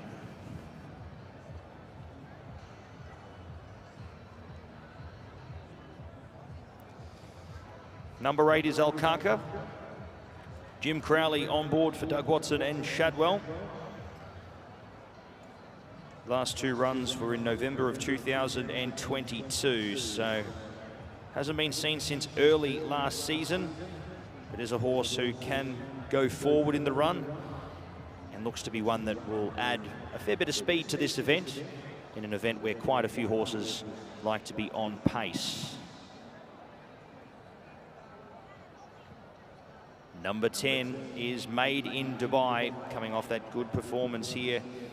He will be hoping to back up that performance. Javier Ziani jumps on board. He spots the black distinguishing cap here for Salam bin Gadaya and Sheikh Hamdan. Number 11 is Cosmic Deserts. Ahmed bin Hamash and Connor Beasley. He's got the 54.5 kilos here this afternoon. He comes into this having his dirt debut at career start number 11. And Karib is the last one for Al-Mu'tasim Al-Balushi. He will wear the green cap. Last start winner over the 1900 meters here. Gets a lightweight once again. Does look a little bit tougher this contest, but at the same time he does have the rating points up his sleeve to carry another lightweight once again, and we may see lightning strike twice here in the 7th. That's our field for the 7th event here on the program. Over the 1900 meters, runners head to the post.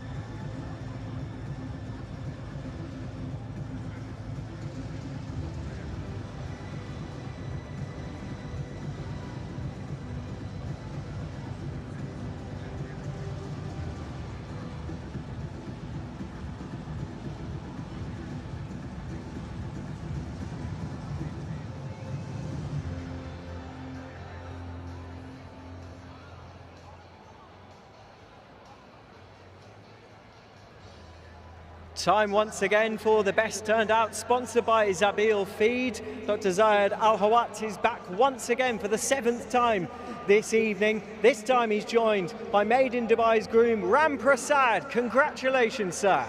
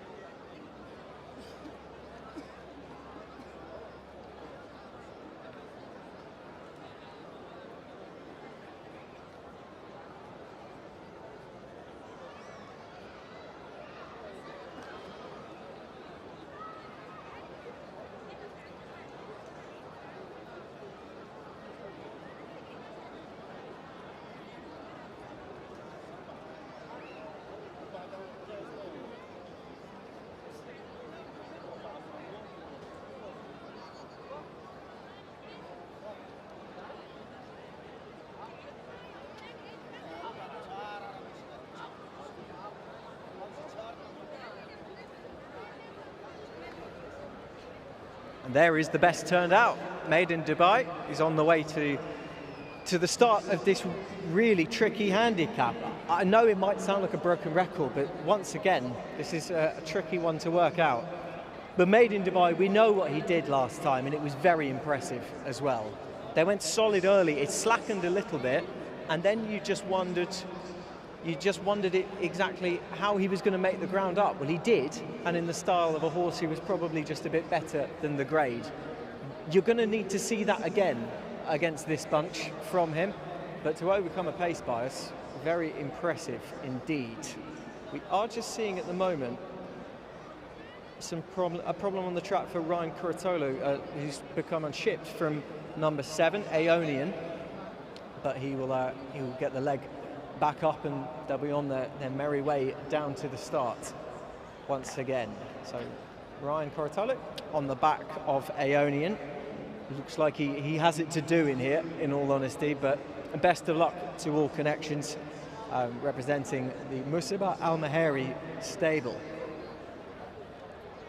Let's have a look at a few of the others. This is Alzine, Ben Cohen, Michael Costa teaming up with Sheikh Ahmed bin Rashid Al Maktoum. Tongue tie and blinkers are on. The consistency is admirable, you have to say that. He rose up the handicap through merit last season. He ran well over a variety of trips at his home games, so to speak, at Jebel Ali. His trips here too, he won over this course and distance in February by 9 lengths. This season, I think, is probably going to be a bit tougher. He reappeared in week 1. He was entitled to need it. Was it a little disappointing that he was beaten 8 1/4 lengths, or do we just take that piece of form as a really excellent piece of form? If you subscribe to the latter, you'd very much like his chances in here.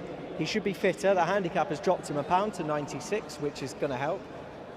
And you can absolutely make the case for him for a yard, but as we've said countless times this evening, they are in great form. Salem running a good race off 440 odd days off the track and on his UAE debut in the Al Dahoud Sprint. There'll be better to come from him, and you fancy there could be for Alzine as well. He will just need to carry on that progression this season as he enters better races. Number 12, Karib, is a 5-year-old entire for Al-Motasem Al-Balushi through Musaba Al-Maheri in the colours of Nasir Asghar. Now, he won in week 1 off a low mark over course and distance, and I think connections are going to be hopeful of a good show, up only £6. He had to show some real guts that day to overcome adversity in the run. He rallied well to get up close to the line. It was half a length to the good in the end. If he'd won a nose or come off the wrong side of the photo finish, you'd have said he was probably a shade unlucky. Well, he still was, and he still was going away at the finish. He will need to show more. But that kind of attitude is very much going to stand him in good stead, because as you saw, sometimes it can happen where horses are just the best in the race. Colour Up, a great example in our listed feature. He had adversity early and he was able to overcome it. Karib in the same kind of bracket in that regard. It'll be fascinating to see what he's able to do on his second start, now taking part in week 3. Let's have a look at number 8, Al Kaka, who you might have seen was a bit keen on the way to post as well. Jim Crowley, Doug Watson, hasn't been sighted in just over a year. Jim and Doug both looking for another winner on the card. It's been 386 days, I should say, since he was second over 2200 at Abu Dhabi. Now, he's probably not on a bad mark if he's ready for this. He won off £2 higher back in November 2021 over the 2,000 metres here. It might be needed, but his best form, you could see him in with a shot here. 1900 should be absolutely no problem for him. It's just sweating up a little bit between the back legs. Number 9, Legend of Can. I know commentator Pat Comerford is keen on this horse. He'll have been delighted that Adria de Vries and Fauzi Nas have been in great form. This one in Fauzi's own colours. He ran well in week 1. It was a good return. He finished third to Carib in that course and distance handicap off a same mark of 92. And Adria rode him chilly. He waited before coming with his effort late on. But he has been ridden to victory from under more positive tactics as well, over 1600. So it wouldn't really surprise you to see him anywhere in the run, to be honest. I always associate Adria as those slightly more chilly rides and ducking and weaving through. But if he can build on that run, it's not hard to see him being involved off a mark that could turn out to be favourable. Number 6 is Laresh. The tack adjustment for him, Case Al-Basaidi up, claiming the 6 for Musba Al-Maheri, another one in the colours of Nasir Askar. He's a versatile sort. He showed that when he bolted up the difficult conditions here over course and distance in January. If you remember that meeting, it was a muddy track, but he coped much better than the rest of them. He's also run well on fast tracks. He should come on for his return in week 2 as well, where he was well off the pace in a conditions race for 3-year-olds. This is a handicap, albeit a very competitive one, but he too should be competitive.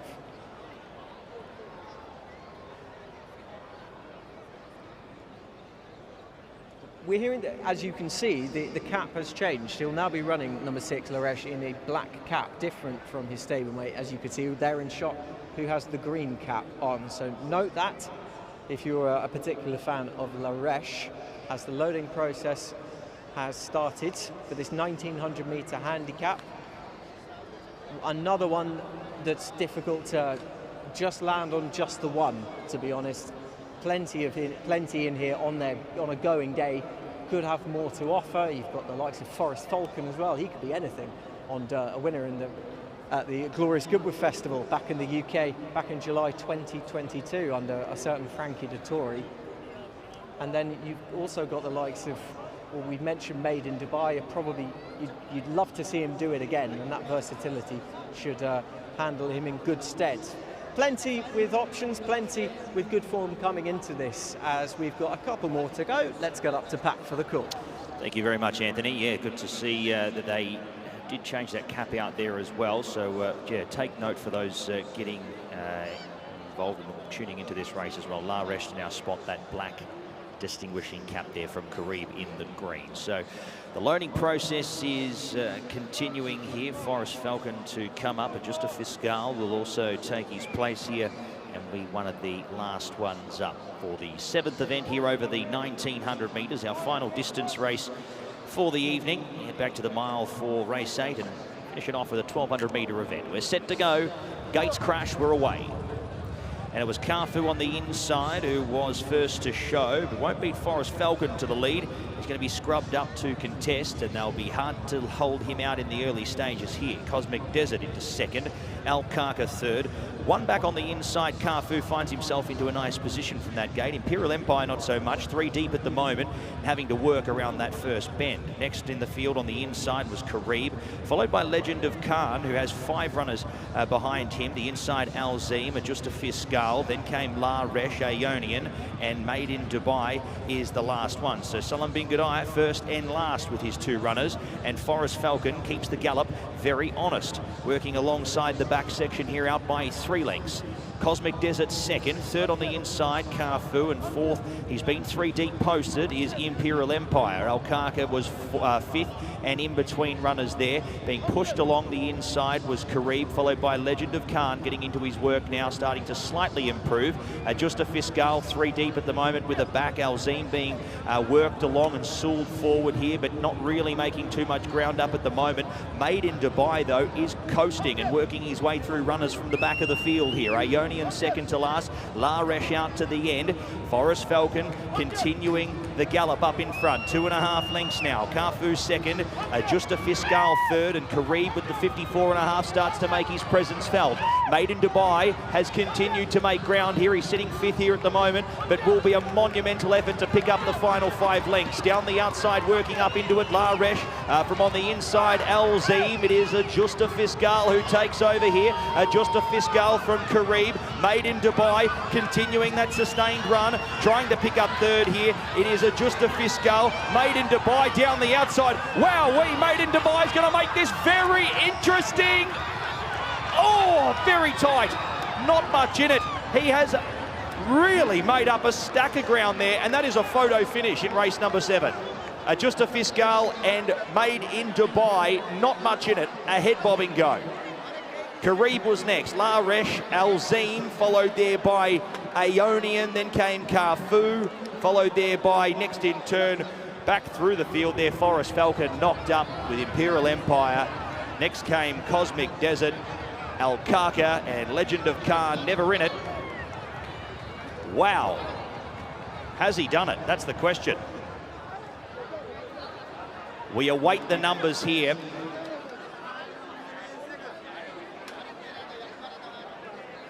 And we wait for the numbers to come up in the frame. He was making a big amount of ground up there in the final stages.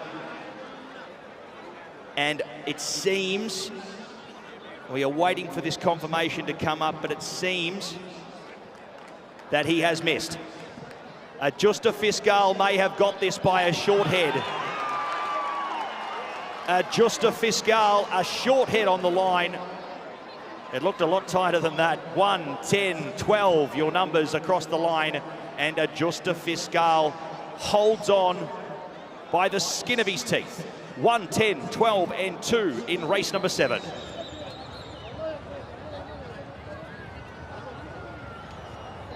Well, we've seen a lot of impressive winners tonight here in week 3 of the Dubai World Cup Carnival. That's the closest one by a country mile. Just when you thought Justa Fiscal had done just enough, Meydan Dubai appears on the scene, coming from nowhere, as is his wont. And then here comes the line. He's just done enough, the top weight, to hold off the fast finishing Meydan Dubai, who's run with a lot of credit, it has to be said. He did somewhat have the race, both of them to some extent had the race run to suit. They've gone at least even fractions, maybe a stride quick. And Justa Fiscal, well, we know what he can do over this course and distance. He was a 7th length winner here not too long ago. And he's back for his 4th Carnival as well. You love seeing horses like this with longevity to keep coming back year on year and perform at a standard that sees them go close and if not win, and it's come good for them here. I mean, he's shown that he's very good over these kind of distances. He showed it almost a year to the day when he took apart a really good field and that aforementioned win, an £8 lower mark that day as well. But he then performed better in better races as well. He performed with a lot of credit. If he bought his best, he was going to be hard to beat, and he's just scrambled home in the end. Take nothing away from Meydan Dubai. He's run an absolute cracker under Javier Siani for Salam bin Gadaya. They must have just thought a couple of strides from home, potentially they might get it on the bob. Not the case, and it's Justa Fiscal who has scrambled home to a thrilling conclusion to this handicap.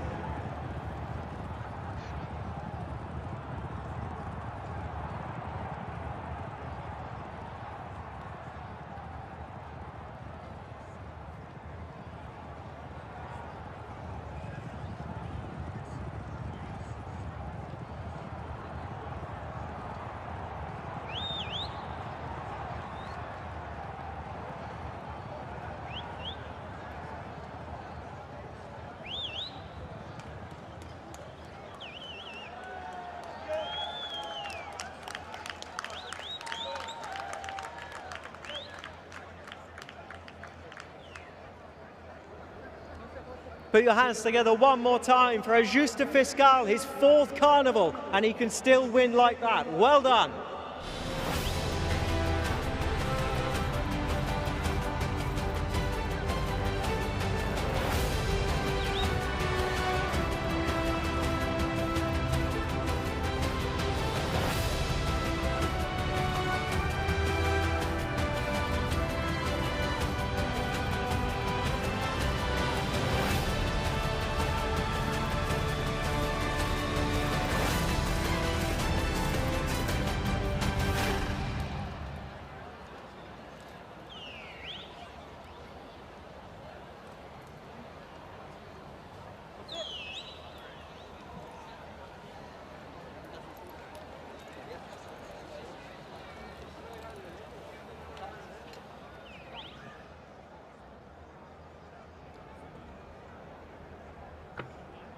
Jose da Silva weighing in. And what a performance from this guy. He feels older than he is, the horse that is, not Jose. As Justa Fiscal, it's just great to see him back year on year. He was a high-class horse back in his home country in South America. And a lovely touch as well. The top two jockeys going off and giving each other kudos. What a race, Jose. Yes, very good. He's very good, horsey. And but it's difficult too much.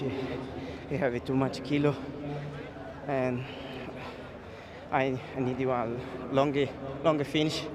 But I have. Well, it all worked out. You've just scrambled home. Did you think you'd held on? Yeah, and they finish 14, and I'm thinking one horse outside. I see the race, one horse. I need to finish, but I am too much happy. Thank you very much. What a tough horse he is as well. Sorry. Very. He's just very, very hard to pass when he's in front. Yeah, it's here difficult, but yeah, I'm happy today. Well done. Thank you for having a word. Thank you.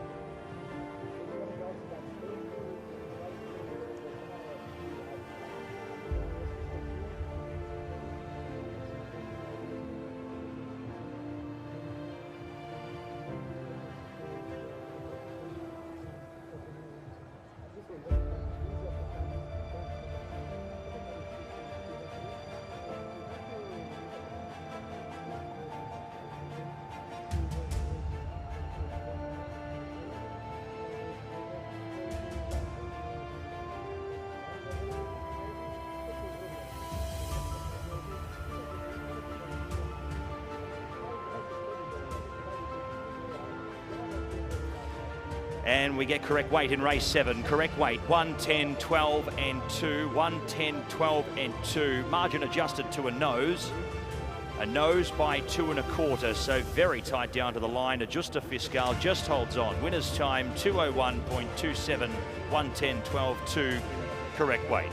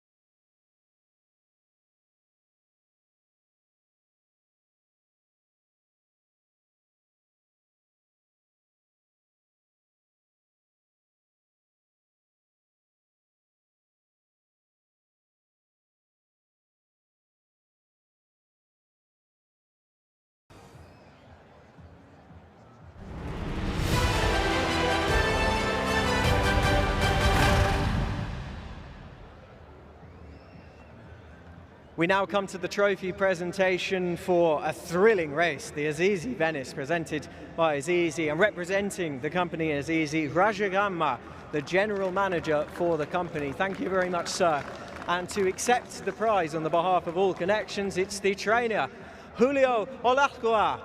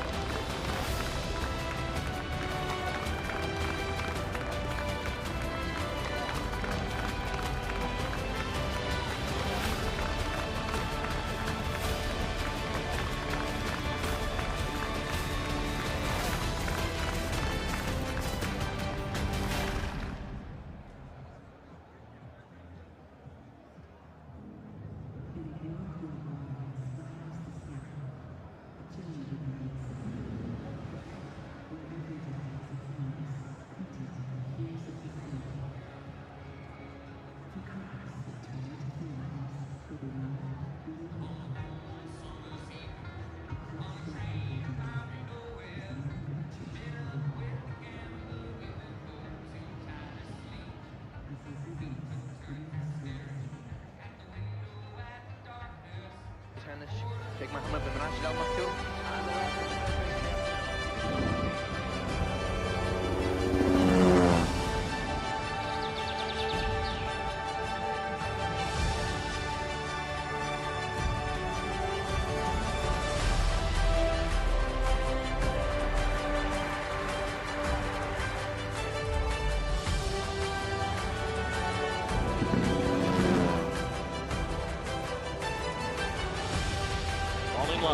Ready for the start.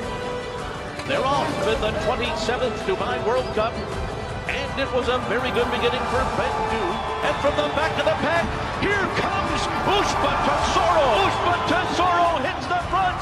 Ushba Tesoro wins the Dubai World Cup for Japan.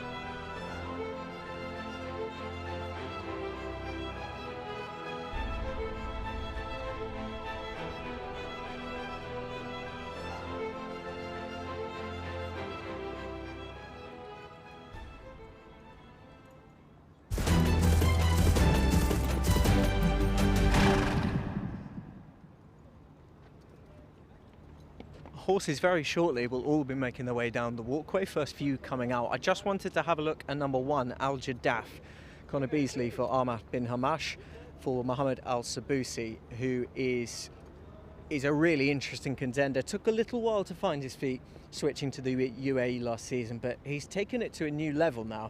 In his reappearance, a fine second over 1700 at Sharjah, duly went one better here over course and distance last time, using more positive tactics than he had on his seasonal debut to mark a career best. Given that he's third up, he looks as though he is, to be honest. He should be more than capable of doing himself justice, and I just think there's a lot to like about him. Now, that hasn't been missed, especially on the international markets, and the handicapper didn't miss him either. He raised him £6. Nevertheless, he should have the scope for even better going forward, and now he's found his feet, you'd imagine he'll be able to break into even more of a run.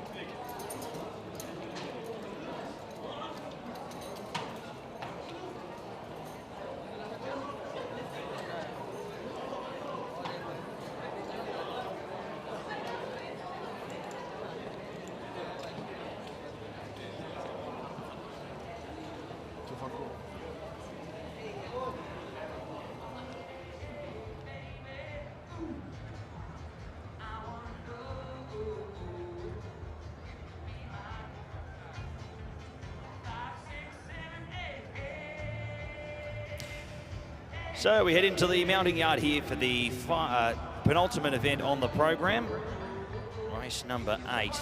And we start off with number 2, and that is El Maroon.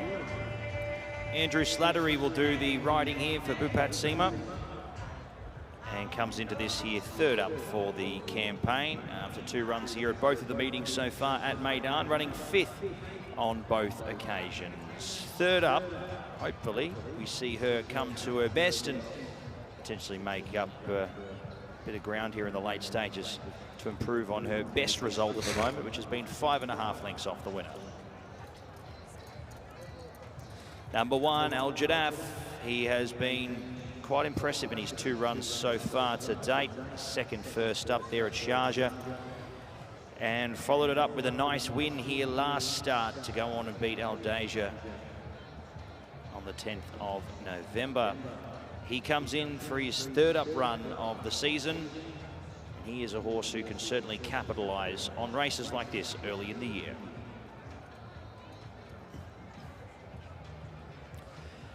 Number 3 is Hawa Baladi. 5-year-old Entire by Shanghai Bobby. Having his 23rd start here tonight, looking for win 3. He's got the 2 wins and 6 minors so far to date, and hasn't raced since the 4th of March here at Meydan, so having his first up run for the season, and Adri de Vries will do the riding.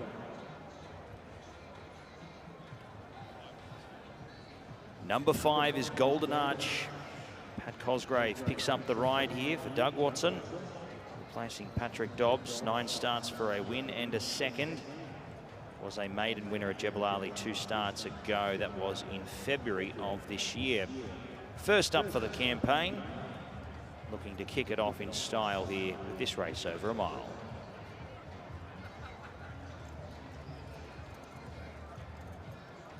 Number 6 is Lion's Mane for Saif Al Baluchi and Ahmed bin Hamash.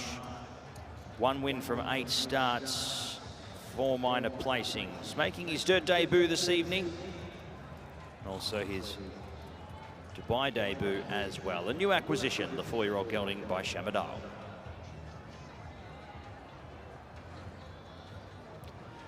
Number 7, Maputo.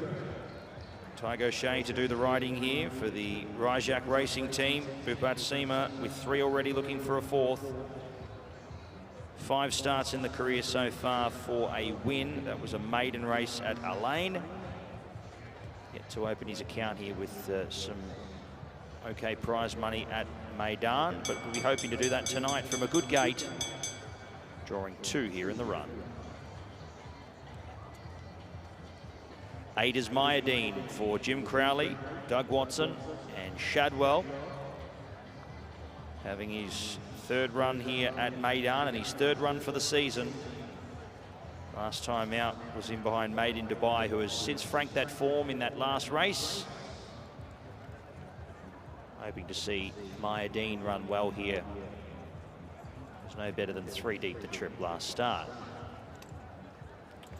Talk about a horse who was deep the trip. Solar Science was no better than 4 wide at Abu Dhabi last time out.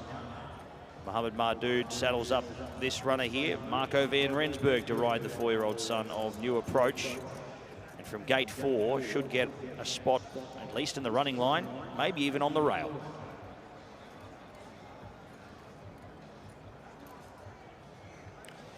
He's very disappointing his last run, Wild Hurricane, so much so the stewards actually questioned the performance. Turned out that he did have a little bit of an abrasion there, so on his right hind. So excuses in the last performance there of Wild Hurricane. He's looking to bounce back here, and hopefully we'll be able to turn the tables on Al Jadaf, who won his last race that he contested.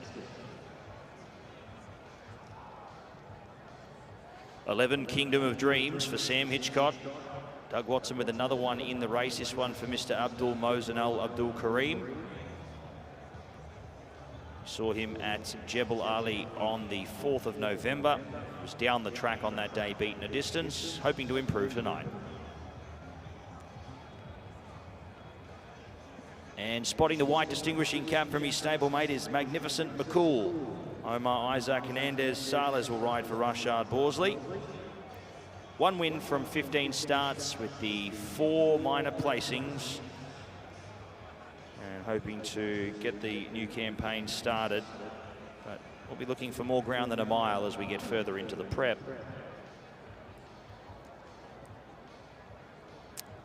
And last but not least, we do have the 4 here in Cahill, but has been taken back up into the pre-parade here as the Michael Costa runner. So more to come with him. We'll be back very shortly once we have more information. But at this point in time, he's in the pre-parade, and we'll wait till he makes his way down. Runners heading to post.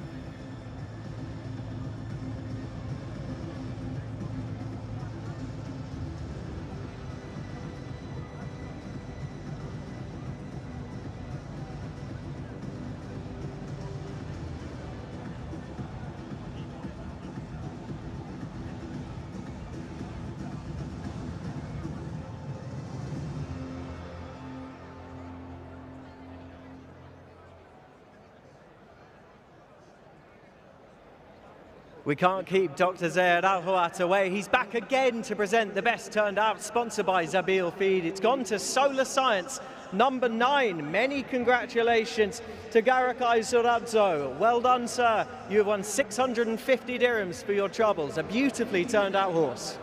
Thank you.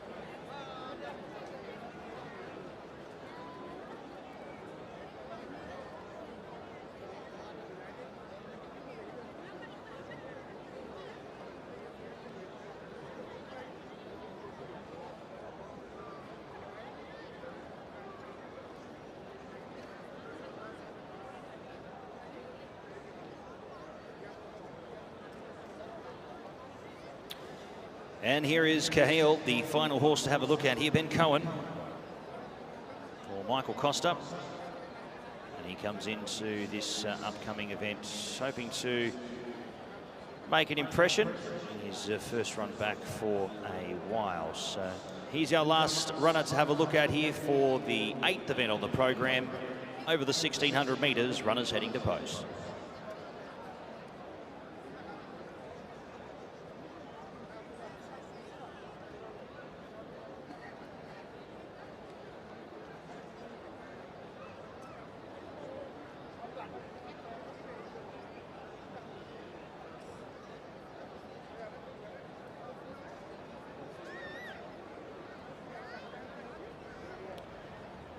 There is Al Jadaf in winning form recently, and I'm sure Connections will be hoping that he might be able to do so again.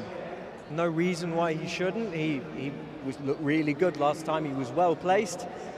He will need to improve. This is the Dubai World Cup Carnival we're talking about. Once you go up a grade, you are racing against much better horses, but he just might have more to offer. I'd be surprised if he didn't. And Connor Beasley riding the crest of a wave at the moment in the domestic UAE season. He'll be hoping it carries on here for Ahmed bin Hamash as well, who's had a good start to the campaign as well. His chances fairly clear for all to see. Let's have a look at who's in opposition.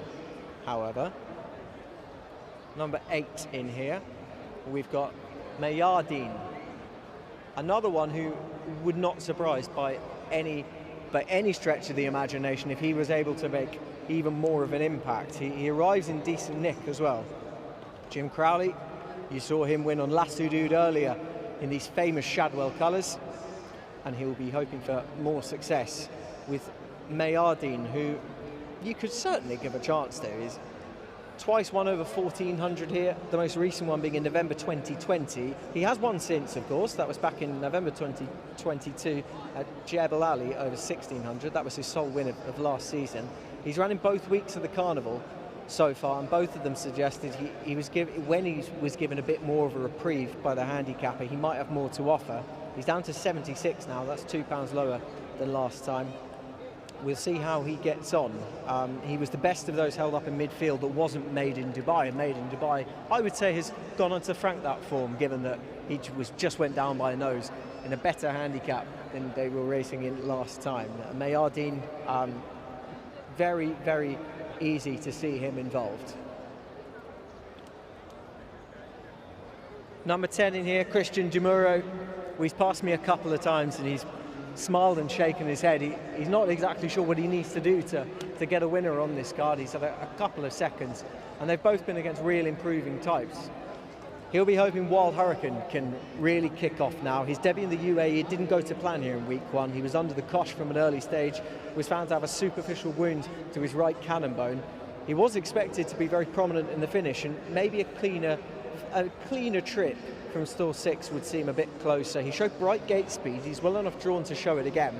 I thought he'd be at least close up under Christian Demuro, should he want to do that. We'll see exactly what this international superstar of a jockey will offer on Wild Hurricane. He's in good heart down at the start. Number 4, Cahill. We've been waiting for this 5-year-old gelding. It's one of the last to leave. Ben Cohen up for Salim bin Ghadai, Sheikh Ahmed bin Rashid Al Maktoum's Jebel Ali stables. 253 days ago, he put in his best performance yet. That was a next second in a big field at Abu Dhabi, and hinting he might just have a bit more to offer. That was Turt, this is Dirt. His runs on the surface haven't suggested he's as effective, but it's a new year, maybe a new him. But I don't think we've seen enough running on this surface to suggest he'll be as effective as he is on turf. He's also up a solitary pound for not winning, but the bin Ghadai horse who's really kicked into gear just a couple of weeks ago in week 2, and in a different set of circumstances, he'd be looking for a quick fire double. Number 2 in here, Al Maroon, the 5-year-old mare, Andrew Slattery up for Bupat Seymour. It's been Bupat's evening once again, hasn't it? And she can run a race over this course and distance. She broke a maiden here in November 2021. Amazing to think it's her sole win from 17 starts, given that she went close twice last year, once in November when reappearing and she went agonisingly close by failing to reel in Pitcher's Point by a nose. A solid effort in January. She's running both weeks of the Carnival, once over 1400, the other over 1600. She was fifth both times, not necessarily building on her solid enough reappearance when beaten just under 8 lengths. I thought she had a chance though if she could grab a spot from stall 9. He's a new face on the scene, Andrew Slatter. He rides very well in his native island, and this is sure to be a great learning experience for him, and it wouldn't be a surprise if he had winners along the way as well. So the loading process is just about to start. That was number 7, Maputo, Tiger Shea up for Bhupat Seema, who was just playing up a little bit in the paddock. I'm interested to see his demeanour. He's not too keen to go in first time, but I'd imagine the Stores handlers will win that battle. You've just seen a number 2, Al Maroon, and we've talked about her chances. And we will see how exactly they go on. There's the best turned out, Solar Science. Fascinating to see how he gets on his dirt debut and his second start for Mohamed Mardoud. Owner and trainer Lucas van Rensburg taking the ride. He's taking on proven rivals on the surface. That would be a slight concern, but trainer's very happy to let him take his chance. He said he trained on the dirt and showed enough to suggest that they should give him a go on it. Best of luck to him, best of luck to all concerned as we head up to Pat for the penultimate of 9 races on week 3. Thank you very much, Anthony. It's been a wonderful evening so far, and we have still a fair bit of excitement to go with 2 nice races as Howard Belady comes up into line. Wild Hurricane a little bit restless to the middle.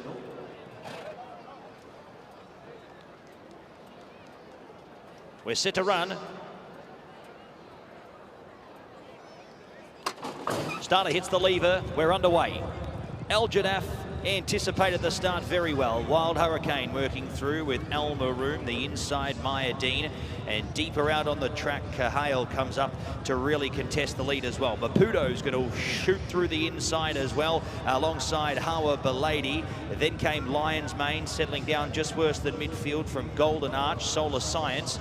And at the back of the field for company was Kingdom of Dreams and Magnificent McCool. So the pace is very good as they make their way in search of the 1,000 metres, and taking over, shooting through the inside, Hawa Belady to go up and take up the lead. Maputo holds the inside, Wild Hurricane third and 3 wide from Al Jadaf. Al Maroon, Meydan, he gets the sit on them in behind. He'll just need some luck, Jim Crowley, as the race starts to transpire in 400 metres time. Cahill was next from Solar Science, Golden Arch. Then came Lion's Mane, followed by next in turn Kingdom of Dreams, and Magnificent McCool is the last one. So Maputo utilises the inside rail and goes up to a lead of a long neck. Hawa Belady still there for company. Al Jadaf's made a sustained run. In behind, Meydan, all dressed up, nowhere to go here. Extricating off the fence now is Crowley. From next in turn, Al Maroon. Then came Wild Hurricane. It's Al Jadaf who hits the lead though. Meydan down the outside, trying to pinch a minor placing here with Maputo and also Hawa Belady. But look at Al Jadaf. Al Jadaf puts 5 lengths on them very, very quickly, and it's another big win here at Meydan for our Friday night. Al Jadaf third up, gets his 2nd win for the season. Al Maroon second, third crossing over Lion's Mane from next in turn Meydan. Then came Golden Arch from Wild Hurricane. Then came Hawa Belady from Solar Science, Maputo, Halil. Then came crossing over there, second last and last, Kingdom of Dreams and Magnificent McCool. They didn't pass a horse in the run. So Connor Beasley picks up another win for the season with Al Jadaf for Ahmed bin Hamaj, 62 kilograms, no worries. Plenty of initiative in that run to begin that sustained run from about the 700 metres as they started to work their way down the side. And by the top of the straight, he had the leaders on toast and run away with it here in race number 8. Al Jadaf, impressive here at Meydan in the penultimate.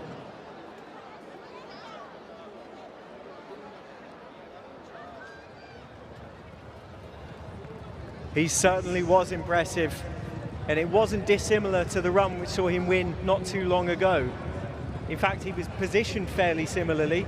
He's made a big move to try and put the race to bed, but unlike his previous reappearance, where he may still have needed the run to some extent, given he tied up a little bit in the closing stages when the race had already been won and, well, run and won, he's just kept going, Al Jadaf, and this is a horse on the up. very taking performance, not dissimilar to a few of them on tonight of the week 3 of the Carnival. I make that 20 winners for the UAE season for Connor Beasley. He's leading the Jockeys Championship and he's really taking it to the others. And this was a fine ride. It was actually, it all seemed like it went it was fairly simple for him. He was always in a good position. He travelled really well. And there's just a kick that he's able to give that left other rivals trailing in his wake. We mentioned before in the pre-parade ring, this is a horse who he took his time to find his feet. When he first came over here, he looks a completely different proposition now. If you look at his runs of last season, he was fancied to go close on his UA debut, on his first run since joining from Godolphin and Charlie Appleby. Things didn't quite work out for him, well they certainly are this year. That's 2 wins and a second on reappearance, and a close one at that, at Sharjah. And since being switched to Meydan, he has just taken off. We saw it our horse earlier in Colour Up, who won our feature, who just slowly rose up the grades and was able to make more of an impact. Well, this could be that kind of horse. Connor Beasley has ridden Al Jadaf to a 2nd victory in the Carnival. He won on week 1. He intimated there could be more to come, and wasn't there just. Al Jadaf takes our penultimate in fine fashion.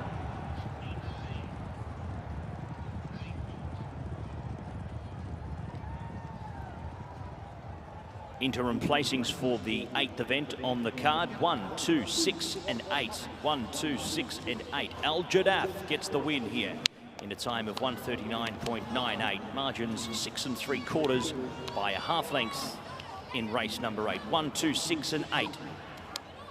Our unofficial placings.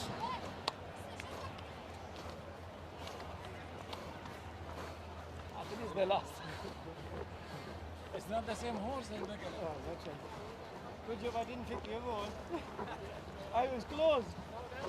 Yeah, right, well.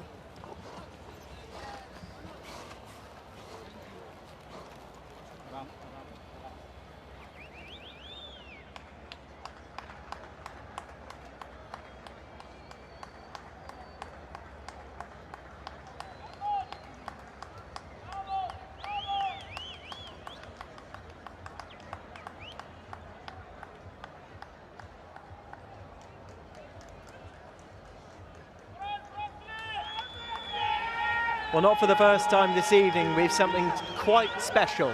Al Jadaf, who has won, he won in week 1, he's now won in week 3, and he's probably not done yet. He absolutely bolts up in our penultimate handicap under Connor Beasley.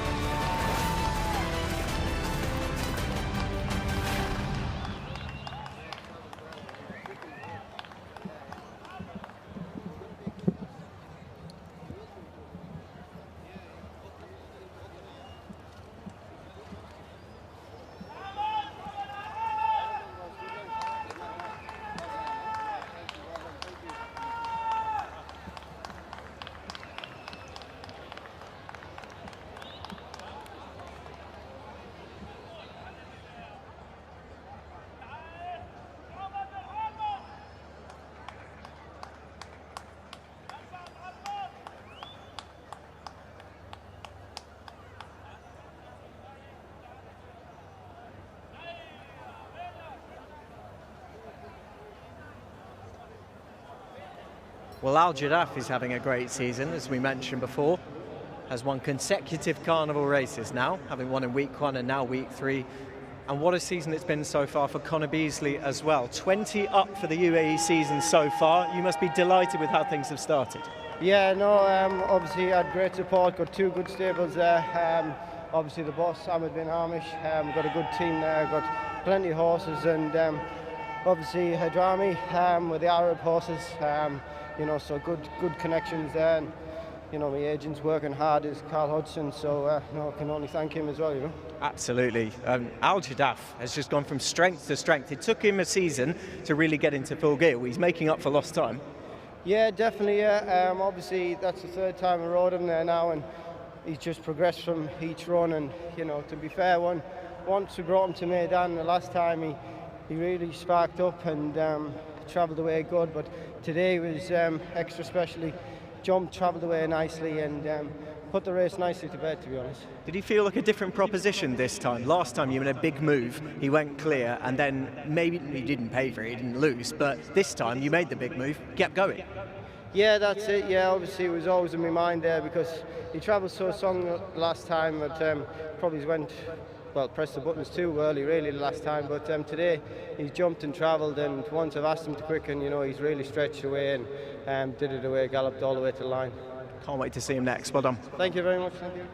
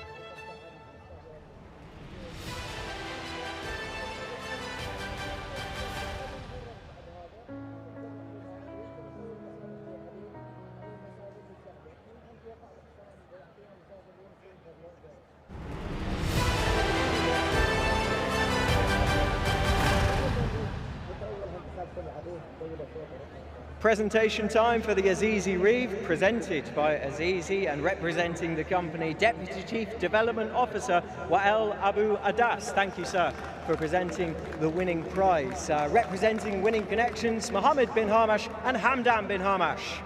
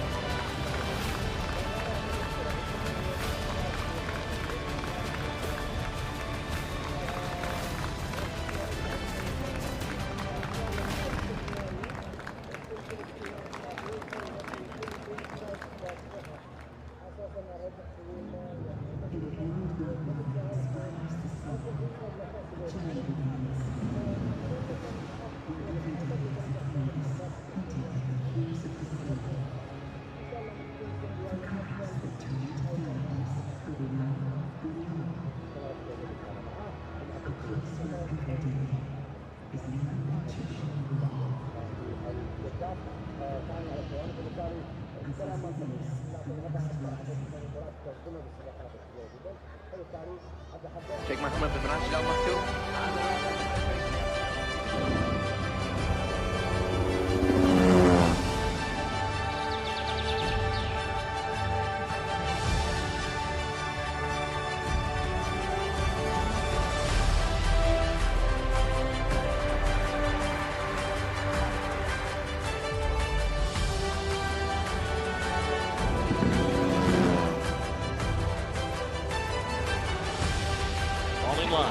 Ready from the start.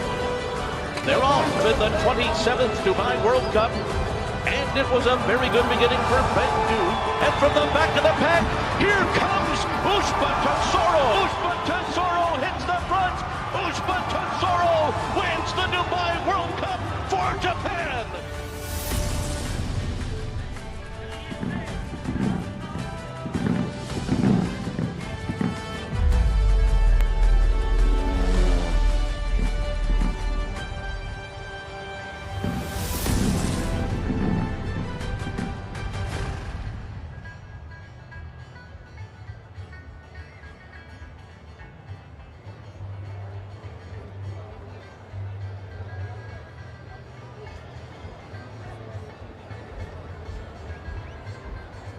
For the fourth and final time, it's faces at the races. There's been 3 opportunities so far, and I like to think it's almost been something of a rising crescendo. They've got better with each one. We're going to make it the best one for last. The fourth and final time.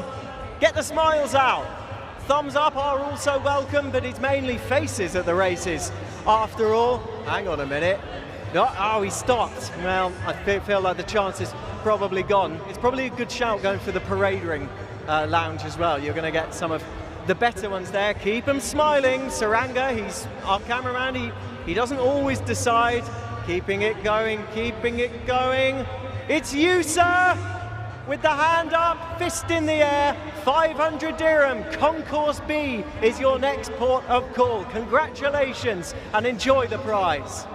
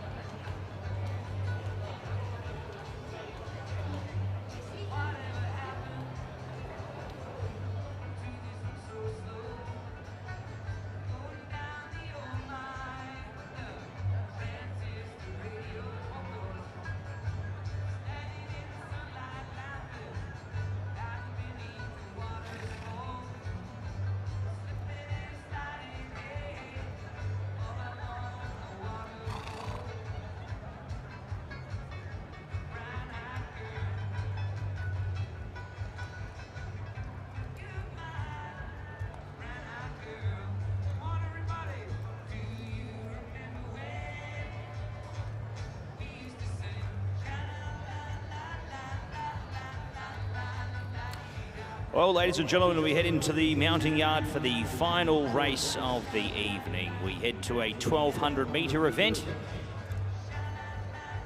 We do have a field of 10 runners heading to the post. Let's kick off with our first horse, and that is number 1, right up the top of the order. And he goes by the name of Hyde Park. So we've seen him twice so far this season, once at Jebel Ali, once at Meydan. He was good at Jebel Ali, ran third there on that occasion. He's still been beaten away on both starts. He would need to improve, but he does have some good wins to his name here at Meydan on both surfaces. And a good performance from him certainly wouldn't shock. He'll be on speed. Number 2, Naya. Doug Watson took out the feature along with Sam Hitchcock, who was also on board there in the listed event. We've got this 3-year-old colt here by Munnings, who's had the 1 run for 5th. He was in behind Mozahim that day, but gets out onto the Meydan surface here. And hopefully we can see him run a decent race at the moment. 5 starts for only a second. But one you've got to give a fair bit of respect to here is Naya. Number 3 is Tarkid for Ben Cohen and Michael Costa.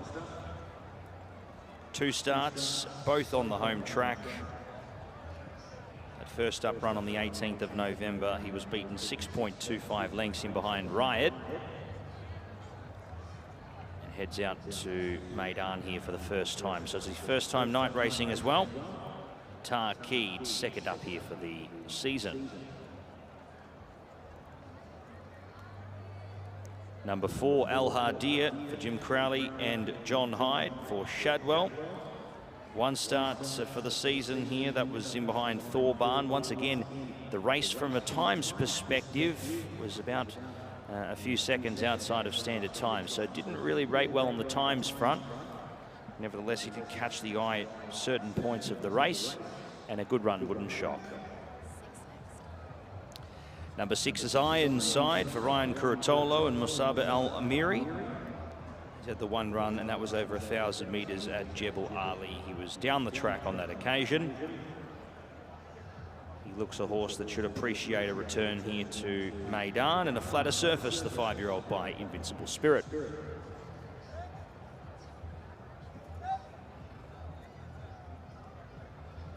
Number 7 is Private Signal for Patrick Cosgrave and Bupat Sima for the Suited and Booted Racing Syndicate, who have already had success with Mendelssohn Bay at Meydan this season. They have the 4-year-old gelding here by See the Stars, and you'd say he'd be working his way back towards some turf racing down the track. He's had the 2 runs on dirt and yet to run in the money.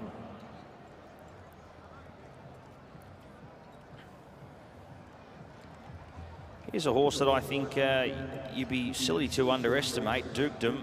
He's a 4-year-old by Dabawi. James Doyle rides for Bupat Sima and Mr. Muhammad Khalil Ahmed. He should sit handy in the run here, and his run at Jebel Ali was better than the margins suggest. He wasn't in the right part of the track that day, and I think back to Meydan, with that run under the belt, he should be running a cheeky race here, Dukedom.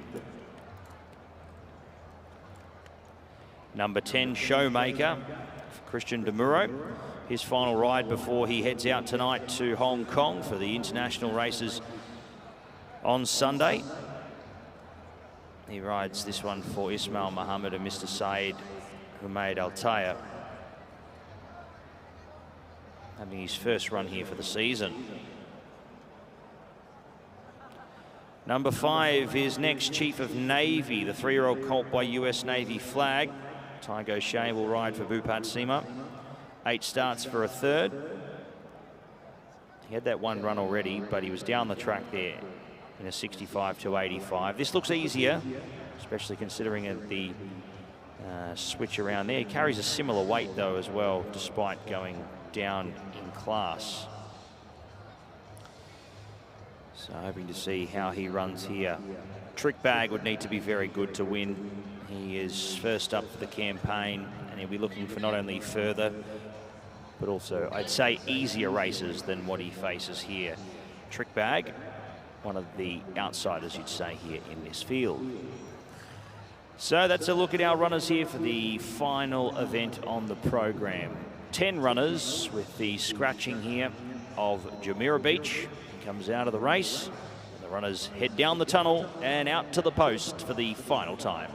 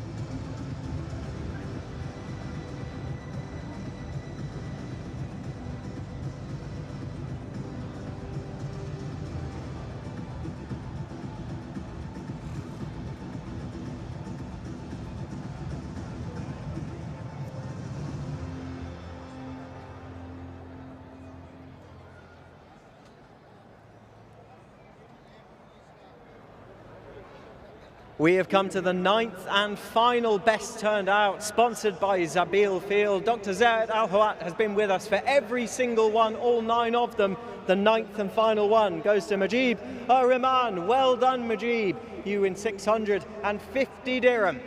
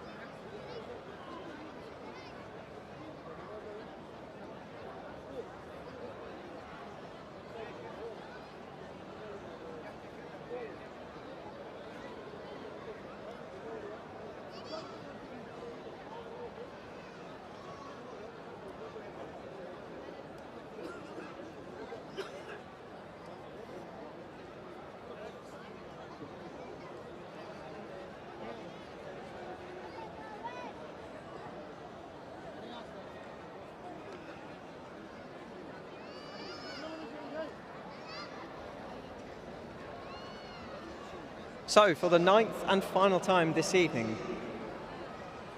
they are about to kick off. In the Beach Oasis by Azizi, presented by Azizi, handicap 1,200 metres is the trip. And a tricky finale once again. We've seen some great performances. Here's hoping that the 9th and final race can live up to the billing. Very much so. There in shot, you all recognise those colours. They've been good tonight. Lasso Dude, winning really impressively. Always felt like an inevitability. And this is Al Hadir, number 4. Jim Crowley looking for a double on the card. John Hyde, the trainer. Shadwell, the owners. He ground out a second career success over the 1,000-metre trip at Allain in March. His reappearance here in week 2 wasn't such a bad effort, considering he was caught wide from stall 10. He was running on. He's not much better drawn tonight.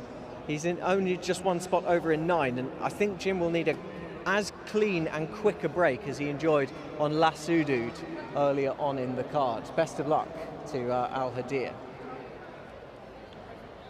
Number 2, Nair. I like this horse. Sam Hitchcock once again picking up the ride for Doug Watson for Vaibhav Shah. He is unexposed to some degree. This is just his 6th career outing. I think better was expected than he showed last time over the 1,000.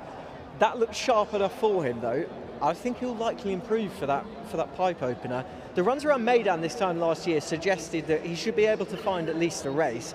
He's competitively weighted off his current handicap mark as well. He's also well drawn in stall 3. He should be able to sit close to the pace and be in a good spot. Sam Hitchcock and Doug, they had to overcome some level of adversity with colour up. They'll be hoping that the 1,200 metre trip once again proves lucky to them.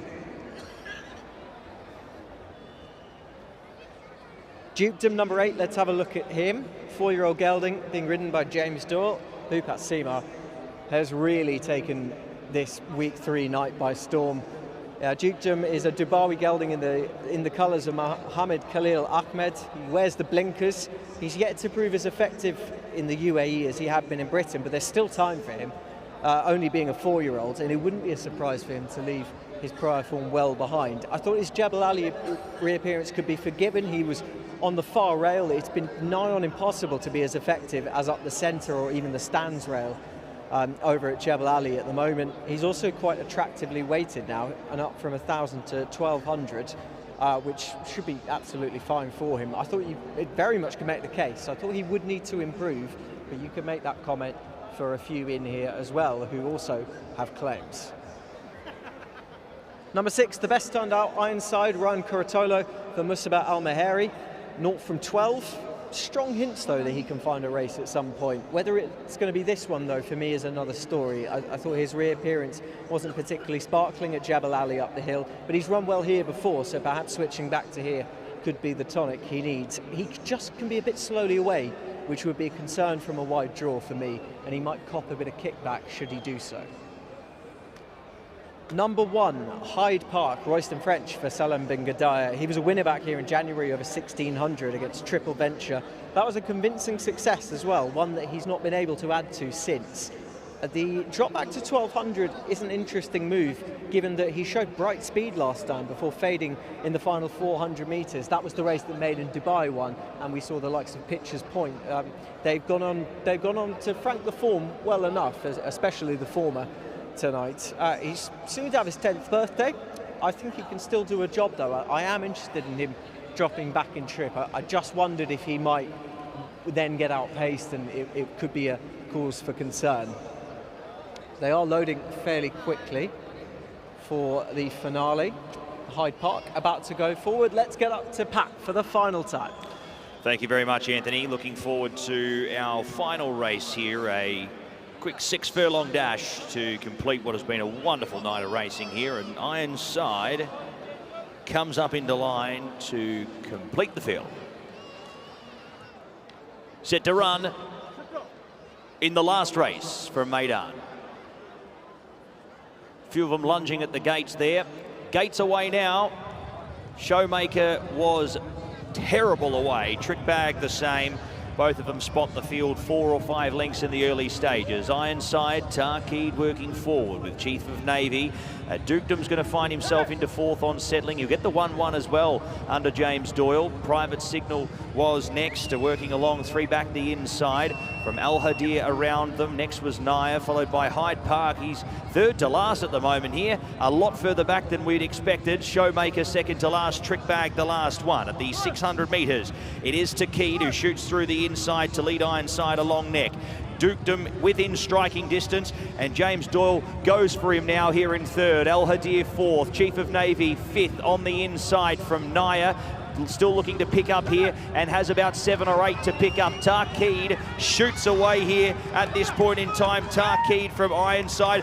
Dukedom down the outside, trying to make late impressions with Naya, but it is all Tarkeed. Tarkeed in the final stages will take the last. Tarkeed from into 2nd, Naya and Showmaker up the rail for 3rd, but Tarkeed another big distance winner here at Meydan this evening. And Michael Costa on the board in the last. Naya 2nd, Showmaker 3rd, Dukedom 4th, and Ironside was 5th, followed by Al Hadir. Hyde Park was unfortunately a slow getaway, saw him ridden in reverse today. Chief Navy was next from Private Signal, and Trick Bag was last home. Tarkeed off the rating of 75 at the 62 kilos. Too good here under Ben Cohen. And these famous colours strike in the final race of the evening. Tarkeed, the 5-year-old by Hard Spun. It's Michael Costa a winner here, and another one for the premiership here. Obviously Bupat Sima very strong here this evening. He's been able to pick up a few. So Michael Costa claws one back in the last. And Ben Cohen on the board.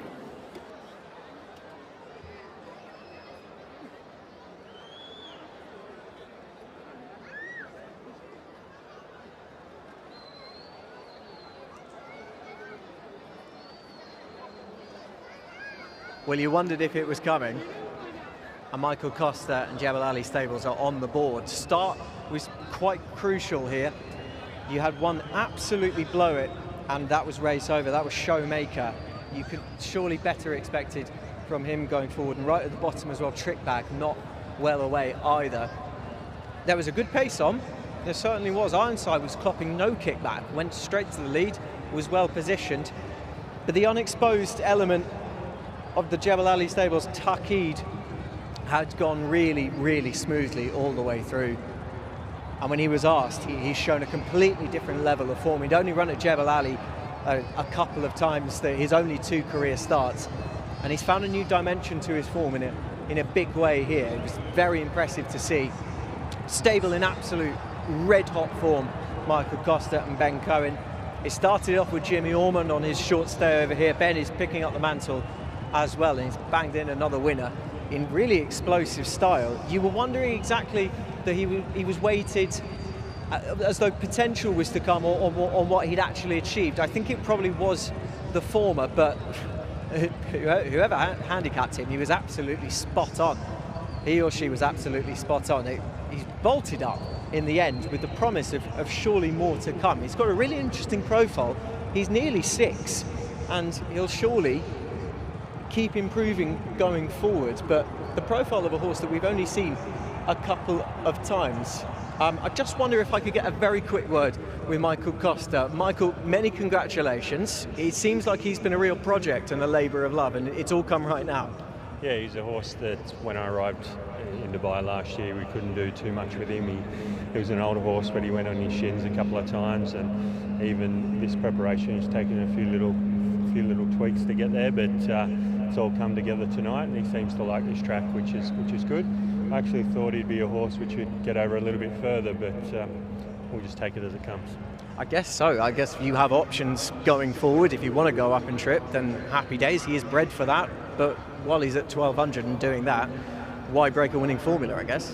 No, that's exactly right. You race them where they can win, and obviously the conditions book and the handicapper plays a vital part in the selection process. So we'll see if he pulls up and see if there's another race in close realm of things in the coming weeks. I've always assumed that trainers are never unhappy to talk about great runs of form. When things have started off so brilliantly, you must be delighted with how things have started.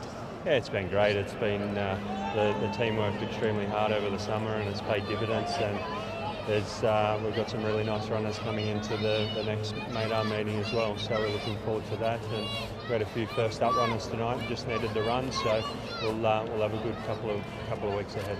Plenty to look forward to. Well done. Thank you. Cheers.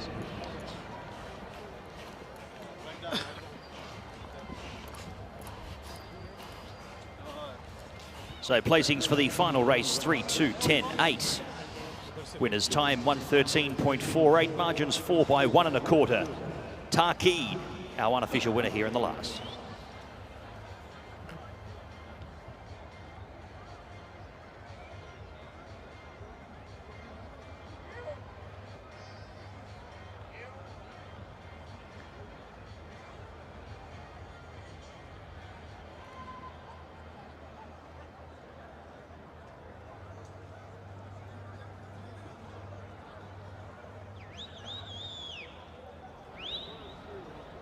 The 9th and final winner of week 3 of the Dubai World Cup Carnival is Tarkid. He's, as by his trainer's own admission, a labour of love. It's all come right now. Put your hands together for Tarkid.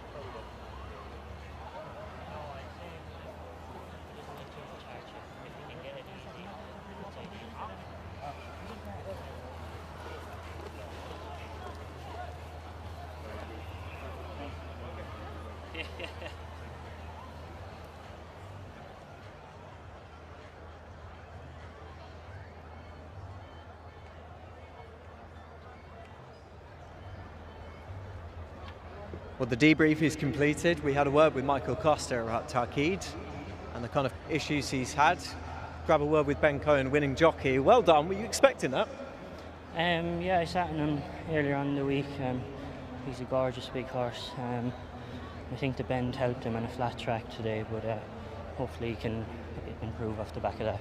Absolutely. He's the kind that most of us back in the UK, when we follow racing, it's rare to see a horse making his handicap debut at 5, having only had 2 starts coming into this. There should be more to come from him, shouldn't there?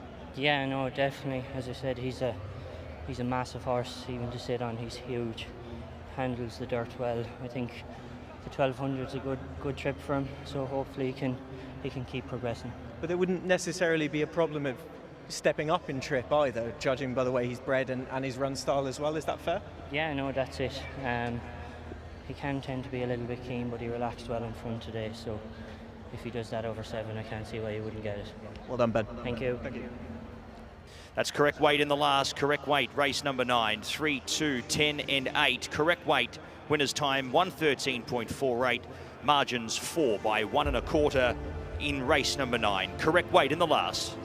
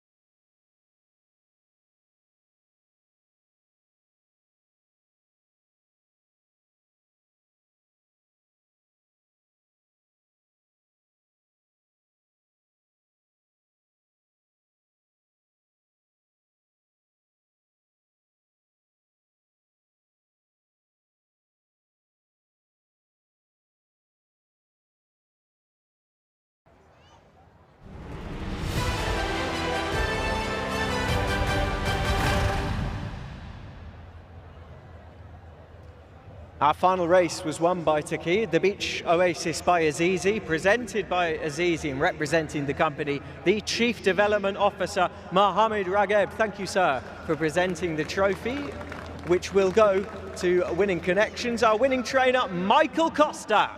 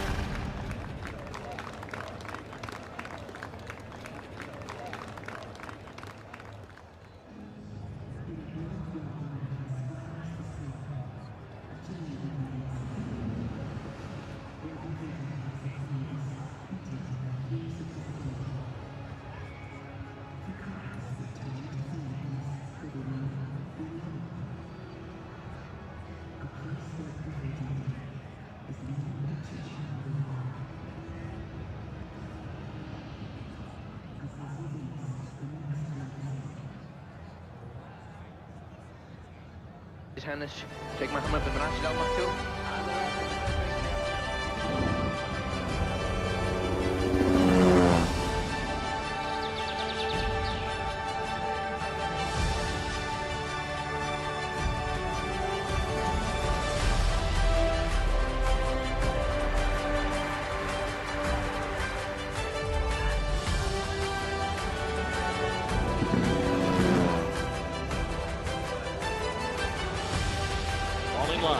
Ready for the start. They're off in the 27th Dubai World Cup. And it was a very good beginning for Bendu. And from the back of the pack, here comes Ushba Tesoro. Ushba Tesoro hits the front. Ushba Tesoro wins the Dubai World Cup for Japan.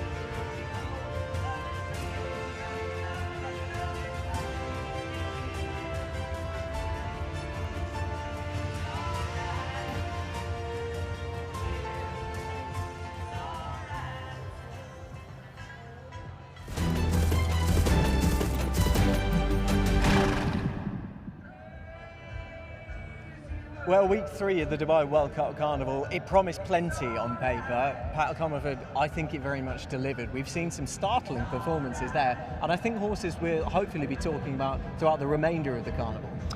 Yeah, it's been one of those nights, hasn't it? Whether we've uncovered a couple of horses that probably needed that first run and have come out here, and as we see all the time, Anthony, on dirt, that first run might not show you much, but the amount that they learn from that run can send them up to another level.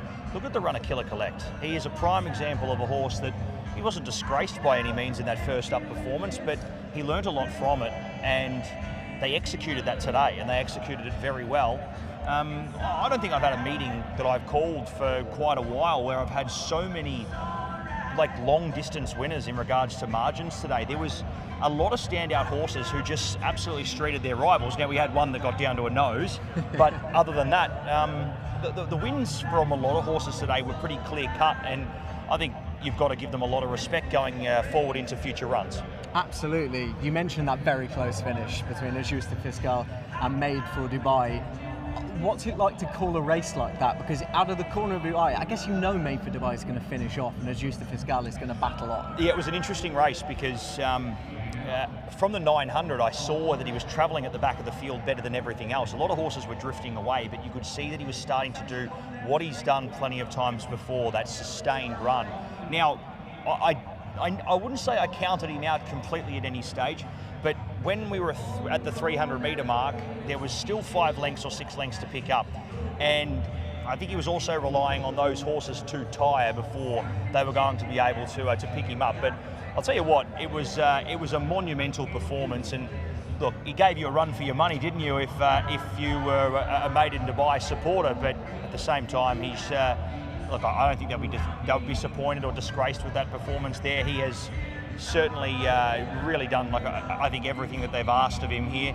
And look, I think it's great to see a horse like Ajuste Fiscal, who probably hasn't got as much racing left in him as Made in Dubai does, to be running as well as he has at 7 and be able to still pick up a win in his 4th carnival here in the UAE. I just like to think he's going to go on forever, though. I like to think even as a 12-year-old, even as they get to the age limit that they have in the UAE, that he's still going to be knocking about. Maybe. He's a very tough, gritty horse. Well, we hope to see these horses continue on. Funnily enough, I've seen multiple places around the world that, you know, before COVID, there was a lot of jurisdictions that were, I guess, horses that get to that point at 8 or 9 where, you know, that's the end of their career and that's the time, whether they still have a few seasons left in them. But you've got to remember, for a lot of these stables, these horses, these older horses, these older sound horses have been like the rice bowls for these stables through COVID, through these times where it was very hard to get owners and very hard to get horses. I saw horses in Singapore where I was racing before, racing well into 12 or 13 years old. 10 years ago, you would never have seen that in Southeast Asia, let alone anywhere. So it just goes to show that, you know, these older horses, if you keep them sound, you keep them happy, they can keep winning for you.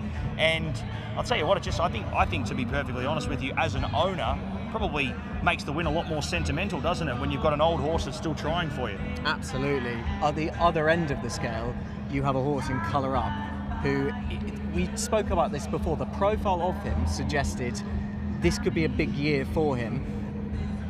He needed to strut his stuff realistically in a race like the Al Dahoud Sprint listed level if he's going to be taking in group races.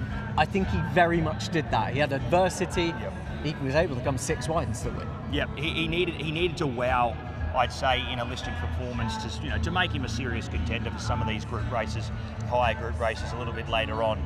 And as you said, for him to sit 4-5 deep the entire way, I guess the confidence as well. Sam Hitchcock knew what he had under the hood, and through the middle stages of the races, there wasn't any panic from him to try and find a better position in running. He let the horse settle, and despite being wide, let him get into his rhythm, and it proved to be a winning factor in the end of the race. So, yeah, he's a horse that I think has, yes, he's won a listed race, but I think he's won a listed race better than, you know, most listed races or listed winners do. So, you know, that's going to give us the tick of the approval, I guess, from a form line perspective, to give him a lot more credit when we get into these bigger races later on in the season. Absolutely. Very much looking forward to them. What was your highlight of the evening? You got 9 choices. It actually, in some ways, is quite hard to pick just the one. I'll let you have 2. Yeah, look, I think Killer Collect's win was quite outstanding, to be perfectly honest. I thought he went really good, and for great people like the Burks, who have you know, invested in racing here for a while, and you know, obviously good clients of the stables that they support. So great to see Killer Collect go on and win. And look, Fiscal holding on the way that he did. I liked that race for 2 reasons. Just a Fiscal winning, and also the fact that the run of Made in Dubai was astronomical, and yeah, probably it's going to be one of the better losing rides you'll see for a pretty long time. So commiserations to them, but I think he's going to be in the winner's circle a couple more times this season. Absolutely. I'm looking forward to seeing where Al Jadaf manages to end up come Carnival end, because like a few of them, and it can happen out here, you just need a season to acclimatise and really immerse yourself in the racing, he's very much doing that now, and I think he could go fairly far. Well, Anthony, it's been an absolute pleasure having you along this week. Hopefully not the final time we'll see you in Dubai this season, but you've done a wonderful job, and thanks for joining the team. Thank you very much, Pat. I would imagine it would be the final time. There's 3 names in there who are gonna, well, I'd have to pry it out of their cold dead hands to be able to get back. As it should be, it's a fantastic gig, a wonderful week 3 as well. But we're not done yet. 2 weeks from today, Festive Friday. I'm sure you're looking forward to Festive Friday. It's going to be a great meeting, and the first of, I guess, many, these big feature days that we're going to have right the way through the new year here in Meydan. So very much looking forward to it, and the dash is certainly one of the highlights of it that we'll have to see in 2 weeks' time. Well, that's going to be almost a springboard race like the Al Gahoud, you would imagine. Horses reappearing in there who we're hoping to see a little bit more of. Of course, it's a rejig carnival this year, and different races happening at different times. Round 1 of the Al Maktoum Challenge is happening. You're seeing Algiers there. He went on to win round 2 thereafter as well, and then he ran an absolute blinder in the biggest one of them all, the Dubai World Cup, to be run down by Ushba Tesoro. And of course, you've got the Al Rashidiyah, new date for that. It's a race that Godolphin always have a strong presence. As you can see there, I can see 3 horses there, all of them wearing the Godolphin blue. Last year was no different. So what else have you got to look forward to? We kick it off with the Earthajal Dubai Dash over the 1,000-metre trips, 1,600-metre dirt handicap thereafter. The Business Bay Challenge, always competitive, 1,400 metres on the turf. Race 4, a 1,400-metre dirt handicap. 1,600 metres for the Al Maktoum Challenge round 1, over the mile, race 5. That's the midpoint of the card. The Al Rashidiyah over 1,800 metres on the turf. The Ensar, of course, 1,900 metres on the dirt. The Dubai Racing Club Classic over 2,410 metres for the middle distance ones, and then the Al Maktoum Challenge round 1, 1,600 metres and race 9. It's 9 from here on in, and I've enjoyed every second of the 9 race card. Pat, thanks very much for joining me. Thank you very much, Anthony, and yeah, bring on turf racing in a couple of weeks.